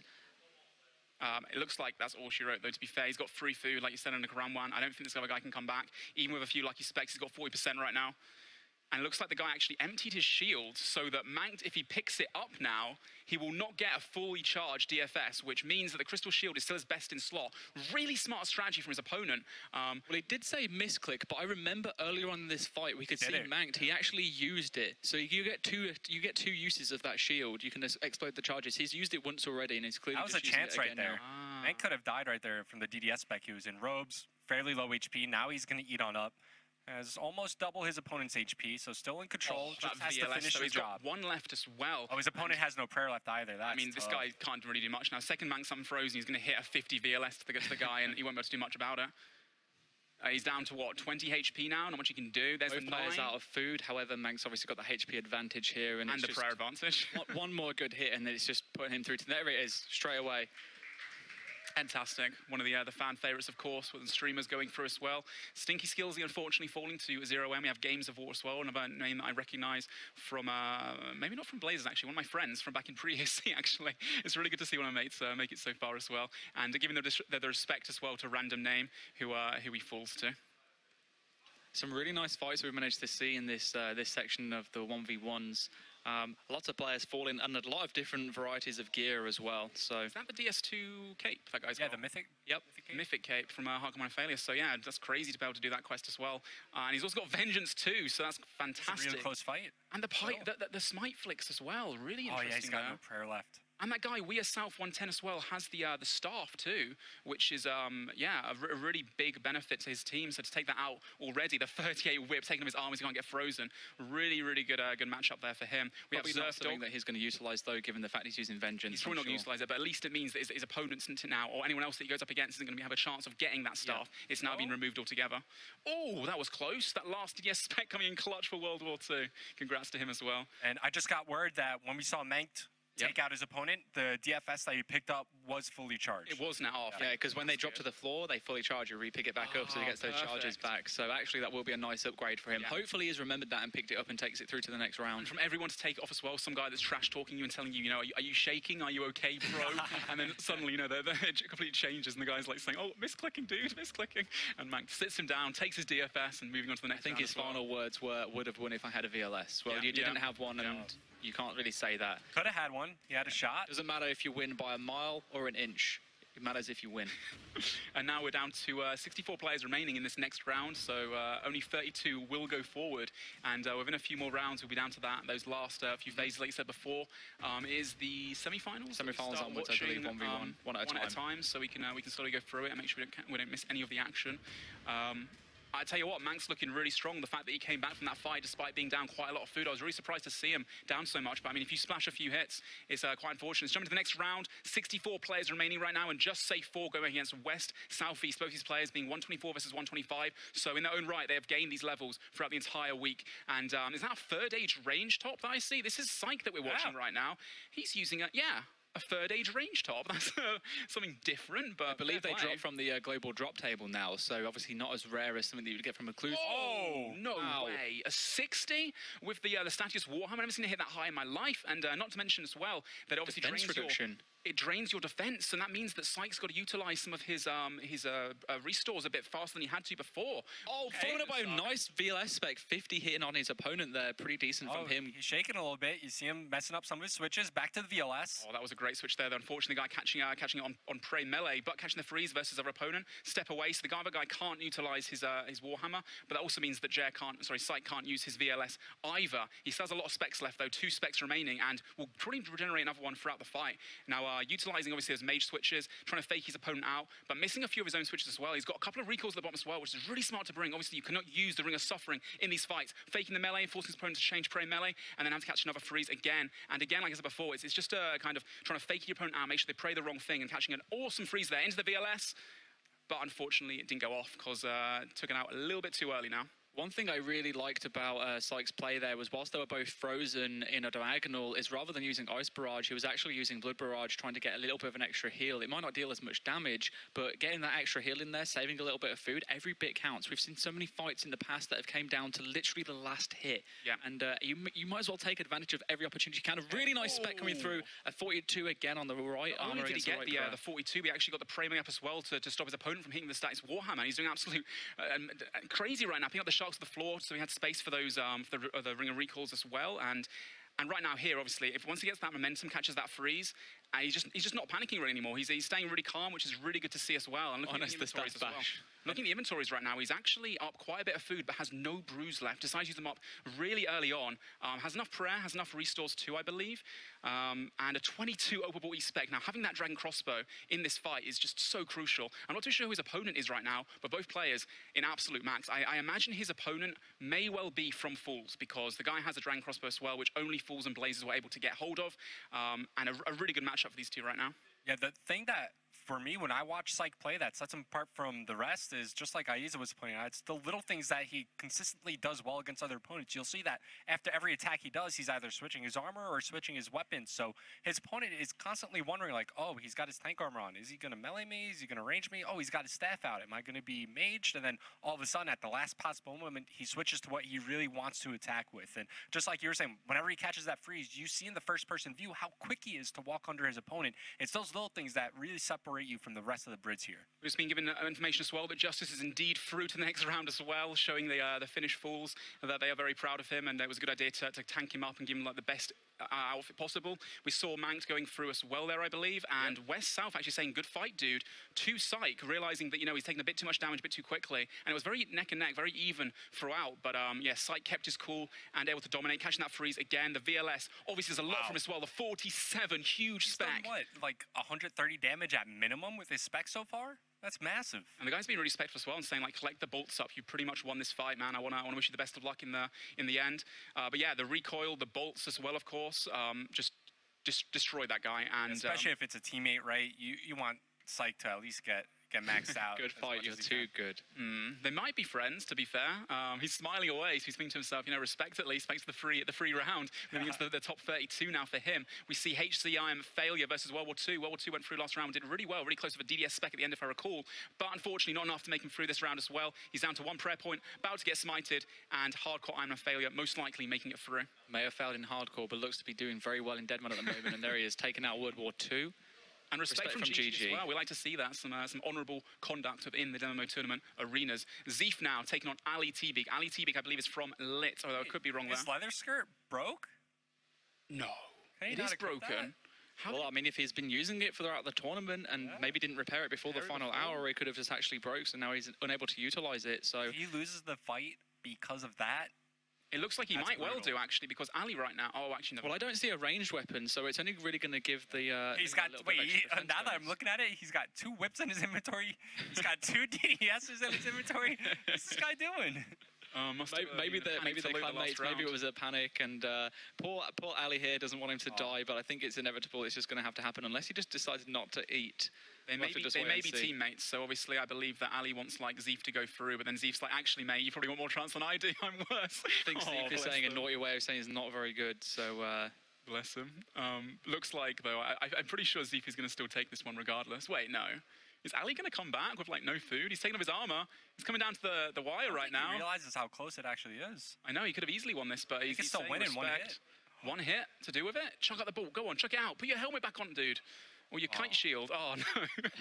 Zeef going through. Lolly says, that's all you can really say about that one. He's got an Odium Ward as well there. Some really nice range offensive and some good defense armor too. Tubby with the spec, hitting a 0 javelin, unfortunately. Both down to 0 supplies versus Valerian right now. Tubby lucky enough to get to 119 combat from the bug. Valerian earned the 121 on his own. And it's neck and neck right now. Tubby utilizing the DD mechanic. He has no special attack left. So he's got to get lucky, get the guy off prayer. Valerian catching a ball on ropes potentially, but gets the redemption prayer back up again as well. Easy for Tubby, he says. It's not over yet, mate. 41. We still have one prayer dose as well, so no. Unless there's one big hit coming in from Tubby, there's no chance to bring this back, and it looks like that might have been the mistake that he just made. Oh, that was a redemption heal, but he has no prayer left, no way to restore that now. Valerian he's got his chance, he's just got to get one more hit. 8 damage is all it's going to take. However, hit him, Tubby. Valerian, if he gets hit at 30, I don't think you could look for a freeze in this He's got scenario. full arms as well. How have they not hit anything yet? Come on. The guy's defense mode's Tubby, do rocking something. that K-top and So many misclicks coming through, and Tubby has just fallen. I think there were so many times of trying to panic that barrage, and it just, as he said there, whatever. Yeah, whatever, I lose. Easy for Tubby, easy for Valerian in the end as he moves on to the round of 32. Yeah, and we still have on stage right now Manked, Psych, and Justice all making it through to the next round. Have we got to stay something on solo mission, or did he go out earlier? I believe he went solo out mission from and skill Falador. specs unfortunately weren't able to get back into the Apologies game. again. But yeah, that's the three titans of the arena right now making it through, and their teams must be very, very happy with them about that one. I think the last time Snipe did get into a tournament finale and not get sniped in multi, like I said before, he ended up winning it, unfortunately, to get disqualified for breaking rules. But both him, Mank, Justice, they've all got a fantastic chance of making it through the whole way. It could be anyone's game, really. It Yeah, we depends saw that on one what it comes fight from down to. Justice. The only thing he ate was like one brew sip. Yeah, and he spec'd the guy out, didn't he, with the VLS, which was Yeah, the most of awesome it was to see. probably just to free up invent space at that point. He was completely dominating that fight, and he did, like as I said before, I think he's coming back with an absolute vengeance to win. Considering what happened to him last tournament, being speared out and instantly dying, not even getting that chance. He's won before, Sykes won before, Manx won before. Three absolute machines when it comes to PvP, and especially Deadman experience. No, absolutely right now. And yeah, it's really come down to it now. Money is on the line, of course, $32,000 in grand prizes. But you need to be top 4 to actually claim one of those winnings. 20,000 for first, 10,000 for second, and then third and fourth get 1,000 each, with the top 16 getting a year's membership. Anyway, enough of that. Let's jump in to another fight. We have Koff versus Tribe by the looks of things. He's got the 30 drain van braces. And this guy, Koff, has got some insane gear bonuses right now. Who was this again? Isn't this Justice? Is this Justice? Yeah, that's full Justice. Yes, this is Justice, and he's got the AC top as well. Middle chest plate, which is helping out a lot. And the Mage's Book and the DFS, the VLS. Like, this guy is kitted out with absolute crazy gear. Probably the best geared player in this tournament finale right now. Yeah, like I said when he was going up against Ranger Boots, if I'm in this scenario and I'm fighting against a guy, ACB, Armadillo top, Mage's Book, VLS, I'm just logging out. There's no shot. And I mean, at the end of the day, though, you may as well fight up until the end and just give it your best shot, because anything can happen. Right, okay, fair enough, the DDS might not be as strong as the VLS, but looking at Fool's POV now, we can really just see how much he's done in this fight. What a hit, a 39. This poor guy needs a gilded that was off prayer as shield. well. Could have gotten there as well, and try and go for that freeze again, and just, like I said before, create that momentum. And once you start, just destroying your opponent, get a few lucky hits, they're panicking, they're missing switches.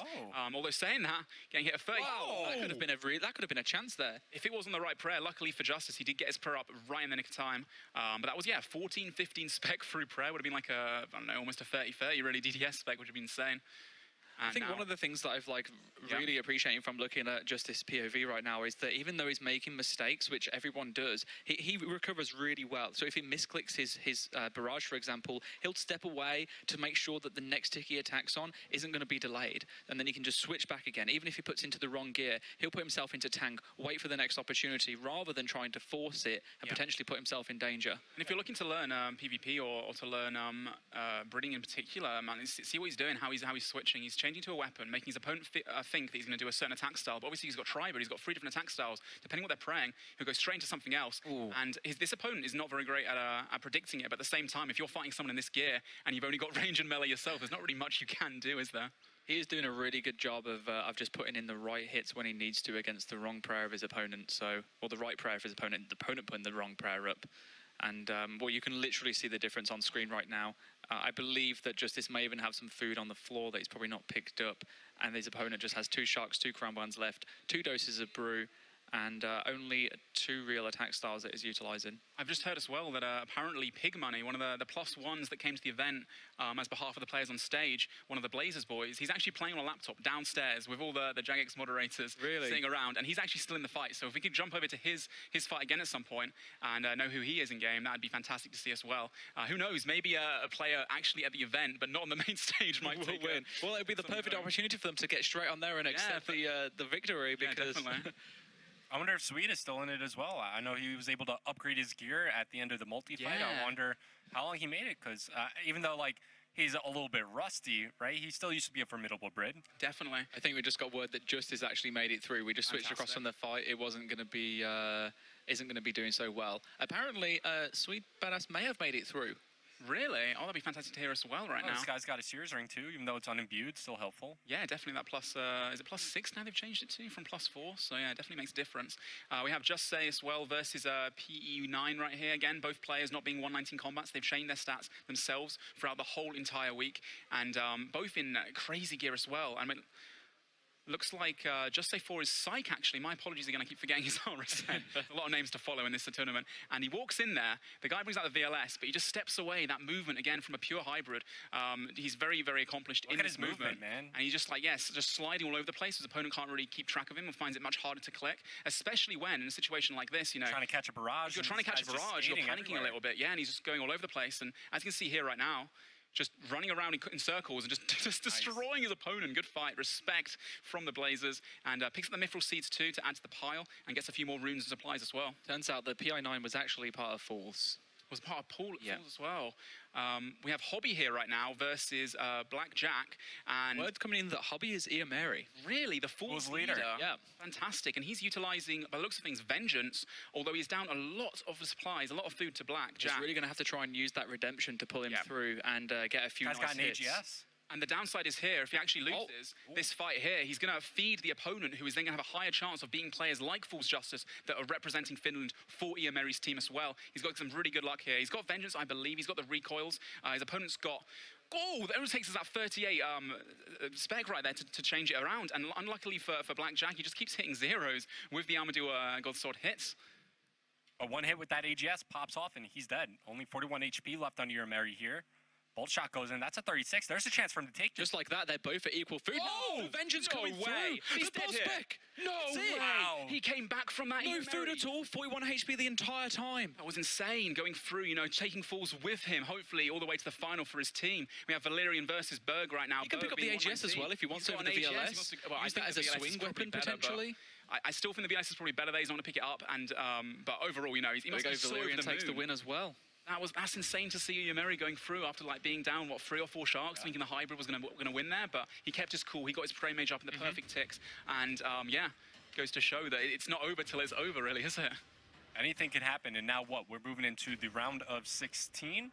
I believe this is the semi-finals or the quarterfinals. Round of 16. Round of 16. Yeah. Okay, so we won't be going through all of these fights one at a time.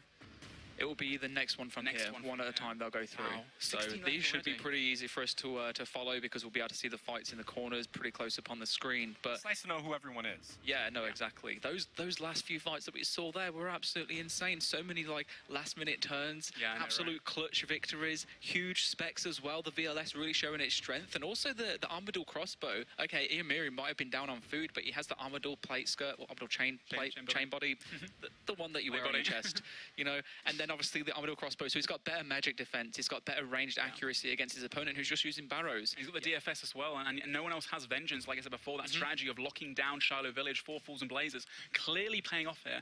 No one else, only the ranged attacks they're up against, have that really useful spell to use, which really diminishes your opponent's food supplies whenever they go for those big specs with the VLS, for example. So be interesting to see like just how far he can go with this setup. As in the past, we've seen tanks going all the way or very close to the finals. Maybe he'll go up against his Fool's Justice guy and have to decide like who goes through next, the guy with the tank and the Vengeance, or the guy on stage who has won and taken home money for Finland in the past. Look at that little cheeky smile as well on Justice. He is so happy to be where he is right now. He's got to know how well he's doing too. I mean, the fights that we've seen him in haven't really even been close.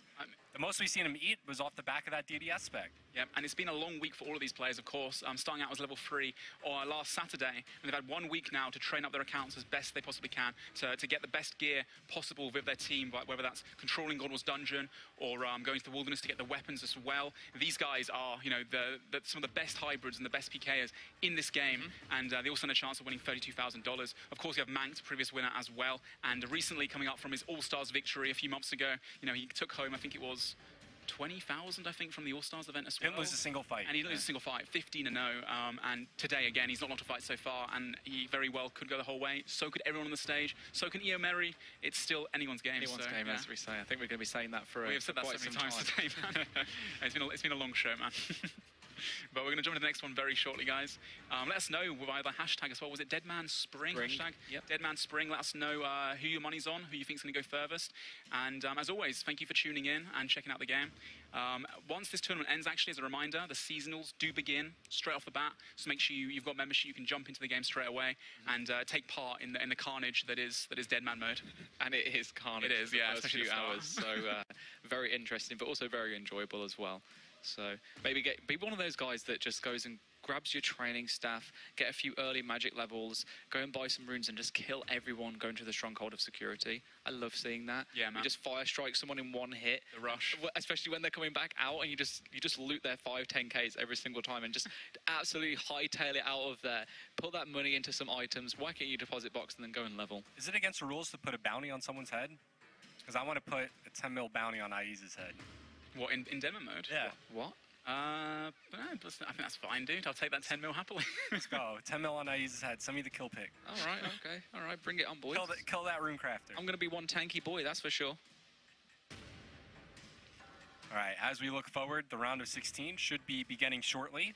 Of course, we have 3 favorites on the stage. Manked Up Mage, Psych, and Fool's Justice still in play. I think they're some of the favorites. Of course, we don't know everybody who's still remaining. We know that Mary is still one of the final 16, but you never know who's out there. I wonder if there are any non-Fools / Blazers still competing. It'd be interesting to see, yeah, definitely. We did see quite a few of the yellow capes making it through from the final phase. They could be out there. It's not just a Fools Blazers tournament right now in the 1v1 stage. 256 players did go through, which is an awful lot.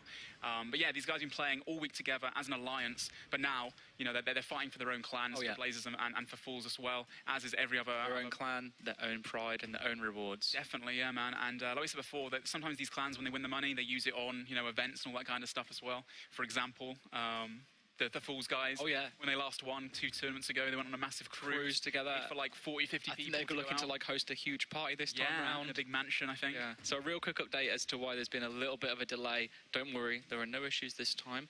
We're allowing the players to log out and then log back in just in case they get 6-hour logged. Some of these players have been on training all day, and if they get nerd logged in the middle of a 1v1, that's not going to be the best thing to happen. So you get a little chance now to just take a quick breather, log back in, reset that streak, and then keep on playing through for the rest of the evening. So once that's done, we'll be jumping straight into it, and in a second now. The carnage will ensue. Who's been the most impressive that you guys have seen so far throughout the 1v1s? Based on switches, I would say Psych and Justice, and I love Manked. He's a really genuine guy, amazing hybrid. Obviously, he destroys everyone. He's still in it. I suppose we can go far, but based on just switches alone and yeah, the combos people have been using, I'm watching Psych and Jer right now. Sorry, Psych and Justice right now. Same person. You're watching him twice. Very closely, because just the way, like I said before, Psych moves around the map, the way he fakes out his opponents, and same with Justice. They've had a lot of experience, a lot of practice in this, and it's a very, very quick and fast-paced fight. And once they create that momentum, they really utilize it well. But at the same time, man, Manked, he was down a bunch of food to the other guy, had an amazing comeback. So just fueled the retribution. I'm really impressed just to watch everyone, to be honest. They're all fantastic PKs in their own right, dude. There have been some amazing fights. I'm really looking forward to what happens in the next few rounds. But I think I'm going to, if I had to put money on this right now, I'd put it on Justice. Justice? Yeah. You changed from Psych? Well, it was before it was gimme, skill specs, unfortunately not here. Psych is doing fantastic. However, Justice has the experience of being on stage. Before, I noticed that there were a few mistakes that Psych was making, albeit little. I think Justice did a really good way of recovering whenever he made a mistake. I think one thing that might end up giving him the advantage was Psych obviously utilising Blood Barrage during his fights. But I think Justice has done really well, so I'm going to vote for him for this. Okay. I'm gonna go with Psych, I think. I'm gonna say that he's definitely got the opportunity to go through. I see him smiling there. Yes, Psych, you can do it, buddy. Go all the way, mate. Make Blazers proud. He's one of the guys that, like, even like years ago, before I knew him, really, when I was a pure PK hybrid, I remember going around, and that was the one guy I didn't want to run into in the wilderness, man, because he just decimate me and destroy me. What do you think, Revan? Who's your money on? My money's still on Psych. Okay. Just the way I've watched him play, you know, his movement around the map, like, yeah. I think the little things, like I said before, he just does better than everybody else out there. He's always DDing under his opponent. He's always throwing multiple fakies at his opponent, not just one switch to fakie. Now he'll do multiple. Like, it's so tough to read what attack style he's actually going to go with against you. And I think that's something, those mind games that he plays is really going to help him, especially now that we're in the round of 16. So we have had one player who's disconnected. We're going to give them a few minutes to log back in. thankfully, we have the opportunity to do that right now. And it also gives me the perfect chance to give a quick update in terms of the breakdown of players and who they are representing. So we currently have 2 members from Blazers. We have 8 members from Fools. Wow. 1 member still in it from GG, gimme. So that'll be interesting to see. 3 lit members, and then there are 2 players which we have no idea where they're from. They could be a solo player, they could be part of a clan that we've not been able to trace or track. Who knows? So we'll find out if they become the winner, and we can go from there. If there's only 2 Blazers members left in this finale, that means both the Ys on stage are the last remaining forces of Blazers, because I believe Psych and Mankt both are. Yep. But yeah, 8 people from Fools into the top 16. That's wild, man. They must be really liking their chances right now. Maybe not potentially getting, well, they've got just a good chance to get in first place, but that's what they want. But even to get 2nd, 3rd, 4th, and to take some money home, it's looking really likely for them. And even with the odds against them, Lit Alliance doing fantastic to get 3 members through this far, especially when there would be disadvantage without the, you know, Lunas, no Vengeance, potentially no Dragon Crossbows, maybe even not any God Wars dungeon items. Again, it's going to be so interesting to see how this pans out now. And I mean, at this point as well, if you're into the top 16, you've had enough fights where you may be fought someone that's better geared than you, and if you've been able to beat them, that's a huge upgrade that isn't essential right now, because we've seen people like Justice, even the Mage's Book switch. Like, who brings a Mage's Book, man? But I mean, that Mage bonus and the switching from the tank sheet as well is clearly really beneficial, because catching that freeze is just essential, isn't it? Yeah, I think that unknown players, just hearing back from backstage, are potentially also included within that Blazers group. So it might be looking at like 4 or so Blazers members. I think there's 3 in the building alone that are still in, because we have the players that are in the LAN area as well. So yeah, it just shows that sometimes it's just difficult if they've got a brand new account, never had any affiliation. It's you know, trying to figure that out. But it also really goes to show how impactful their strategy was. I mean, you might sit back and laugh at them for spending like 80+ hours just watching the Shiloh Village door, but it was for a reason, right? They want to take that cash home at the end of the day, and they're willing to do whatever it takes, you know, whether it's staring at that door for multiple hours, you know, just to limit what the competition can get. And you could clearly see how impactful it is in these final fights. And I'm really impressed, actually, like I said before, about Lit getting through with only a couple members, because they were just dominating so much in multi, the Fools and Blazers Alliance, and with GG as well. So for those guys to still have, you know, a couple people in, like representing a really big alliance is awesome. And all it takes is that one solo player to, you know, who just to be an absolute machine when it comes to just being quick on the sticks and being able to like change his prayers really well and being well geared and well boosted up by his opponents. They'll have won some fights as well now against opponents that were probably better geared, so they're going to have upgrades. And I can imagine pretty much everyone right now in this tournament finale has like a VLS or a stat warmer. If you're not going into the final now, into a fight without a VLS, it's just like... Yeah, I don't want to see any DDS. That's so bad. No DDSs, please. Then again, how cool would it be to see someone DDS on the ropes, max hit? Ooh, yeah, I'll take that. Well, no one's got Piety, so I doubt it's going to happen. We'll see, I guess. We'll see. Well, those that do have Piety have got a VLS. Yeah, and they've got a VLS anyway. Yeah, good point. Ian Merry as well has made it into the Fools leader once before. He had the tank gear, the DFS, the Armadillo chest plate, and he also had the ACB2 and Vengeance. And I think he's got a really good opportunity as well to go, you know, really far. We've seen him in the top 4, top 8 before, and just not making it through. This might be his time to shine, you know. Maybe. I think he can go all the way as well. Well, we always see range tanks make it pretty far, you know, whether it's like the round of 8, round of 4, we've even seen some in the finals. I mean, think back to a couple of Deadmans ago where it was all about Verax. And just the tanks in general. No, absolutely. But we are going to be jumping in very shortly, guys. So please be patient, letting our players just jump in again and relog just in case they have the 6-hour log. But any moment now, the next round is going to start. So we're down. Countdown, and here we go. The first fight we're going to see is Kof Tommy against Mars 13 kilometers, both with VLS, both with Armadillo top, and it looks like one with a Dragonfire shield and a nice close-up of Justice's face. That really threw me off there. I was not expecting it. I'm pretty sure Kof is actually Justice, I believe. That is correct, As I can tell from the Mage's Book at the bottom, which he's opted not to utilize in this fight. Obviously, one extra switch, probably not worth it at this point when he's against an opponent who is very good as well. Look at his every single game tick. This guy against Justice is constantly switching in between his different weapons. So just opting for the extra defense then, in case? Opting for the extra defense as well as just to try and throw his opponent off, so he prays the wrong thing. And I mean, it's kind of working, but at the same time, looks like Justice is absolutely smashing this guy, not eating a single food apart from a bit of bruise, getting those specs in nice and early as well, but being caught in his tracks by that freeze from Mars. So important that he gets gets that freeze there as well. Mars opting for a very similar setup as well. He's got the DFS, the Armadillo chest plate as well. So this is pretty much the most matched fight we're going to have this early on until we get down to the last like 1 versus 1 and the last 4 remaining. Take a look at how many recoils Mars has in his inventory, possibly 1 equipped as well. I wonder if that's going to make an impact towards the end of the fight. Yeah, I reckon from these fights, it's around probably you'd use about 2 recoils per fight. So if you've got a recoil less than your opponent does, that's 40 extra damage that you're going to hit, which is 2 sharks, which does add up. But, I mean, he's got enough of an advantage right now. Justice, unfortunately, not getting the prayer on time there, but luckily for him, only getting hit at 28 by Mars. But it's not over for Mars yet. He's going to catch this freeze. Unfortunately, getting frozen back, though, or rather, quite fortunate for Fool's Justice, who's able to, you know, keep doing that damage whilst tanking at the same time. And looking pretty even. But that ACB, those big specs, and that 0 on the right prayer.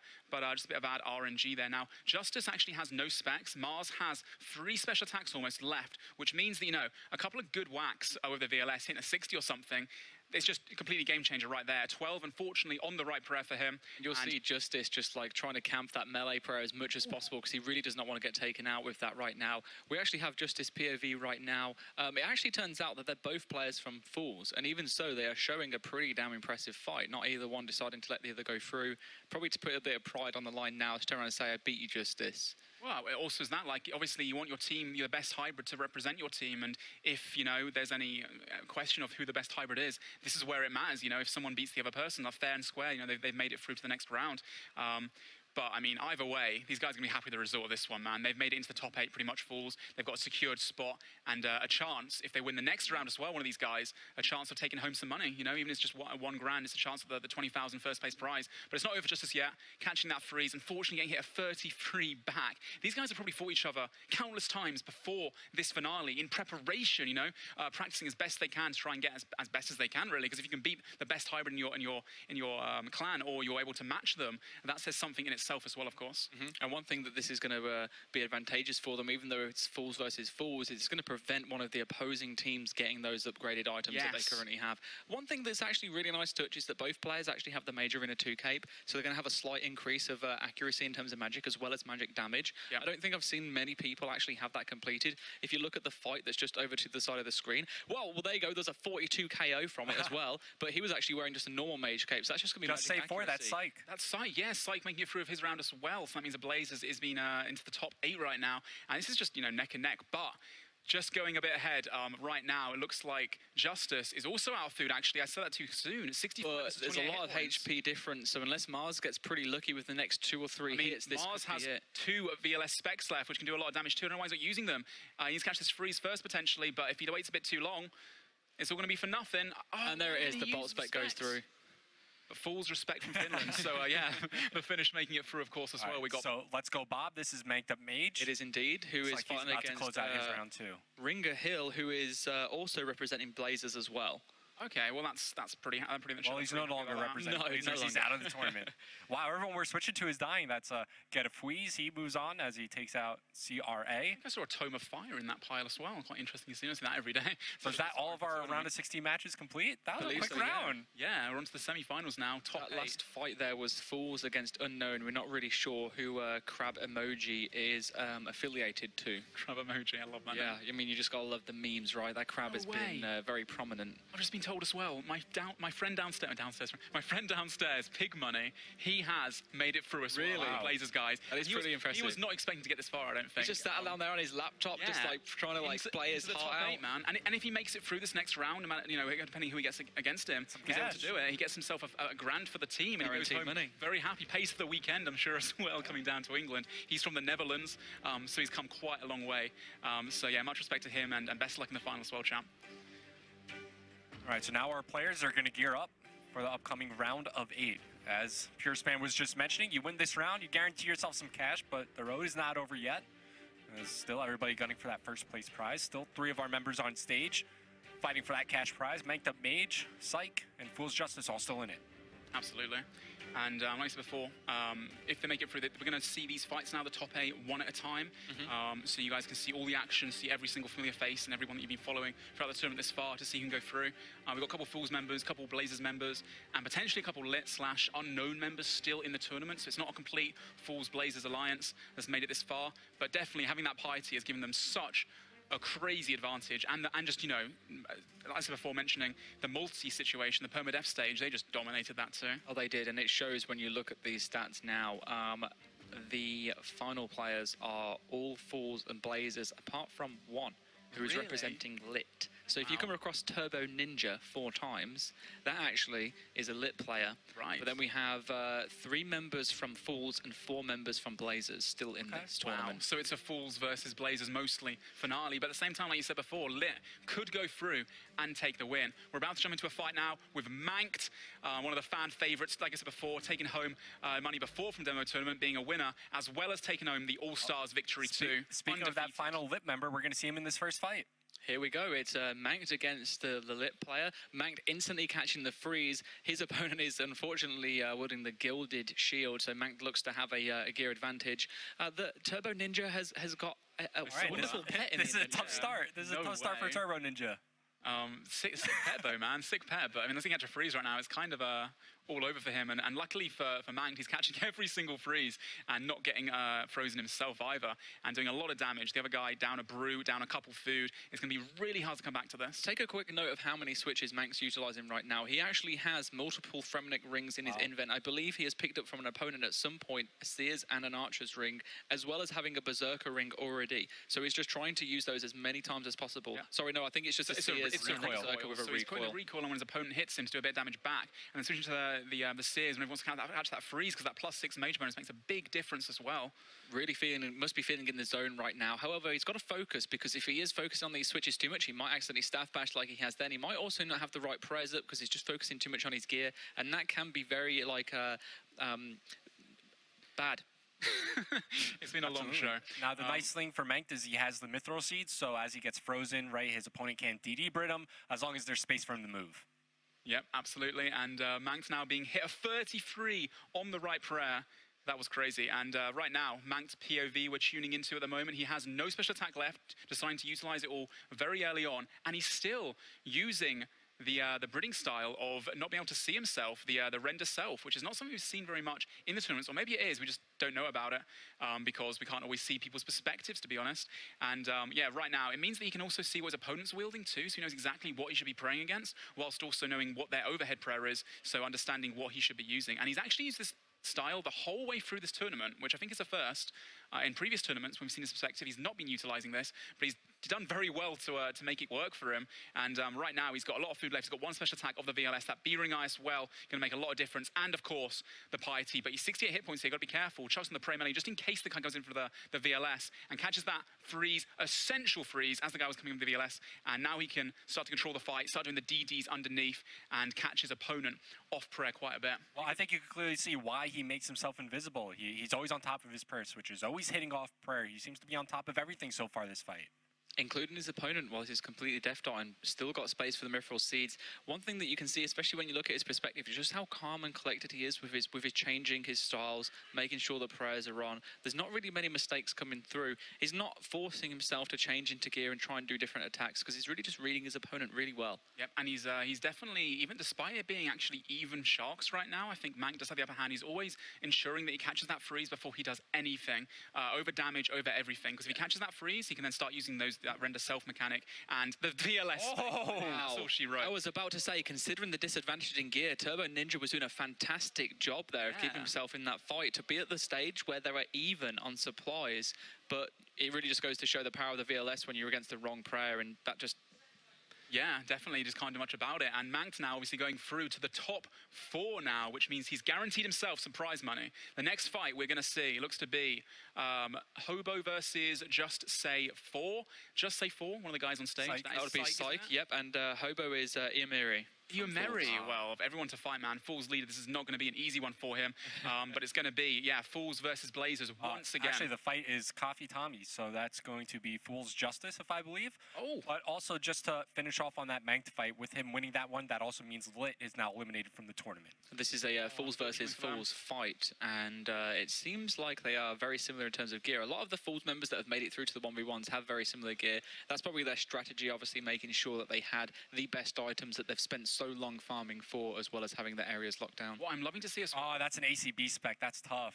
despite it being... Was that really... Oh, it was, you're right. I think that was a bit of a misclick. He's not happy. There's a little sad face there. I've always seen Justice looking very happy, but not today. You say that, but he's still doing really well, and his opponent does have quite a few supplies lower than him. Just got to hope now that Justice can stay cool and not get to him. As I say that, he's been hit a lot of damage. 30, 30, 33 from the VLS as well, through the prayer. Can he regain his consciousness? Can he get back into this fight and stay calm and catch this next freeze is essential for him? Looks like he can't, unfortunately. But now we're checking out his POV himself as well. And again, it's going to take a lot for him to come back. But I mean, it can happen. We've seen it happen from much worse comebacks. So, I mean, it's anyone's game still. Yep, absolutely. You see him now resorting to Blood Barrage, trying to heal up some HP as he hits with his magic. But obviously, he's not in control of the fight. So he's got to do something. And unfortunately, he's down on special tech. But here comes a VLS spec. Only going to hit an 18. And now his HP getting a little bit low. He's got to be worried about his opponent also using some special attack. Yeah, he definitely, but now he's been able to DD, obviously, from catching that freeze, so he's now able to control that fight. And like you said before, using those barrages, the blood barrage, is really clever right now, and it allows him to, obviously, with the staff that he's got as well, gain 50% more, I believe it's 50% at least, could be wrong there, 50% more HP when using the blood barrage spell, which, you know, does add up. Although it may be too little, too late. He should have one special attack in another 7 seconds by looks of things, which will result in a potential KO potential. Some KO potential if he gets lucky enough, and he's got to really play it smart here. Unfortunately for him, his opponent got the prey melee up just in time, and it's free food left. Not too sure what his opponent has left, but it's looking pretty neck and neck still, to be honest. Yeah, I wonder how much food exactly his opponent has left. We're going to see that right now. So it looks like 2 sharks left for it to get a freeze. So this is still a very close fight, even though there's 1 left for Justice. He had the HP advantage up until that moment where he got hit, but this is still possible for him. He's still lucky to get, you know, like, if he not lucky, but skillful as well to get that prey melee up at the perfect timing, catching that freeze too, so he's able to eat up, relax for a second, and now it's 77 hit points versus 83. Justice in control of the fight, utilizing the DDs, trying to fake his opponent out, but this other Fool's Warrior knows exactly what to expect, probably having fought Justice several times in the past. A 25 whack on the right prayer as well. Can he catch this freeze? It's all about his freeze, and unfortunately, Justice does not catch it. Both players now down to no spec. It's coming neck and neck. Justice down to what, 10 hit points now, 7 HP, can still come back if he gets lucky with a couple freezes. I mean, these guys can hit what, 40s, 50s the VLS and 40s or 50s the bolts as well. He's decided to put on the redemption prayer, but it's not enough. Wow, Justice going out, unfortunately, but at the same time, get a Fweeze clearly representing Fools as well, so they can't be unhappy with that one as they are sharing the pot of whoever wins. And Justice put up a great fight there, coming all the way from Finland to represent his team Fools on the main stage, which obviously, you know, the pressure as well gets to you a little bit too. And now we move over to Psych versus Ioromari. Ioromari just had to watch one of his members die, so maybe looking to get a little bit of vengeance, pushing another Fools member into the top 4. So we're going to see a ranged and melee against a full tribrid here, and just seeing which one pays off most. Obviously, having vengeance is going to be very important here, because even if, say, for example, he gets hit when he's got the wrong prayer and wrong gear, if that's a large damage deal and dealt to him, as long as it doesn't kill him, he's also going to retaliate a lot back to his opponent as well. That could be the difference in the next 2 or 3 sharks that we see getting consumed in this fight. Both players, well, one player, sorry, just say 4, seems to be splashing a lot. Psych not having the best chance. There finally gets his freeze. But Emiri does have those mithril seeds with him. You could see Emiri planting the seeds underneath, but it looks like, Emiri just hasn't had chance to actually use those to move out of it, because he's just unfortunately dealing so much damage against him, and he's got to constantly keep on eating. Yeah, Psych does have plenty of recalls right now, and the downside to him right now, the hardest part about this fight, is that his gear advantage, like, that Emery has, is ridiculous. Like, the DFS, he's got the Armadillo chain body as well. Fortunately for Psych, he does have a VLS too, but, like, those 36 whacks, not even with a special attack, like, it's like a god sword, literally. Look how fast the changes are, the clicks and movement is from Psych here. He's just doing absolute work, trying to make sure that he's constantly changing style, trying to fake his opponent as much as possible, especially when he's against a formidable opponent who is also a tank. He's got to really take every advantage that he can get. And as I mentioned before as well, actually, you know, stalling those hits, making sure he's got his tank on at all times, especially against this guy, Foolsy Emery, who has, you know, such insane gear at the moment. The ACB, the VLS, the Fire Cape too, to increase his max hits, increase his mage defense bonus. It's so difficult right now for Psych to catch this freeze, but he's not getting, to get that game down. He's still in it, and he's still, switching like an absolute madman right now. So maybe he's still got some special attack as well. He's still got some KO potential, but if he can't catch this freeze, he's kind of screwed, man. Like, there's not really much he can do. Every second that he's waiting here right now to try and catch that freeze is seconds that pass that allow Iomerri to get his vengeance back up in time, and a 37 now as well on the right prayer. Looking at the inventory supplies now, there's not really much he can really do unless he gets a KO. And if anyone's going to get KO this tournament, I promise you, Psych is the man to do it. Yeah, it's just tough for Psych. He's been unable to catch a freeze for the majority of the fight, and that's allowed Iomerri to just do constant damage. Just like you're saying, even when Iomerri gets hit, because of vengeance, just like that, he's able to recoil, a significant amount of damage. So Psych is always eating. He's always on the back foot just because he can't dictate the pace of the fight. I think he's hit like one freeze this entire time. Well, Iomerri realizing, obviously, opponent opting for the Tribrid, he knows how important it is for his opponent to catch that freeze. The majority of this fight has been him holding that Armadillo chest plate, the Carol's skirt as well. Really high magic defense, and then all he's got to do past that is just focus on switching between melee and ranged. Now looking at this, Sykes unfortunately almost out of food. One brew sip left against a full inventory for Iomerri. It really looks like it's an uphill battle, almost impossible one for him to win. He just can't catch that freeze, man. I don't think he does. But he does. Oh, fair play, the VLS, man. But he's now got 40% spec left, no food. I mean, all it takes is one good VLS at the right hit points, but it looks like it's a bit too little, too late with only one brew dose left to go. No super combats either, so we can't really get those massive max hits with the VLS. And looks like Fools Iomerri, the leader of Fools himself, is going to be taking out Psych, which I would have not expected before this happened. Just some really bad RNG from Psych, really, not able to catch that freeze despite having the staff. And just, that tank gear, the Armadillo chest plate. And there it is, the taste of vengeance. It's giving the good fight regardless, good fight Fools. And yeah, that means that Psych, unfortunately, is out. Just shy of the top 4 as well. So close. Yep, another member on our stage eliminated, which pushes Fools to have a second member in the top 4, so potentially a guaranteed spot in the grand finals for them. Oh, yeah, that's a good point, actually. If they get each other, if they just get lucky enough to get each other, that means that, yeah, they'll be able to secure $10,000 from second place at least, if not $20,000 for first. But, I mean, Psych, showing his team that it was worthwhile gearing him up in that gear. There's not much you can do in that situation. And in all respect to Iomerri as well, he's a great PKer too, and he deserves the win. Right now we have Donald Self versus Rorgy Savage. Both members from Blazers, Donald Self being the your friend actually from downstairs on the laptop. No way. Wait, these guys are both Blazers? They are both Blazers. That means they made it into the top 4, right? No. One of them will be going for the top 4. This is for the top 4. So they basically, Blazers have basically made into the top 4 now. And interestingly, actually, the last guys left of Blazers, apart from Manked, of course, are the guys with the vengeance and with the dragon crossbows, the big tanks that we've said before. Despite the removal of Verax, if you have vengeance, which not many teams do, because no one could really do Shiloh, but this is currently Pig Money versus Aloe, both players from Blazers, yep.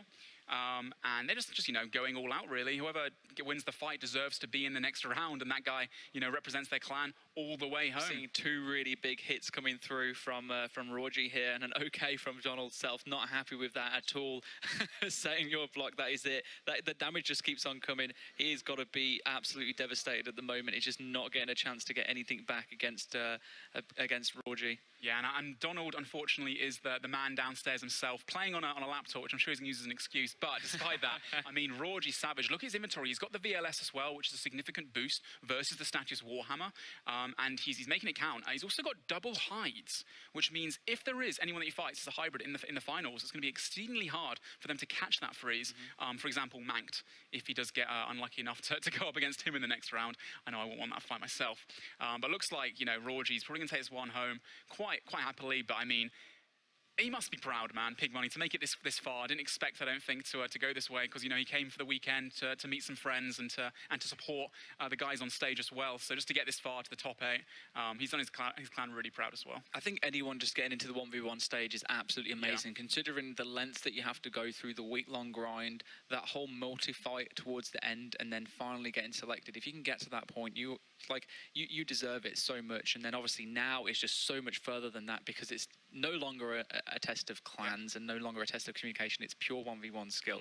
A little bit of gear, a little bit of RNG, but the majority it comes down to you, how calm you can be, are you cool, are you collected, and how good can you click. I'm trying to think these guys get any bonuses from actually killing their opponent right now, but they've got Dragon Crossbows, they've got like max tank gear pretty much, and if Roddy does win, he's already got the VLS, he doesn't need the Statius Warhammer, but at the very least, it's not a Statius Warhammer to the opponents, although pretty much everyone right now has a VLS in the final, and if you don't, you're at a severe disadvantage, because it just destroys people, man.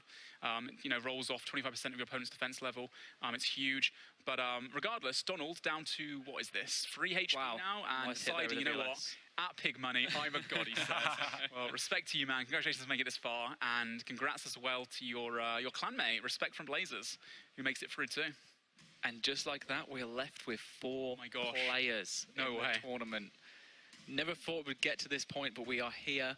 Fantastic moments. The next few fights are going to be incredible. Very interesting to see, can anyone take down Eomiri, the tank that he is shown to be. Did you guys surprised about that, actually, you know? Eomiri beating Psych on stage, as we all said before, saying how far we thought he was going to go.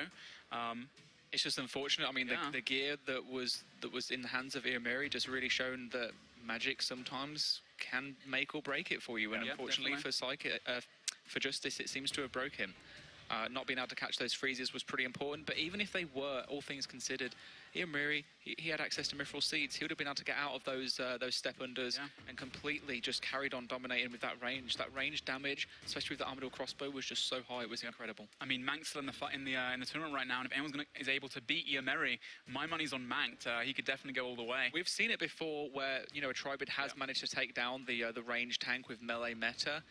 Will we see it again? We're probably going to find out very soon. Very soon, yeah, definitely. And these places now are for big cash prizes. So first place, of course, we have $20,000 on the line. Second place, $10,000. Third and fourth, each getting $1,000. So at this point, you know, they've all got money secured.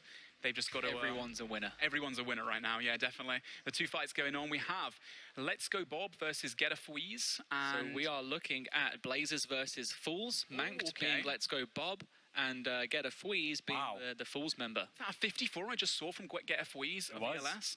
Well, this means pretty much that, actually, if these guys win, either team, Blazers or Fools... Wow, another 43 as well. Man, come on, you're going to need to eat some up. You're going to have to get your melee defenses up faster than that. That is not a good start for him, is it? I was about to say that whoever wins from both these fights, if both Fools or both Blazers win, they can get actually 30,000 plus and take all of the prize money home. But either way, you know, this is like the battle of two titans right here. Some of the best hybrids in the tournament that made it this far. And Get a Fweeze is just doing exceptionally well against Mank. Talking about gear right now, it's pretty even. The major benefit that Get a Fweeze has is, of course, that Armadillo chestplate. You know, grinding out Armadillo and Goldust Dungeon for Fools, you're locking that down as well. Not just Shiloh Village has proved very useful, whereas Blazers, I don't believe, did much Gondor's Dungeon, apart from that one Oblivion guy that was getting them Armadillo crossbows doing solo for the team, which was sick to see as well. But it's not over yet for Mank. He still has 35% special attack weapon as well. Of course, the VLS can hit 60 pluses, so he could come back after a couple of big hits. He's got the B-Ring Eye as well, which obviously will help too. But the 31 barrage now from Get a Fweeze, another barrage coming in, and got Bob, or Mank rather, luckily getting his prayers up just in time there. Yeah, Get a Fweeze has done about like 130 damage so far just off of VLS specs, and a lot of that came off the very start of the fight. So right off the get-go, Mank was just at a disadvantage, just forced to eat up, which makes him lose control of the pace of the fight, right? So he's been on the back foot since the beginning, now trying to battle back. Definitely not over yet, as you were inclining to. The VLS could definitely spec some pretty big numbers, and there's still 2 specs left to go at least here for Mank. Yeah, I think Mank had a few sharks on the floor as well, given how many items are in his inventory, because it's actually not that uneven right now. There's obviously a bit of Karambon advantage for Get a Fweeze, but we all know that it could just turn around. As long as Mank can catch a freeze in the next few moments, he keeps getting shredded apart, though, by that crossbow. He keeps forgetting to put on his tank gear after catching a barrage, when he's getting a little bit sloppy. Obviously, he's down quite a bit of food, and he realizes that. At 21 through his prey melee as well, this is not looking good for Mank at all. Although saying that, he does have 40% special attack, the VLS requiring 25%, so he has 2 chances right now to turn this fight around. And, you know, if he can catch some lucky freezes here, he definitely could do. Let's just take a moment here. Mank has decided to not yet use any of his combat potions. I think he's been waiting to use his brews, because obviously he only has 1 chance, they're 1 dose. So he might now find, there we go, there it is, the pots are coming out. This could be where it turns around for him. He's got the increased accuracy, the increased levels, going to be able to deal more damage and hopefully be a bit more consistent and bring this back. However, it could have been what causes him to lose this fight. Absolutely, and he's out of food. Here's going to go for the lucky spec. Whoa, 59! You were saying There it, the is. 60 is one off. Going for another one. Oh, unfortunately for him, he was just one step out of range. I believe his opponent was able to get his prayer up just in time of that. And I think now it's going to be very hard for him to come back. But I mean, it still could happen. A couple of big barrages going for the blood barrage too, utilizing that, but getting frozen straight away by his opponent. And now, you know, that DFS. And yeah, the cheeky Armadillo chest plate as well. Maybe a bit too much for Manx. Being spec'd back as well, down to 33 hit points, out of food entirely. Not too sure on the Fools members' food situation either. But a lucky 25 blood barrage there, back up to 96 hit points. He's still in it, but getting hit a 30 there. And just like that, you know, back down to almost out of food. He has no special attack. I imagine his opponent doesn't either. That's a huge freeze there. That, well, not huge, but still a 19, a 29. And just making that, you know, taking in the fight. And he's got a VLS still that can hit 60s too. Both out of food right now. But actually, Manx has come back from this fight, and he's able potentially to win. 1 HP left or 4 HP left for Get a Freeze. It's so close. Can Manx get caught in a freeze, or he's going to finish this one and close it out altogether? This is where Manx really... Where'd he go? Wait a second. What is Manx saying? I think he's just been given full food, and that means that he's gone through to the next round. I think what might have happened is one of those hits meant to have registered, and it didn't. We'll wait for official confirmation to come through. I mean, it was 60 HP you and a got 4. 6 hour logged. Mank got 6 hour logged. Wait, everybody was supposed to log out, Mank. Wow. Why did you log out? That was one of the most epic comebacks I think I've seen in the DMM tournament. They're going to investigate it now and get back to us.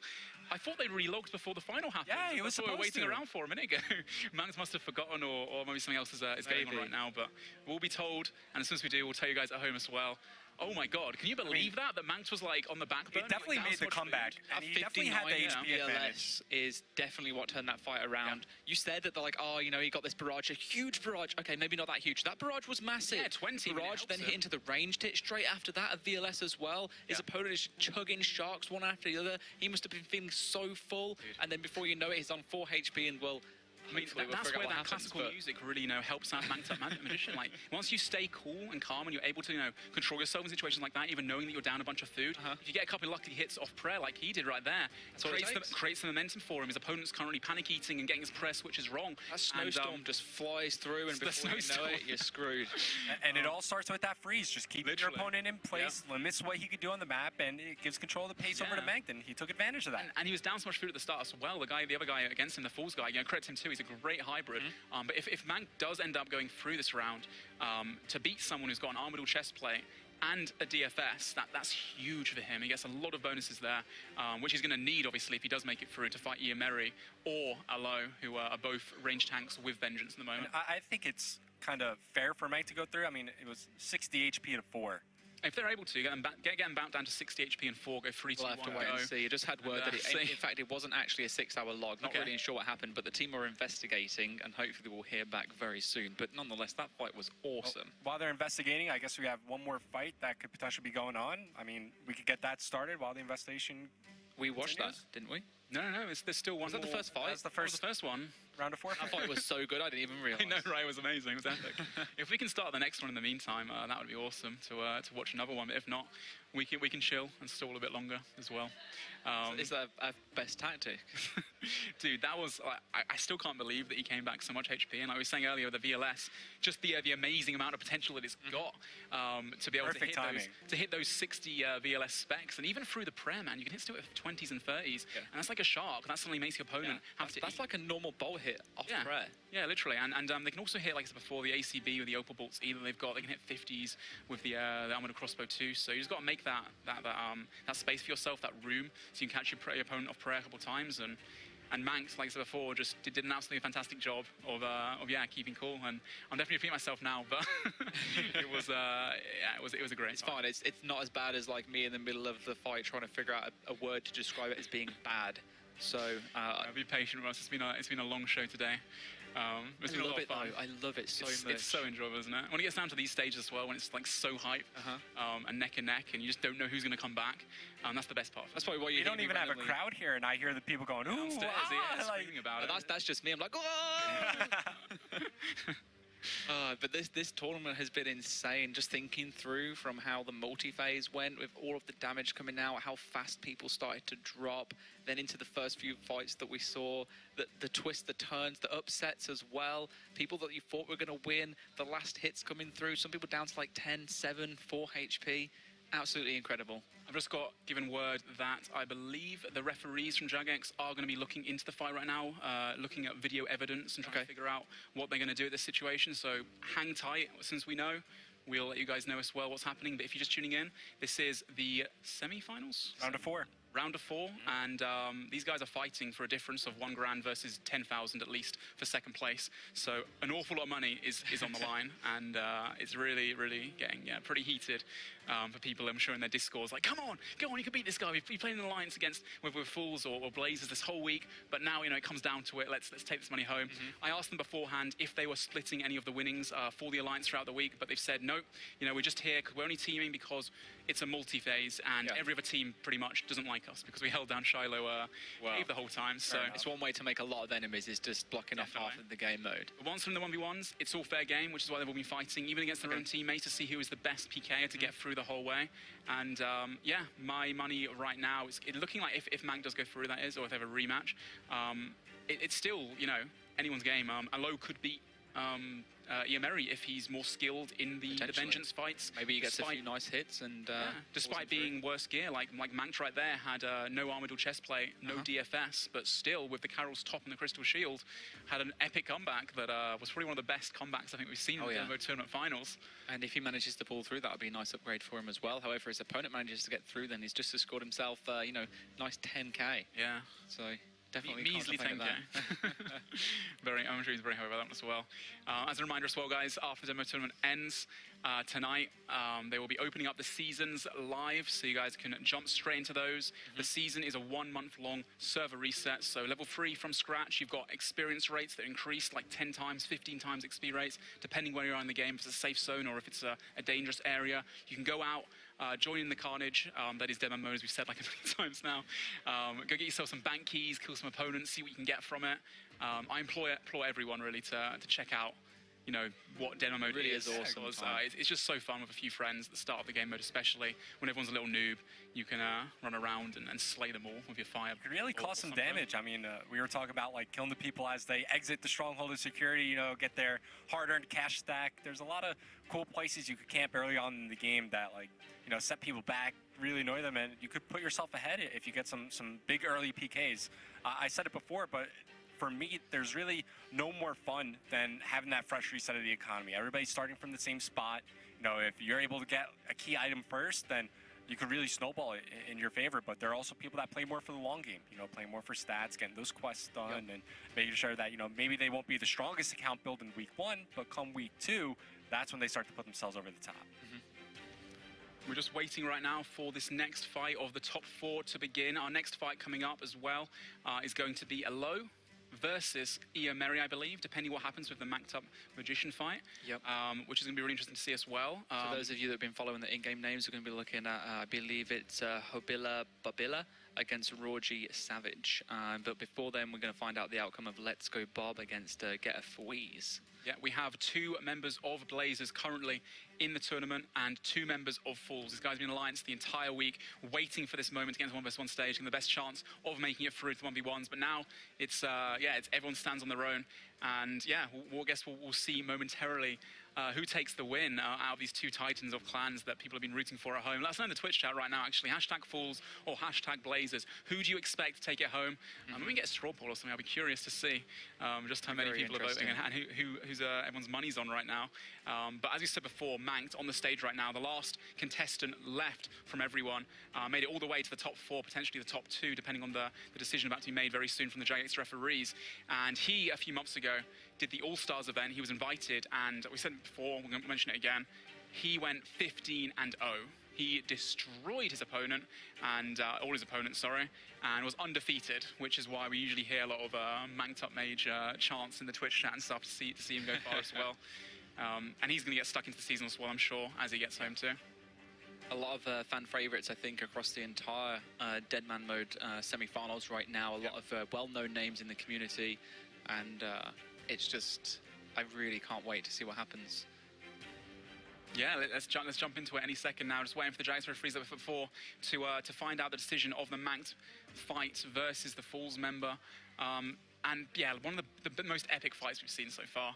It was That's the second big Awesome, comeback we've dude. seen from Mank. Do you remember Yeah. when the guy was trash talking him earlier? Oh, yeah, I told him to. Why are you Flip over, dude. shaking? Stop shaking. And he comes back, wins that fight. And this one, too, I mean, his opponent started out with over 100 VLS spec damage on him. He was down big early on and somehow found a way. Like we saw, it started with that one freeze, followed up into a bolt hit, followed up into a big VLS spec, and all of a sudden, he was on top in the fight, and he had the advantage.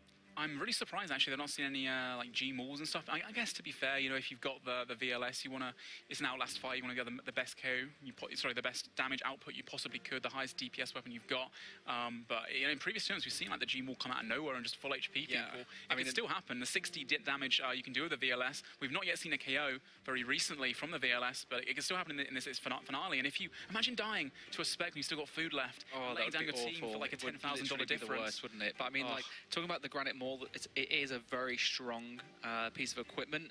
However, you've also got to keep in mind that whilst it's strong, it's also very unpredictable. Being a low attack weapon, it doesn't have the highest amount of accuracy. And when we've got players that have got like DFS, full tank gear where possible, crystal shields, you might get a nice hit, but I think your chances are better with the VLS. Yeah, I can't believe you've not seen any Daroks this turn. I mean, I'm always telling you, Ben, I'm like, oh, I can't wait to see someone Darok bombing, running around, taking out the low levels of like an 80 whack or a 90.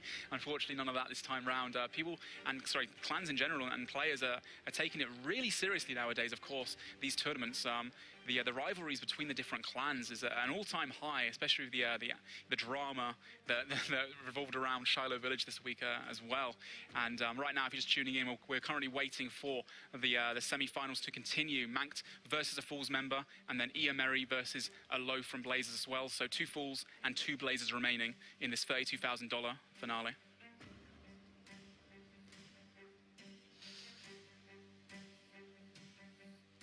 So we're just getting an update coming through, waiting on official confirmation, something that I'm able to say. So we should have something in the next few seconds. Okay, it sounds like we are currently in the process of arranging a rematch. A rematch? Yep, Altogether? so Okay. they're going to be fighting against one another. I think it's probably the fairest way. Even though the odds seemed in Mank's favour, it could have been one redemption, which then led to a freeze, and then one spec, and who knows. So at least both players will have the same gear. They're going to have the same amount of supplies. They get to start this fight off afresh. Maybe we'll get to see another amazing VLS spec and hopefully get that KO that we've been waiting for. If Mankt had a recoil left, he's going to be kicking himself because that recoil would have made the difference, and that would have, you know, secured him the win to the next round. I'm personally hoping that he does manage to take this win as well, because that comeback was unrivaled this tournament, and it's a lot of kudos to him for doing that. But he's got his work out for him now, because the guy that he's fighting, like I said before, he's got an armor chest plate, he's got a DFS, he's definitely outmatching Mankt. He's a very skilled player too. He did work Mankt the whole entire first portion of the fight. So now that player knows how Mankt works, but equally Mankt understands how he PKs too. So they might be changing up their PK styles to try and throw their opponent off a bit more, because like I said before, it's very much a mind game. You're trying to fake out your opponent, to try and catch them off prayer, and for the things like the VLS spec, which you get 4 or 5 chances to do, if you catch your opponent off prayer more times they do off you, it's so much more damage done. Yeah, you're bound to do more damage, but there's no way he gets that same start against Mankt, right? There's no way he comes out and specs over 110, right, in his first 3 hits. Do you think Mankt is now maybe thinking, what can he do to kind of like mitigate the chances of that happening again? Because he was really set back at the start of that fight. But his opponent doing a very good job to control it, obviously lucky at the same time. Just like Mankt was lucky with his spec back as well, though. Is there anything that he can do, anything he could have done differently that maybe he's got in the back of his head, like, I should have done this, maybe if I reckon he's going to do this to begin with, I'll wear this gear? Honestly, the start of the fight for me was a blur. It was going so quickly. That guy, like you said before, 110 VLS damage. There's not much you can do in that situation. Once you start taking too much damage, you've just got to just focus on tanking and eating as much as you can. Can you do better? Like catch a freeze? Play melee earlier? Like there's a lot of fakies that comes out, and you know the moment you play melee, then here comes a big bolt spec coming on your forehead. So it's tough either way. I think Mankt, you know, even though he could have had that fight win, I think he should also be okay with a fight restart. Oh, definitely. Once again, concerning how everything started. Yeah, and again, like the whole tactic of him using the render self mechanic to walk under his opponents. I could not love it. I get so confused. It must take so much, effort to like just understand what you've got in your inventory rather than looking at your character. Making sure you're looking at the HP orbs as well, not being able to see HP bar, and I think the worst part for me is just like I like to relate a lot to what I can see of my character in terms of what I'm wearing. I'm not focusing on the invent as much, especially when I'm looking at the opponent. clearly I'm not as skilled as what Mank is, because he's able to do all of that and still be very good.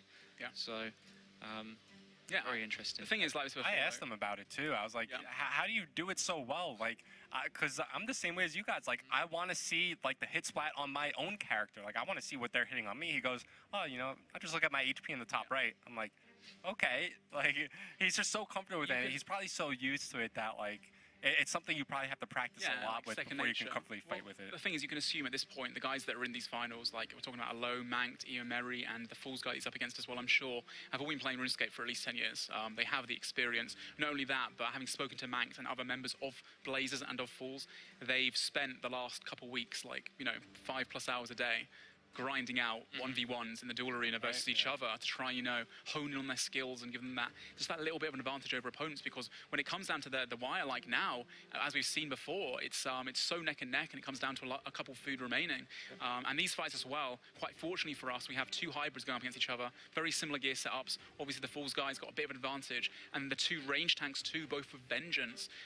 So either way, we're going to have a hybrid, one of the best hybrids potentially in the game, versus one of the best tank range builds in the game, and we can finally see again, like I did last time, will the hybrid go ahead again? Last time we had Inya from Frontline, a very formidable foe, but not to say that Mankt and the Fools guys as well aren't equally just as good.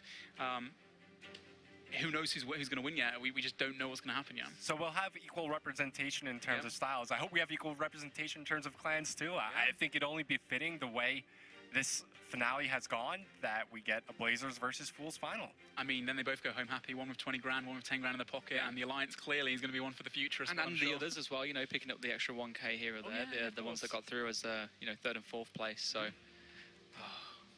Yeah, it's mad. Now. But any second now, if you guys are just tuned in, we are going to be heading in to the final round. Are we getting a rematch, aren't we? Versus full rematch. Ranked versus Full. So those guys are probably just, you know, sorting out the inventories, getting their stuff back they need to get back again. And the major difference here, that apart from skill, of course, is, like I said before, the Armadyl chest plate, which gives you incredible mage defense. That's probably why Mankt has such a difficult time catching those freezers. It does give you good mage defense, but it also gives you negative melee attack. So if you know, the Fools member wants to go in for like a VLS spec while he has Armadyl chestplate on. That's true. Obviously, it won't be as accurate, but still could be as impactful. Yeah. I mean, the best thing about the VLS at the same time is that it rolls off 25% of your opponent's defense, so you can be wearing negative bonuses, but you're still going to hit because they're just like staying on basically. Especially if your opponent's brewed down. Yeah, and if they're brewed down as well, yeah, my money's going to be, I think right now, based on how I've seen Mankt come back and how calm he remains throughout the entire fight, my money's on him. And I think Eomeri too, who I've seen, and we've both seen. Also got to pick one. You can't pick two. There's only one. To go through these rounds to make the final, I think I'm going to see a Mankt versus Fools Eomeri, the leader, going into the finals. But I mean, it could be a Blazers win, or a Fools win. 30 grand going home to one of the teams. Imagine. That's going to be one big party they're going to be able to throw with that money. And looks like I want an invite. Wolf is currently checking what's going on here. You guys ready? Cleaning his glasses, being diplomatic, having a little chat. You know what I think might have happened as well when those guys were in game? I saw Mankt typing frantically. This is just an assumption to make, of course, no guarantee, but I reckon those guys talked to each other in game. They were like, you know what, do you want to do a rematch? Like, do you want to be respectful? Because that's the kind of honour that I expect from these clans making it this far. And like I said before, the Alliance, they've held through the week. It only makes sense, you know, to win truly, you know, as a genuine win, and not just because of a DC or something. I'm sure we're going to find out when, you know, Archie heads back down to the stage and interviews the players, asks them about their experience leading up to the points that they got to, and be really interesting to find out what was going through their mind when this happened. Yeah, absolutely. Talking about seasonal again, like we mentioned before, the seasonal does release straight after the demo tournament. What's your plans, guys? How are you guys going to start out if you are starting out? Obviously, we're out tonight, so we're going to miss the start, unfortunately. Yep. We've got to go home tomorrow and then start a little bit late. I mean, being Mother's Day in the UK on Sunday, my next opportunity to play is going to be on Monday, so I'll be set back a little bit. I'm not really sure what I'm going to do. I might even end up just waiting until the full 1 week. You know, after 1 week you get the 6-hour immunity. I might try and utilize that just to get a good start, because otherwise I think I'm just going to be set so far back that I won't be able to. It's okay if you were to do that as a normal player, someone that's just going in to have fun and they can just like play at their leisure. But unfortunately, in the position that I'll be in, I'd be live streaming it, which puts me at a bit of a disadvantage because there's a lot of people that like to go out, like I said before. And especially because, you know, Revan's put a 10 Oh yeah, mil 10, on your 10 head mil now as bounty well. on my head as well. So I've got to be very careful. And you know, I'm not the most experienced of going into the season, so I need to figure out a plan, a strategy. I don't want to fall back on you know, in terms of like normal progress as well. So I think the best bet for me personally will be to go in and wait for next week when the immunity comes in. Yep. Smash out as many quests as I can do. And you get a bunch of quest unlocks a week in as well, That's so that'll true. save you some time questing too. And then I'm just going to find the best place to farm out as much money as possible, and then buy all the best gear I can and just All the have best fun. gear and just have fun. Yeah. Yeah. No, I think I'm going to start a little bit late. Of course, I've got to go home, drive home tomorrow, and I think I'm going to probably, of course, this is the first tournament seasonal where swapping is legal. There's no like official way of love to swap doing it, and I used to be known as pure swaps. I'm probably going to swap some money across just for the content. It's for the like live day streams 2, as well. somehow Pure Spam has got like 99 range, 99 mage. Well, the thing is, like, usually I swap a bit across and I get my stats up. I go for all these different quests or training methods to get my HP as high as possible. And then before I know it, like, I'm suddenly, everyone else is, like, caught up and they've all got sick gear as well. So my goal is just tomorrow, get home, get a bunch of chins, chuck them, get some stats, and no matter what my stat, no matter what gear I can get my hands on, just go out there and have some fun and take part in demo mode and try and get some bank keys, you know, that's what it's all about, and see what I can get myself. Yeah, I'm in the same boat as you. I just want to go out there and enjoy my time playing, right? So I think one of the best ways to start out is to get your agility levels out of the way first, because while you're training, like, that's going to be your main escape method, right? Using the agility routes or whatever shortcuts you have where you want to train. And then after that, just jump right into Wildy Slayer. Try to get some of the Wildy weapons in the deposit box and just train up through that. I think with a lot of the monsters that you're going to be killing in the wilderness, it's easy to escape from. And it's just pretty AFK to train just because there's so many around. Yeah, and everything in the wilderness, actually, no matter what the combat level, is aggressive as well, apart from the rats, I think. But yeah, the little rats. So the little like level 3 voice. Even the little spiders at Spider Hill are aggressive. Yeah, they hit you as well. So maybe the rats do. I really like that shout though, get agility out of the way first, because as long as you're not schooled, you don't actually risk losing any experience if you die. So if you go and train the skills that aren't going to start generating you any money first, you've got nothing to lose, nothing risked. And then after you've got those levels up, you're going to keep them as long as you don't skull. If you do, you can protect a certain number of stats as well, so you don't lose them if you die. And then just go out and have fun. You don't have to worry about anything, really. I always go to the really deep wilderness, the wilderness course, which is like 52 or something agility to use, because it's just incredible XP per hour. But like you said, if you, there you go. That one's for free, that's it. But obviously, if you get killed, if you've not done agility first, you only got to level 50 wilderness, like really far away from all the back zones and such. Just putting yourself at such a big risk. So yeah, get that stuff out the way nice and early. It only takes like an hour or two to cap every day. Maybe the first couple of days, maybe 2 hours, because obviously it's, you get like 2 days. You got lower stats pretty much as well, right? I think because you get 2 days for the price of one, you get like Sunday, which was Saturday, which is like a half day, and then the full Sunday. So you got plenty of time to catch up with people, definitely. Yeah, I can't wait to get stuck in when I really the best part for me, I think, in terms of Deadman, is that obviously not really getting involved in the season as much because of own like commitments, not being able to. This is the first one I'm going to try. Is just being able to watch all the different streamers. There are so many different strategies and so many people. You'll be so surprised if suddenly some streamer that you've not seen for weeks will just come back and be smashing Deadman the whole time, and they've got some sick strategy that they've been working on all this time as well. It's just really fun to watch. There's a lot of great moments, a lot of like very like adrenaline pumping moments as well when we're going out PKing or getting PK'd. It's just great to see. Content creation wise, man, there's so many amazing content creators that play DMM actively. We've got Ditta, who recently returned. Mika, this whole week long, he's been doing some awesome videos and live streams that I've been trying to keep up with. We also have Solar Mission, who was on stage, of course, who's been a really big content creator for this demo tournament, as a lot of the other content creators have kind of sat this one out on the back burner. Although after seeing the strategies gone into this one and how the finals have gone out, maybe a couple people will come back for the next time round. Got my fingers crossed to see some old familiar faces back again. There's some great guys out there. Check the Twitch page. We've probably got some other people streaming right now. Spark Mac usually does some stuff as well. Maybe we can get Boaty back on the seasonals at some point. I think he might be taking a break from this one as well. Who's your guys' favourite DMM content creators? I've said quite a few.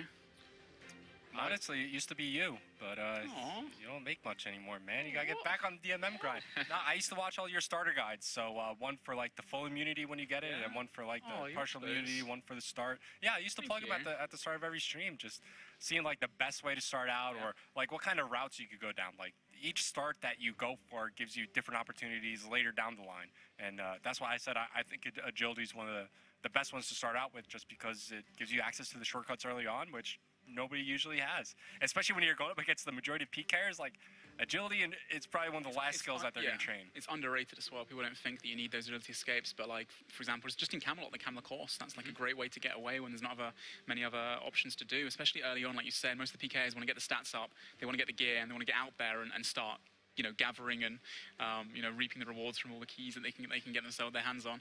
So yeah, those early keys are big money because there's like no economy. Yeah, so everything is just like you're basically telling people what you want them to pay you, and if they don't, well, they're not going to get their stuff.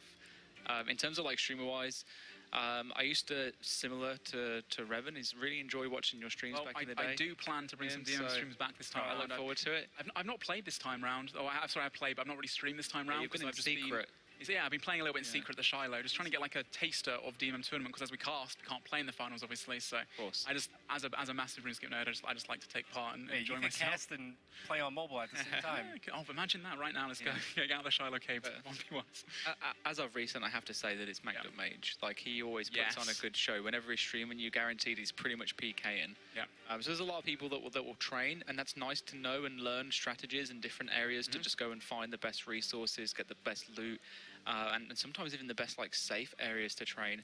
But I really love the PKing streams. Yeah, definitely. And he's always out there just trying to decimate everyone. And he's not afraid of anybody out there. Oh, no. Like, he'll fight whatever comes his way. Another name I've got as well, Torvesta. I love Alex's videos as well. He's one of my favorite, if not like favorite PvP kind of content creator. Framed doesn't really like playing DMM very much anymore, but if we can get him back on it, I'd love to see some videos from Framed. He made one video a couple seasons ago actually, where he was at the dog place where you do for Priest in Peril. Okay. You know, up on that little altar thing. Yep. And he was like just running around, just basically first day in full mithril armor with a dragon dagger and just going for the 2 specs, trying to kill people.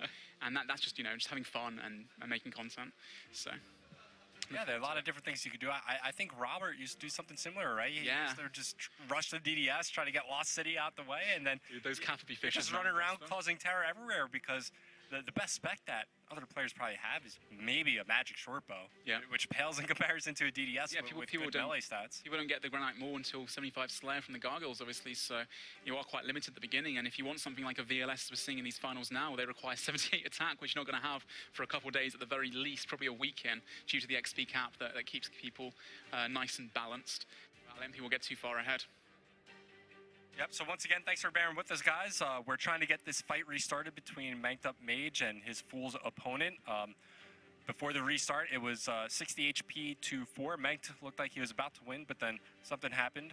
And then now we're trying to get things going again. I know it's been a long stream, nearly 1 a.m. here in UK time. So thanks for everybody out there that's been tuning in, showing us a lot of support, and just watching all of the Dead Man content. A massive thank you as well for not being too harsh on us. Like, it's been a long show, so if we stumble over a worlds, there it is. There was stumble over, that was not intended. If we stumble over our words, then yeah, greatest apologies there. But very soon, we will be jumping back into the action. We're currently waiting for the final 4, the semi-finals. The semi-finals to continue. We have 2 Blazers members left. We have 2 Fools members. If you just missed it, Manked Up Magician was in a fight versus a Fools member. It came down to right at the end. It was 60 hit points versus like 4 hit points in Manked's favor. But unfortunately, a bug occurred. So we're currently just waiting for the match to restart. You know, great sportsmanship from both players there, agreeing to a restart, despite it looking like Manked had it in the bag. And apart from that as well, we have Eomeri versus a Low, which again is a Fools leader versus one of the Blazers guys. So overall, 2 versus 2, 2 Fools, 2 Blazers. These guys have been in alliance the entire week. And now it's everything's on the line. You know, first place, $20,000. Second place, $10,000. Third and fourth, $1,000 each. These guys have secured themselves some money, but it's a big difference. Yeah, major props to these guys for staying focused the entire time. And sometimes when you're just grinding out fight after fight after fight, like, it's tough to just keep your full attention on the task at hand. But when there's this amount of money, this amount of pride on the line for these guys, you know that they're giving it their full effort, especially when it comes down to Blazers versus Fools. Both a chance for equal opportunity in the finals, but you know that, Fools, they want it to be all Fools, and Blazers want it to be all Blazers. And I think it's fitting, like we were saying, the way this week played out, how both these teams allied and had the same strat, locking down Shiloh Village in the tomb, blocking content from the other clans. They couldn't get Piety, they couldn't get Vengeance, they couldn't get Dragon Slayer 2 done, and everybody hated them for it. But in the end, it's these teams going to the finals. I'll tell you what as well, both Fools and Blazers would not be here today if it were not for Gimme Gimme as well, potentially, who switched sides at the last minute, who Traitors. Yeah, and what you say traitors, but they were backstabbed, and there were people like, you know, trying to get rid of them and take care of them in this little alliance that was formed. Apparently they found leaks and found a Discord where a couple teams were, you know, conspiring against them. So they said, we've had enough. We're going to join the opposition. We're going to help out Fools and Blazers. Treachery among us. If only they allied with Fools and Blazers earlier, maybe they could have gotten more players with Pipe. Yeah, definitely. I mean, they're a solo alliance. They must just be happy to, you know, to help Fools and Blazers go through. I was talking to Buck, one of the leaders earlier, and he was just like, well, you know what? I just want these guys, you know, to go through and to be a helping hand in that. It'll be interesting to see. I don't think it was promised any winning money, but since GG, Gimme Gimme is a very new clan, it'd be interesting if maybe Fools and Blazers gave them a couple hundred or something from their huge winnings that they're going to get. Nice to help, tip to help them start up, like, I don't know, maybe a website or something, the server hosting of that, or a TeamSpeak help of that, to give them a little helping hand. But either way, yeah, their strategy throughout the whole week, locking down Shiloh Village, and then in the final areas too, those 80 GG members that switched sides last minute and joined them to make their squad from like 150 to over 200, definitely made a huge difference, especially Anakar, what we saw earlier, which was just, you know, so severely dominated. Yeah, Fools and Blazers didn't give up like an inch over towards the Anakar area. I mean, we saw what happened over towards Falador, but I was just super impressed with their initial defense over towards Anakar because it's so tough to do. And I think, you know, looking back on it, Lip probably should have rushed like a little bit earlier because the longer they wait, the longer the fog is around, right? So if you're going to be on the outskirts of the safe zone, you're just going to be taking free damage. And there you see it on your screen, about to re-enter the fight. Looks like we're about to get back into it. Sorry about the wait. Unfortunate few difficulties have occurred, but they seem to have been resolved. This is the rematch now. Manked against Geta Fweeze. Fools versus Blazers. Let's see if we get a repeat of the last fight. Looks like Geta Fweeze has managed to get the first hit, first bit of damage dealt against Manked. It's going to cause him to want to eat a little bit of food there, but not worrying about it too much just yet. He knows he's not going to get taken down from 75 HP with the gear that he's got on, and obviously the fact that his opponent is frozen. Managed to get a little bit of damage back, and there's a nice VLS spec with no protect from melee up against Geta Fweeze.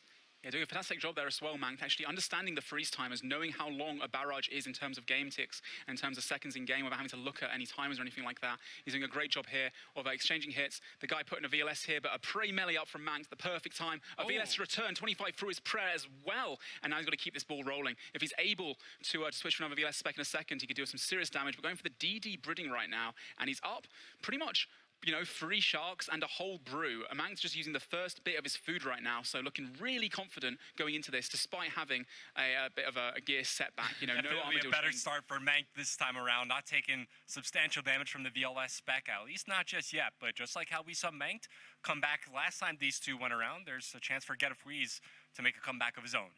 Like I said before, man, Mank's just needed that, you know, that extra shot to be able to get back into the game, and he understands his opponent's strategy now. He's had one fight against him. It doesn't seem like much, but once you start fighting someone, unless they're very dynamic and they change their PK style a lot, you kind of understand exactly what they're trying to do, whether it's the range faking into mage 1 ticks or the other way around, whatever they're predominantly using. And right now, let's go Bob Manked, 70% spec versus 85. Both these guys having a lot of KO potential and a lot of potential just to switch the fight over. But luckily for Manked, he catches that freeze, although getting hit a 30 back, that can't be good for him. And also Geta Fweeze getting that magic on as well, and now he's going to do some serious damage back again. Looking pretty even, but still I would say that Manked is slightly in the lead, but a great comeback from the Fools member right here. Yeah, the big thing coming up is how are these guys going to use their special attacks? Well, there's one for Manked. Not too much damage. There's another. That's going to be a 0. Now 95% spec here for Geta Fweeze. That's a big bolt hit for Manked, but here comes the VLSs. That's going to be a 14. Can he get another one off? The freeze coming out for Manked. Looks like... Splash? No, that's going to be a splash. Can he hit one? Both players want to freeze each other in place. Looks like Manked gets frozen, and so does Geta Fweeze with that VLS out. So Manked still ahead for the time being. Absolutely, and he's got 30% special attack right now, 40 right now, just regains a little bit more. But Geta Fweeze of 80, so he still has a lot of special attack left and really low supplies. He's got to utilize those specs sooner than later. Maybe he's going to get lucky, get a big combo off, like a 60, then another like 50 afterwards to follow it up. But Mank's got to stay calm here. Got to catch that next freeze is essential. And Geta Fweeze right now, coming on the VLS, but hitting a 0 on robes because Manked had the prey melee up as well, which was so crucial since he's down on spec. Just enough for him to get it there, but he walks in. Thankfully, he's still got Protect from melee up, doesn't get hit. Both players now back down to 40% spec. Mank's just taken the edge a little bit with 50%. Going to be able to get a couple of specials in. Maybe one just before Get F Wheeze does, but he does get hit by a pretty substantial bolt hit. Both players, actually, in fact, Mank is ahead in the situation in terms of food by, I believe, 3 sharks in total, and 1 Brudo still. Has chose to use his combat potions earlier on now. The really nice hit coming through. You just have to let the ooze happen. The best things. They're just natural. Oh my gosh, Mank actually... So interrupt, he actually got a chance right there. Even through the prey melee, I think he still hit like a 40 or something with the VLS. It's crazy. Actually, maybe not 40, but like a 30-something. But Mank's still 4 food ahead. 4 food versus 2 food right now. Get F Wheeze being DD'd underneath. And Mank's utilising those specs. He's got 35%. He's still got a spec ahead of Get F Wheeze. Fool's member now out of special attack and being DD'd underneath. A 37, but countered by a 27 freeze, which you really need to stay in this fight. Now, Get F Wheeze out of supplies, 53 hit points left. Mank eating up to pretty much full, and he's now at 120 altogether with the supplies he's got, but getting a 35 barrage, which is massive for the Fool's member right now. Utilising as well those blood barrages too to heal himself up, whatever little advantage he can get himself. And now Mank's down to 104 HP versus 25. He's got a special attack still, almost 2 special attacks, just trying to use it. This guy's got a little bit of HP left. He can hit that through his prey. He knows it. And there's the 23, 2 HP left. Can he finish him off right now, or can Get F Wheeze catch this barrage? He's really going to have to get a redemption clutch here, and having only 7 HP is going to be really difficult to make sure he doesn't get overhit. And just like that, Mank has taken it back. So as if he wasn't already close enough at the first fight, the second match just shows that Mank was the better player there, and manages to pull through. Our first player going through into the finals. That means he's guaranteed $10,000. Yep. $10,000 in the bank for Blazers right now. They must be happy with that. But it's not over yet. We still have one other 1 versus 1 final to watch momentarily. We have Fools Iomery, the Fools leader, the last chance for Fools to take home some money apart from the 1K they've guaranteed, or 2K now that they've guaranteed in the top 4. But this is the difference between, taking home 20 grand or 30 grand for Blazers as well. Oh yeah, because he's going up against Rogi Savage, another Blazers member. Yeah, so if these 2 Blazers members go through, it will be a Mank versus a Low, both in the same team, and they take home pretty much all of the prize money, which they must be over the moon with as well. Of course, no splits going on with the other team. No jump into it any second. Straight into this match. Looks like the players are just preparing here. Fight starting in just under 5 seconds. The semi-final, second round. Whoever wins this is also guaranteed a minimum of 10 grand. Starting the fight off pretty strong. Obviously, remember, both players have a vengeance. So you're going to see a lot of damage being dealt back in retribution, depending on the specs that go through. Maybe even the bolt hits as well. Both players, obviously, here have got melee and ranged. Opting for that ranged tank as a priority. Yeah, and right now, in terms of like gear loadouts, Fools Iomery, the guy Hobo, he's literally got so much better gear than his opponent. Although saying that, could have killed him there with an anti with the Vengeance right there if he got lucky enough. They both got pretty similar gear, but I would say that the DFS is a pretty large advantage over having that Crystal Shield, but it's very neck and neck. It's going to come down to who can really catch their opponent off prey at the right time, and having those VLS specs actually impact their opponent on prey range is crucial. Or even a whack there. It's like an Armadyl Godsword pretty much, but it's a little bit faster and hits a little bit lower. It's a lot of small advantages in the gear here for Iomery. You have the DFS versus the Crystal Shield. You have the Armadyl Chestplate versus the Carol's Top. What else you got here? You also have the ACB versus the Dragon Crossbow. So these little things add up.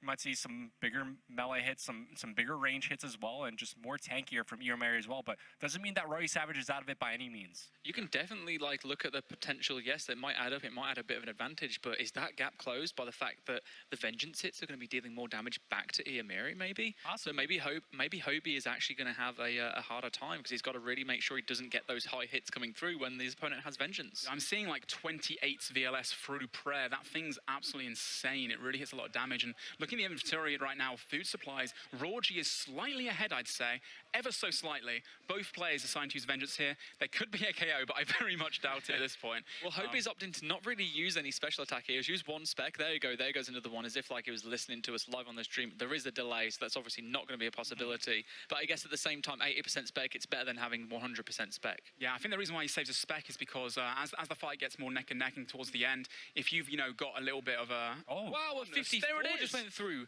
That's insane to see. Yeah, and that was on the right prayer right there, because if you catch your opponent off prayer and he's not expecting the VLS, thinks you've used all your VLS specs up like Rorgy has right now, all it takes is that one, like three sharks just gone. Yeah, 3 sharks, 3 food, that's so much. And now Rorgy is down to 3 food left. He's got the recoil, so does Hobo, and they both have Vengeance, so is 3 food going to be enough? I don't know if it is, to be honest. He's going to need some really big hits right now, but Hobo does have VLS spec, almost 2 VLS specs still to be able to, you know, keep this fight in his corner. You keep saying Hobo every single time, and I'm reading it as Hobie. Oh, sorry. You are cracking me up. I'm creasing in this corner, trying to contain myself. Muting the microphone every single time I'm about to pass out. Absolutely, guys. It's no problem at all. The fight between them, though, has kind of like evened out a little bit. Obviously, we've got a little bit of a disadvantage over towards Rorgy. Using all of his food now, this is it, his final fight. Is he going to be able to cause so much of a disruption towards Hobie that he'll be able to pull this back? I don't know. He's got to get past 4 sharks. It's definitely going to be tough, but certainly possible if RNG goes in his favor. There's a 31, but hits prayer drops at the same time. That could have been a really good hit. That was a Vengeance that only managed to hit 2. Actually, I think the recall hit him back, but if that was a good Vengeance hit back, he could have secured the victory there. And he's going for the Redemption Flicks. Of course, he's got a 4-dose potion left, which could help quite a lot. He's got to be careful now not to kill himself. Oh, he does! With the recoil!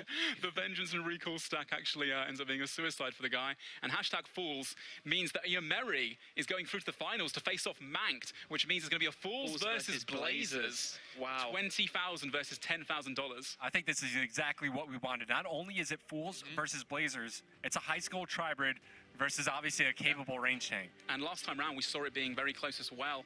I believe it was Inyan, like I mentioned before, the guy from Frontline, who ended up winning the fight with a KO against a range tank, each player only having like 1 food left on 50 hit points. Now, we could see that again. If anyone's going to get a KO, like I said before, Mank could be the one to do it. I'm liking his chances, but obviously if he gets a few unlucky freezes and isn't able to step under his opponent, then Yameri can just run a train on him, and those Vengeances that just keep popping up every 30 seconds, if the fight goes on long enough, that's just going to win the fight for him. I completely agree. He's got to catch that first freeze. Yeah, he definitely has an uphill battle here, I believe. The range tank showing its real prominence in this tournament. I think that's mostly down to obviously the huge gear advantage that Hobie has access to with the Armadillo, that increased magic defense as well as the increased ranged accuracy could be making a big difference. Well, here we go. In the chat right now, who you guys are rooting for? Let's go Bob. Manked is representing the Blazers versus Hobie, not Hobo, who is Fools Yameri, the leader of Fools, the range tank. And there you go. I believe he caught a freeze there, so if he wants to, he can step under Yameri, but obviously he's been watching these fights. He knows that Yameri has Mithril Seeds, so I guess maybe if he's quick with it, he could step under Yameri and plant a seed of his own, but maybe that's not even crossing his mind right now. Yeah, lots of fakies going in as well. Playing this really smart and really slow. Trying to get caught in his robes, obviously. Realizing that the VLS as well, catching that perfectly, but still unable to catch a freeze for so long now. Manked even utilizing, the 31 for his prayer as well. That's so unfortunate. Even utilizing the Mage Book switch. Oh boy. But it doesn't matter, like, absolutely crazy damage by Yameri right now. And Manked's RNG is just horrendous. He just can't catch that freeze, and he just keeps having to eat food constantly. And Hobie, Yameri right now, the Fools member, the leader of Fools rather, is full inventory. Is not looking good for Manked. Obviously having to come back an uphill struggle versus someone that is getting constant operable E-specs, and it's going to be really hard for him, and he just still can't catch that freeze, man. He needs to catch that freeze. Well, knowing that Yameri is, and obviously in the position he is, Hobie on that side just doesn't really need to take out of that magic defensive gear. Now, he has enough food to be able to tank a few ranged or melee hits that he doesn't really need to worry about swapping over to that defensive gear. He really has the advantage in this situation. If you were Manked now, would you just be sacking off magic completely and trying to do range tank? He's committed to it now. He's down so much food, he realizes that if he goes for a ranged versus melee fight or whatever, a range and melee versus opponent, when his opponent's got Vengeance, he's just not going to win it when he's down food. It's not going to happen really, no matter what RNG he gets. He needs to catch those freezes. He needs to step under his opponent. He needs to make the most of those VLS specs that he has left, of which he has 3. So if he gets lucky on the right prayer, he can hit 60s. It can change around. Let's just pray for Manked, for those rooting for him. There it is, a 50 into the VLS spec combo, a 30 through prayer. On unfortunately, like I said before, I was about to say a minute ago when they got hit the 50, let's hope for him that he wasn't going to get hit a 50 on the Vengeance, which he did. But a 31 spec, sticking with it right now. Manx versus Fool's Memory in the final for $30,000. The food situation has really become balanced now. They are very similar in terms of what's left in terms of supplies. We have noticed here that Hobie hasn't decided to use those combat potions as of yet, so he's going to have a much better chance towards the later end of this fight. Still has pretty decent food in terms of like a brew as well, but Mank doing his best to stay in this fight as much as possible. I can't believe Mank's right there. He actually wielded the VLS in the wrong gear, and he somehow caught a freeze. He finally caught one. And that's RNG for you, I guess, sometimes. But Mank sticking with it, you know, staying calm. He's still got a fair bit of food, and some decent nice openable specs. The 38 man. Although saying that, a 28 VLS retaliation from Io Meri, staying in this fight and saying, you know what, I've dominated so far. I'm not letting it go. We're so close to the winning now. I'm doing this for the finish. I'm doing this for Finland. I'm doing this for Fools. But as we say that, Mank catching that freeze, stepping underneath, giving him a second to breathe, to get his HP back up again. But like you said before, the flower mechanic, you know, utilizing that, keeping Mank on the back burner, trying his best, you know, put him under pressure. But the 22, just missing the Vengeance. He's got to be careful now not to hit too high in this Vengeance. Looking at HP-wise right now, it's very, very close. 26, Vengeance being hit back. A VLS spec almost getting KO'd. That was so close. And that's all the food for Manked. All gone. There's one shark remaining here for Yomari. Still a very close fight, but the HP so close between both the players. The final shark gets eaten by Yomari, 59 HP versus 42 in the finals. Now it's just going to come down. Is he going to catch this next hit? Is he going to be able to is he going to sack Magic off at this point? I think he's just going to try and go for one extra hit, maybe, and then try and just do something against his opponent. Hobil is just doing, he's just waiting it out now. Mank has planted a seed underneath him, so he can't. Oh, no, he actually got killed there. I mean, at the Vengeance anyway. So, Fools, Io Meri taking down Mank in the finals to take home $20,000 for his clan, Finland. But at the same time, Blazers cannot be upset with that result. They've got themselves $10,000 at least, with the top four, of course, another $1 grand for each team coming home. And Mank, for the first time, not undefeated anymore. He's been defeated in the finale, but yeah, he seems very, very happy with that. Taking home something for Fools, and yeah, that alliance clearly, you know, playing its role and being very, very happy with that result. You know, well fought to Mank all day long. If he catches one of those freezes a little bit early, I think the fight definitely takes a early turn in his favor. Yeah, absolutely. It was literally a case of make or break. I was so many times just saying, is he going to just give up the Magic? Is he going to give it up? Yeah. Like you probably said, he committed so far to the point that you just can't. You need to make sure that you're getting him to change the prize. It worked so many times, but just unfortunately, the times where he was probably getting other hits, there was just too much tankiness for him to pull through. And at the end as well, actually, I think he got hit a VLS spec. I think it was a 48. Maybe it was a Bolt spec. It was like a 48 or a 50 on Mank, and that's what kind of, you know, must have demoralized him a little bit. And it's very hard to come back from, you know, 3 shark down when it's like literally neck and neck at that point. He almost did it. But he did, yeah. It was like, what, a 40 HP difference at the end or something, 50 HP difference. Yeah, but as you're saying, that big hit from the VLS tipped the scales in Yomari's favor. Definitely. And Mike couldn't come back. Yeah, and I guess, you know, last time it was the hybrid that won. This time it's the tank that won, but it goes to show that there is no one strategy that everyone has to adopt. There are benefits, pros and cons to each one, and ultimately on the day, who knows what's gonna happen.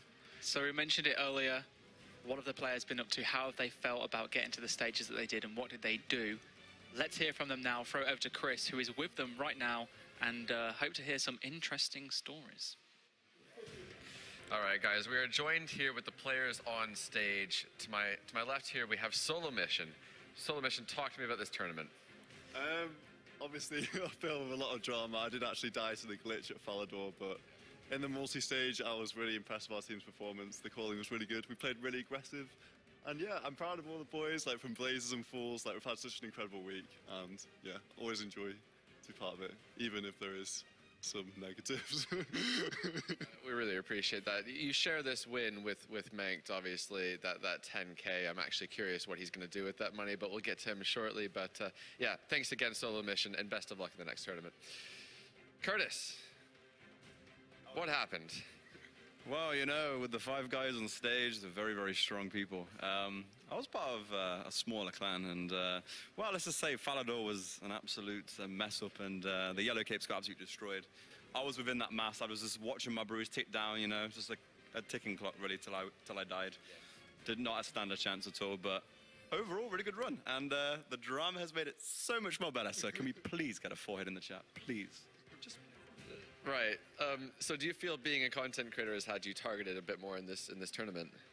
I wouldn't say so, no. I'd say that they're just calling out, yeah, that guy's got a yellow cape, let's just pile him. So I think that was my my death trap, really. But, you know, I had a fun time, had a fun week as always. And, you know, I really enjoyed the grind aspect overall. So really, to be on stage and just experience it all again, can't really complain. We love having you here. Watching the standard that was those 1v1s, do you feel like you would have been able to compete with those guys?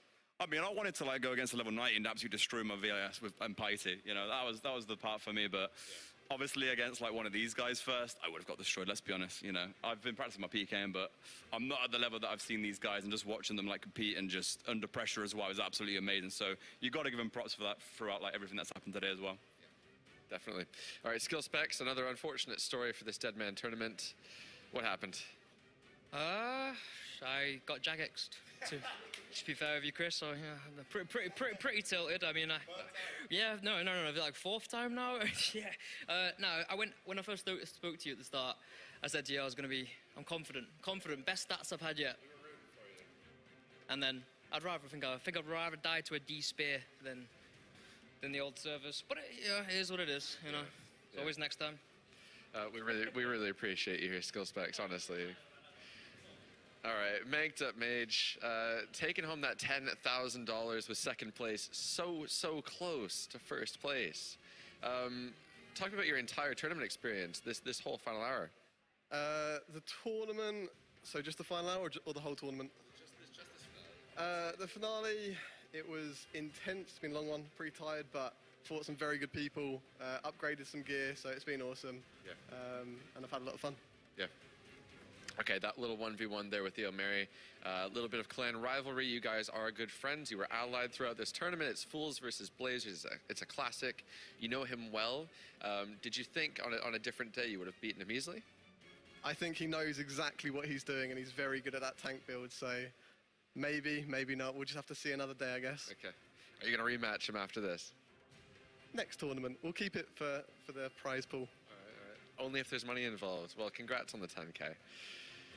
Psych, part of the Blazers team to take home second place. Congrats, you did very well in the 1v1s. How was that? Yeah, it went pretty good.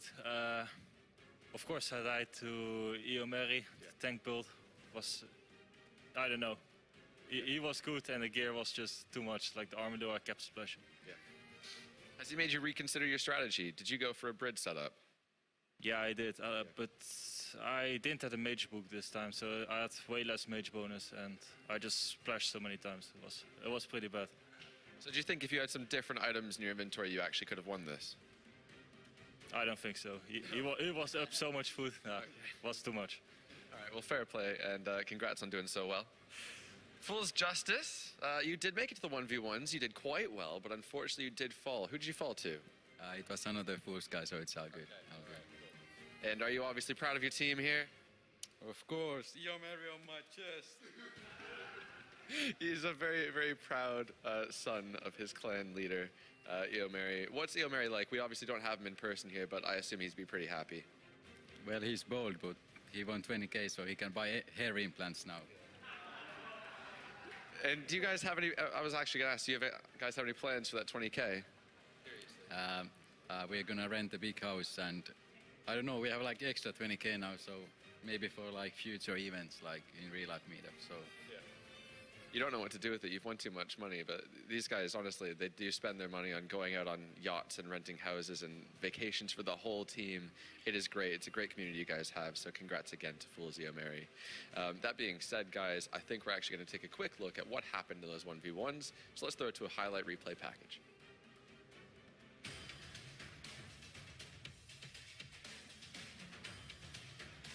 Here we are looking back at the 1v1 round 256, the first few fights that were in this very interesting start to the Deadman Mode finals.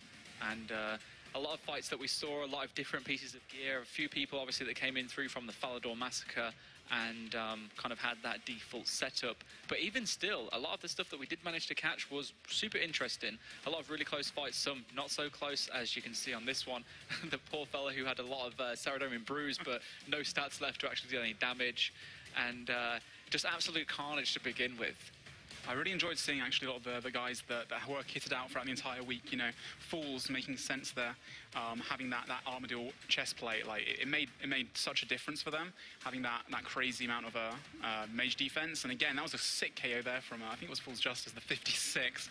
Manked as well for himself again. He deserves to be here, and it just every single time, you know, he's geared up as one of the strongest members, and he does exceedingly well. Yeah, I think we saw just about everything during these 1v1 fights. We saw big hits, big specs, some epic comebacks, and just nail-biting fights. I mean, we just saw the end to one of Mike's first fights when the guy was trash-talking, telling him to stop shaking mid-fight, and then just like that, he comes back and wins it. He had a couple of comebacks throughout these 1v1 fights, but very exciting nonetheless. Yeah, the 60 status Warhammer I think I saw there a second ago as well, which is insane. And just so many exchanges of crazy RNG, and then like it's never over till it's over. You know, people come back so easily, just with a few big hits. For example, here as well, we have Mank coming back against the guy that we said before. It was flame baiting him. A lot of respect as well in Arena, which we like to see as well. We had a few lit members make it through, a few GG members, but ultimately it was Fools versus Blazers in the final, as many people predicted.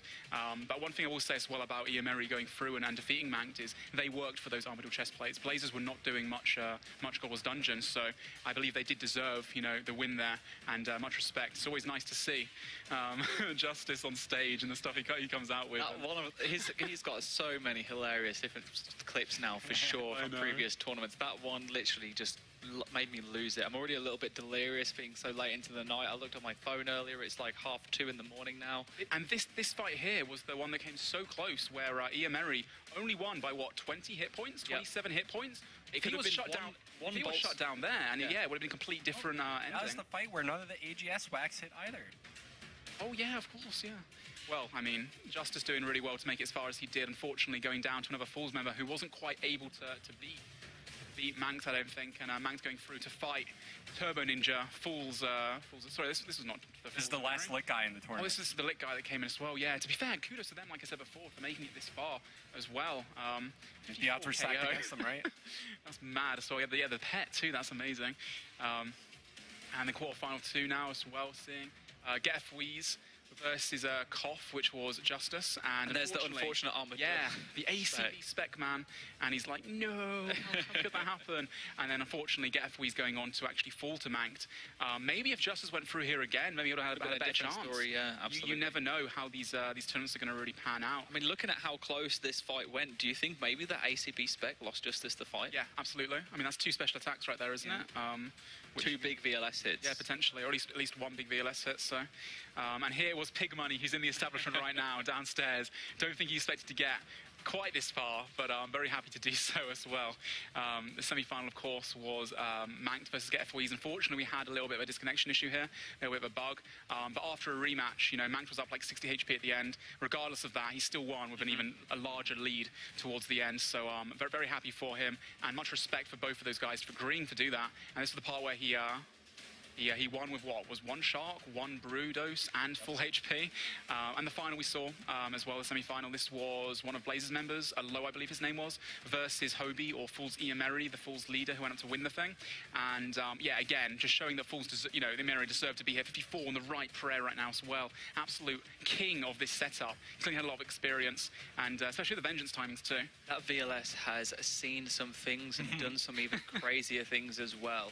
Won the tournament for so many people for here, well, won their position in the tournament as well. Obviously, this is the last fight that we've not long just seen. The grand final, Manx against Hobie, aka Fool's Iomery, and we obviously very shortly are going to see Iomery taking the win, even though this fight did come down to like a really close battle, considering unfortunately the tank there, even as I think it was Syke was mentioning just how powerful that was against the Tribrid setup, the gear advantage, making it so you splashed so many spells, but even with all things considered, they were both on the exact same amount of food left. And it was that 45 VLS spec you just saw at the end that really turned the tide in Iomery's favor. So we've got a wonderful congratulations to Iomery, the leader of Fools. Again, that's $20,000 in his hands. Going to the Fools clan to do with as they please, all their crazy trips around the world, whatever they're doing. I love the way they celebrate. It's such a nice story. I want to see a video of Fool's Justice bungee jumping. please make that happen, because I think he had the greatest reaction on his face. Well, I think Iomery maybe looks like excluding him from all parties now after that little roast. That comment. We've actually got a comment from Eomeri, I believe, as he said something which might come up on screen shortly. There it is. I love my clan, and I'm proud of all its members. So sweet, so sweet, yeah. It is really impressive, honestly, to lead a clan and to call all the shots and all these things, and then go on to actually be the best person in the clan and win the entire thing. It's one thing to be in charge and manage things, or be a caller, or whatever you have, but to actually be the best PKer on the team is quite respectable. For some of these guys, it's more than a clan to them. You know, it becomes, you know, somewhat a family. like a second family to them. You know, you put so much time, so much effort into making this thing successful, and it's great to see it pay off, and you can clearly tell how much it means to these guys. I'd love to see them come to a Rune Fest maybe this year. They've got the money for it now. we saw Blazers come across. Yeah, there was like 40 members of Blazers last time. I was getting fooled in on by left and right. That was great. All right, guys. So I believe it's now time to kick off the new season. We've got a Deadman summer season, brand new, fresh start. You guys can head in game right now. Enjoy all of the fun, as we've said. There's also obviously the week of immunity. After the first week, you've got 6 hours of immunity. I'm going to be so if you're like us, maybe you might be sleeping shortly. You know, otherwise, the early grind is definitely the most fun. It is so much fun. Competing for that 10K, whatever your strategy might be. Let's briefly, Ian, again, remind me, what is the best strategy for a new player? So, yeah, seasonal going live right now. You start from scratch, level 3, all stats 1, no matter what you've got on 07. So you want to stick to what you know. Maybe go to the agility course, grab yourself some agility levels as well. Maybe go to the Stronghold Security, grab your 10K there. You've got a starter set you can get from Lumbridge, which is absolutely crucial as well. I'd say stick to what you know, man. And most importantly, you know, it's a video game. Enjoy yourself. Definitely grab that starter pack the first time. If you're ever going to train combat, don't die with it, because if you do, I believe you lose it and you can't get another one until the day afterwards. It's once a day. But those items really help. I believe that you get the equivalent of a magic short bow, a staff that has something like 600 casts of fire strike, and also I think it's the equivalent of a rune scimitar. You can literally get 50 range, 50 magic, and 50 melee stats within an hour or so. You think that it's insignificant until you start using it, and all of a sudden, next thing you know, as you say, you've unlocked teleports. That's going to allow you to do some pretty damn easy escapes as well against your opponents. You can start farming those cows nice and easy. Start collecting the cow hides, burying the bones. Even burying normal bones in Deadman mode helps you get prayer. You'll probably see people in the cow fields for the next 6 to 8 hours until they're feeling comfortable. They're in a position where they can then go out and start adventuring, questing, have overheads, have all of these niceties unlocked in a pretty safe area as well. Right, so there we have it. That's the typical first thing to do, I think, in a new Deadman season, is head straight to the Gnome Agility course. Classic. I'd be getting the 10K first, personally. Yeah, you can be sent to the mainland. You can choose exactly where you spawn. So a lot of people opt for the Gnome Stronghold because it's very hard to get there. Takes a little bit longer, once you've spawned in Lumbridge. Well, you do have access to minigame teleports, something I always forget about. Do you not have those? Not on Deadman mode, no, unfortunately. Oh, wow, today I learned. Yeah. Today you Yeah. Already is so beneficial to a new player, though. You've got your cakes. Thieving, initial food. True. The ports, all these things. The cakes sell for quite a lot as well. They go for like 100-200 GP in Deadman at some times, especially early on. And this is the first season that we're allowing swapping in ages.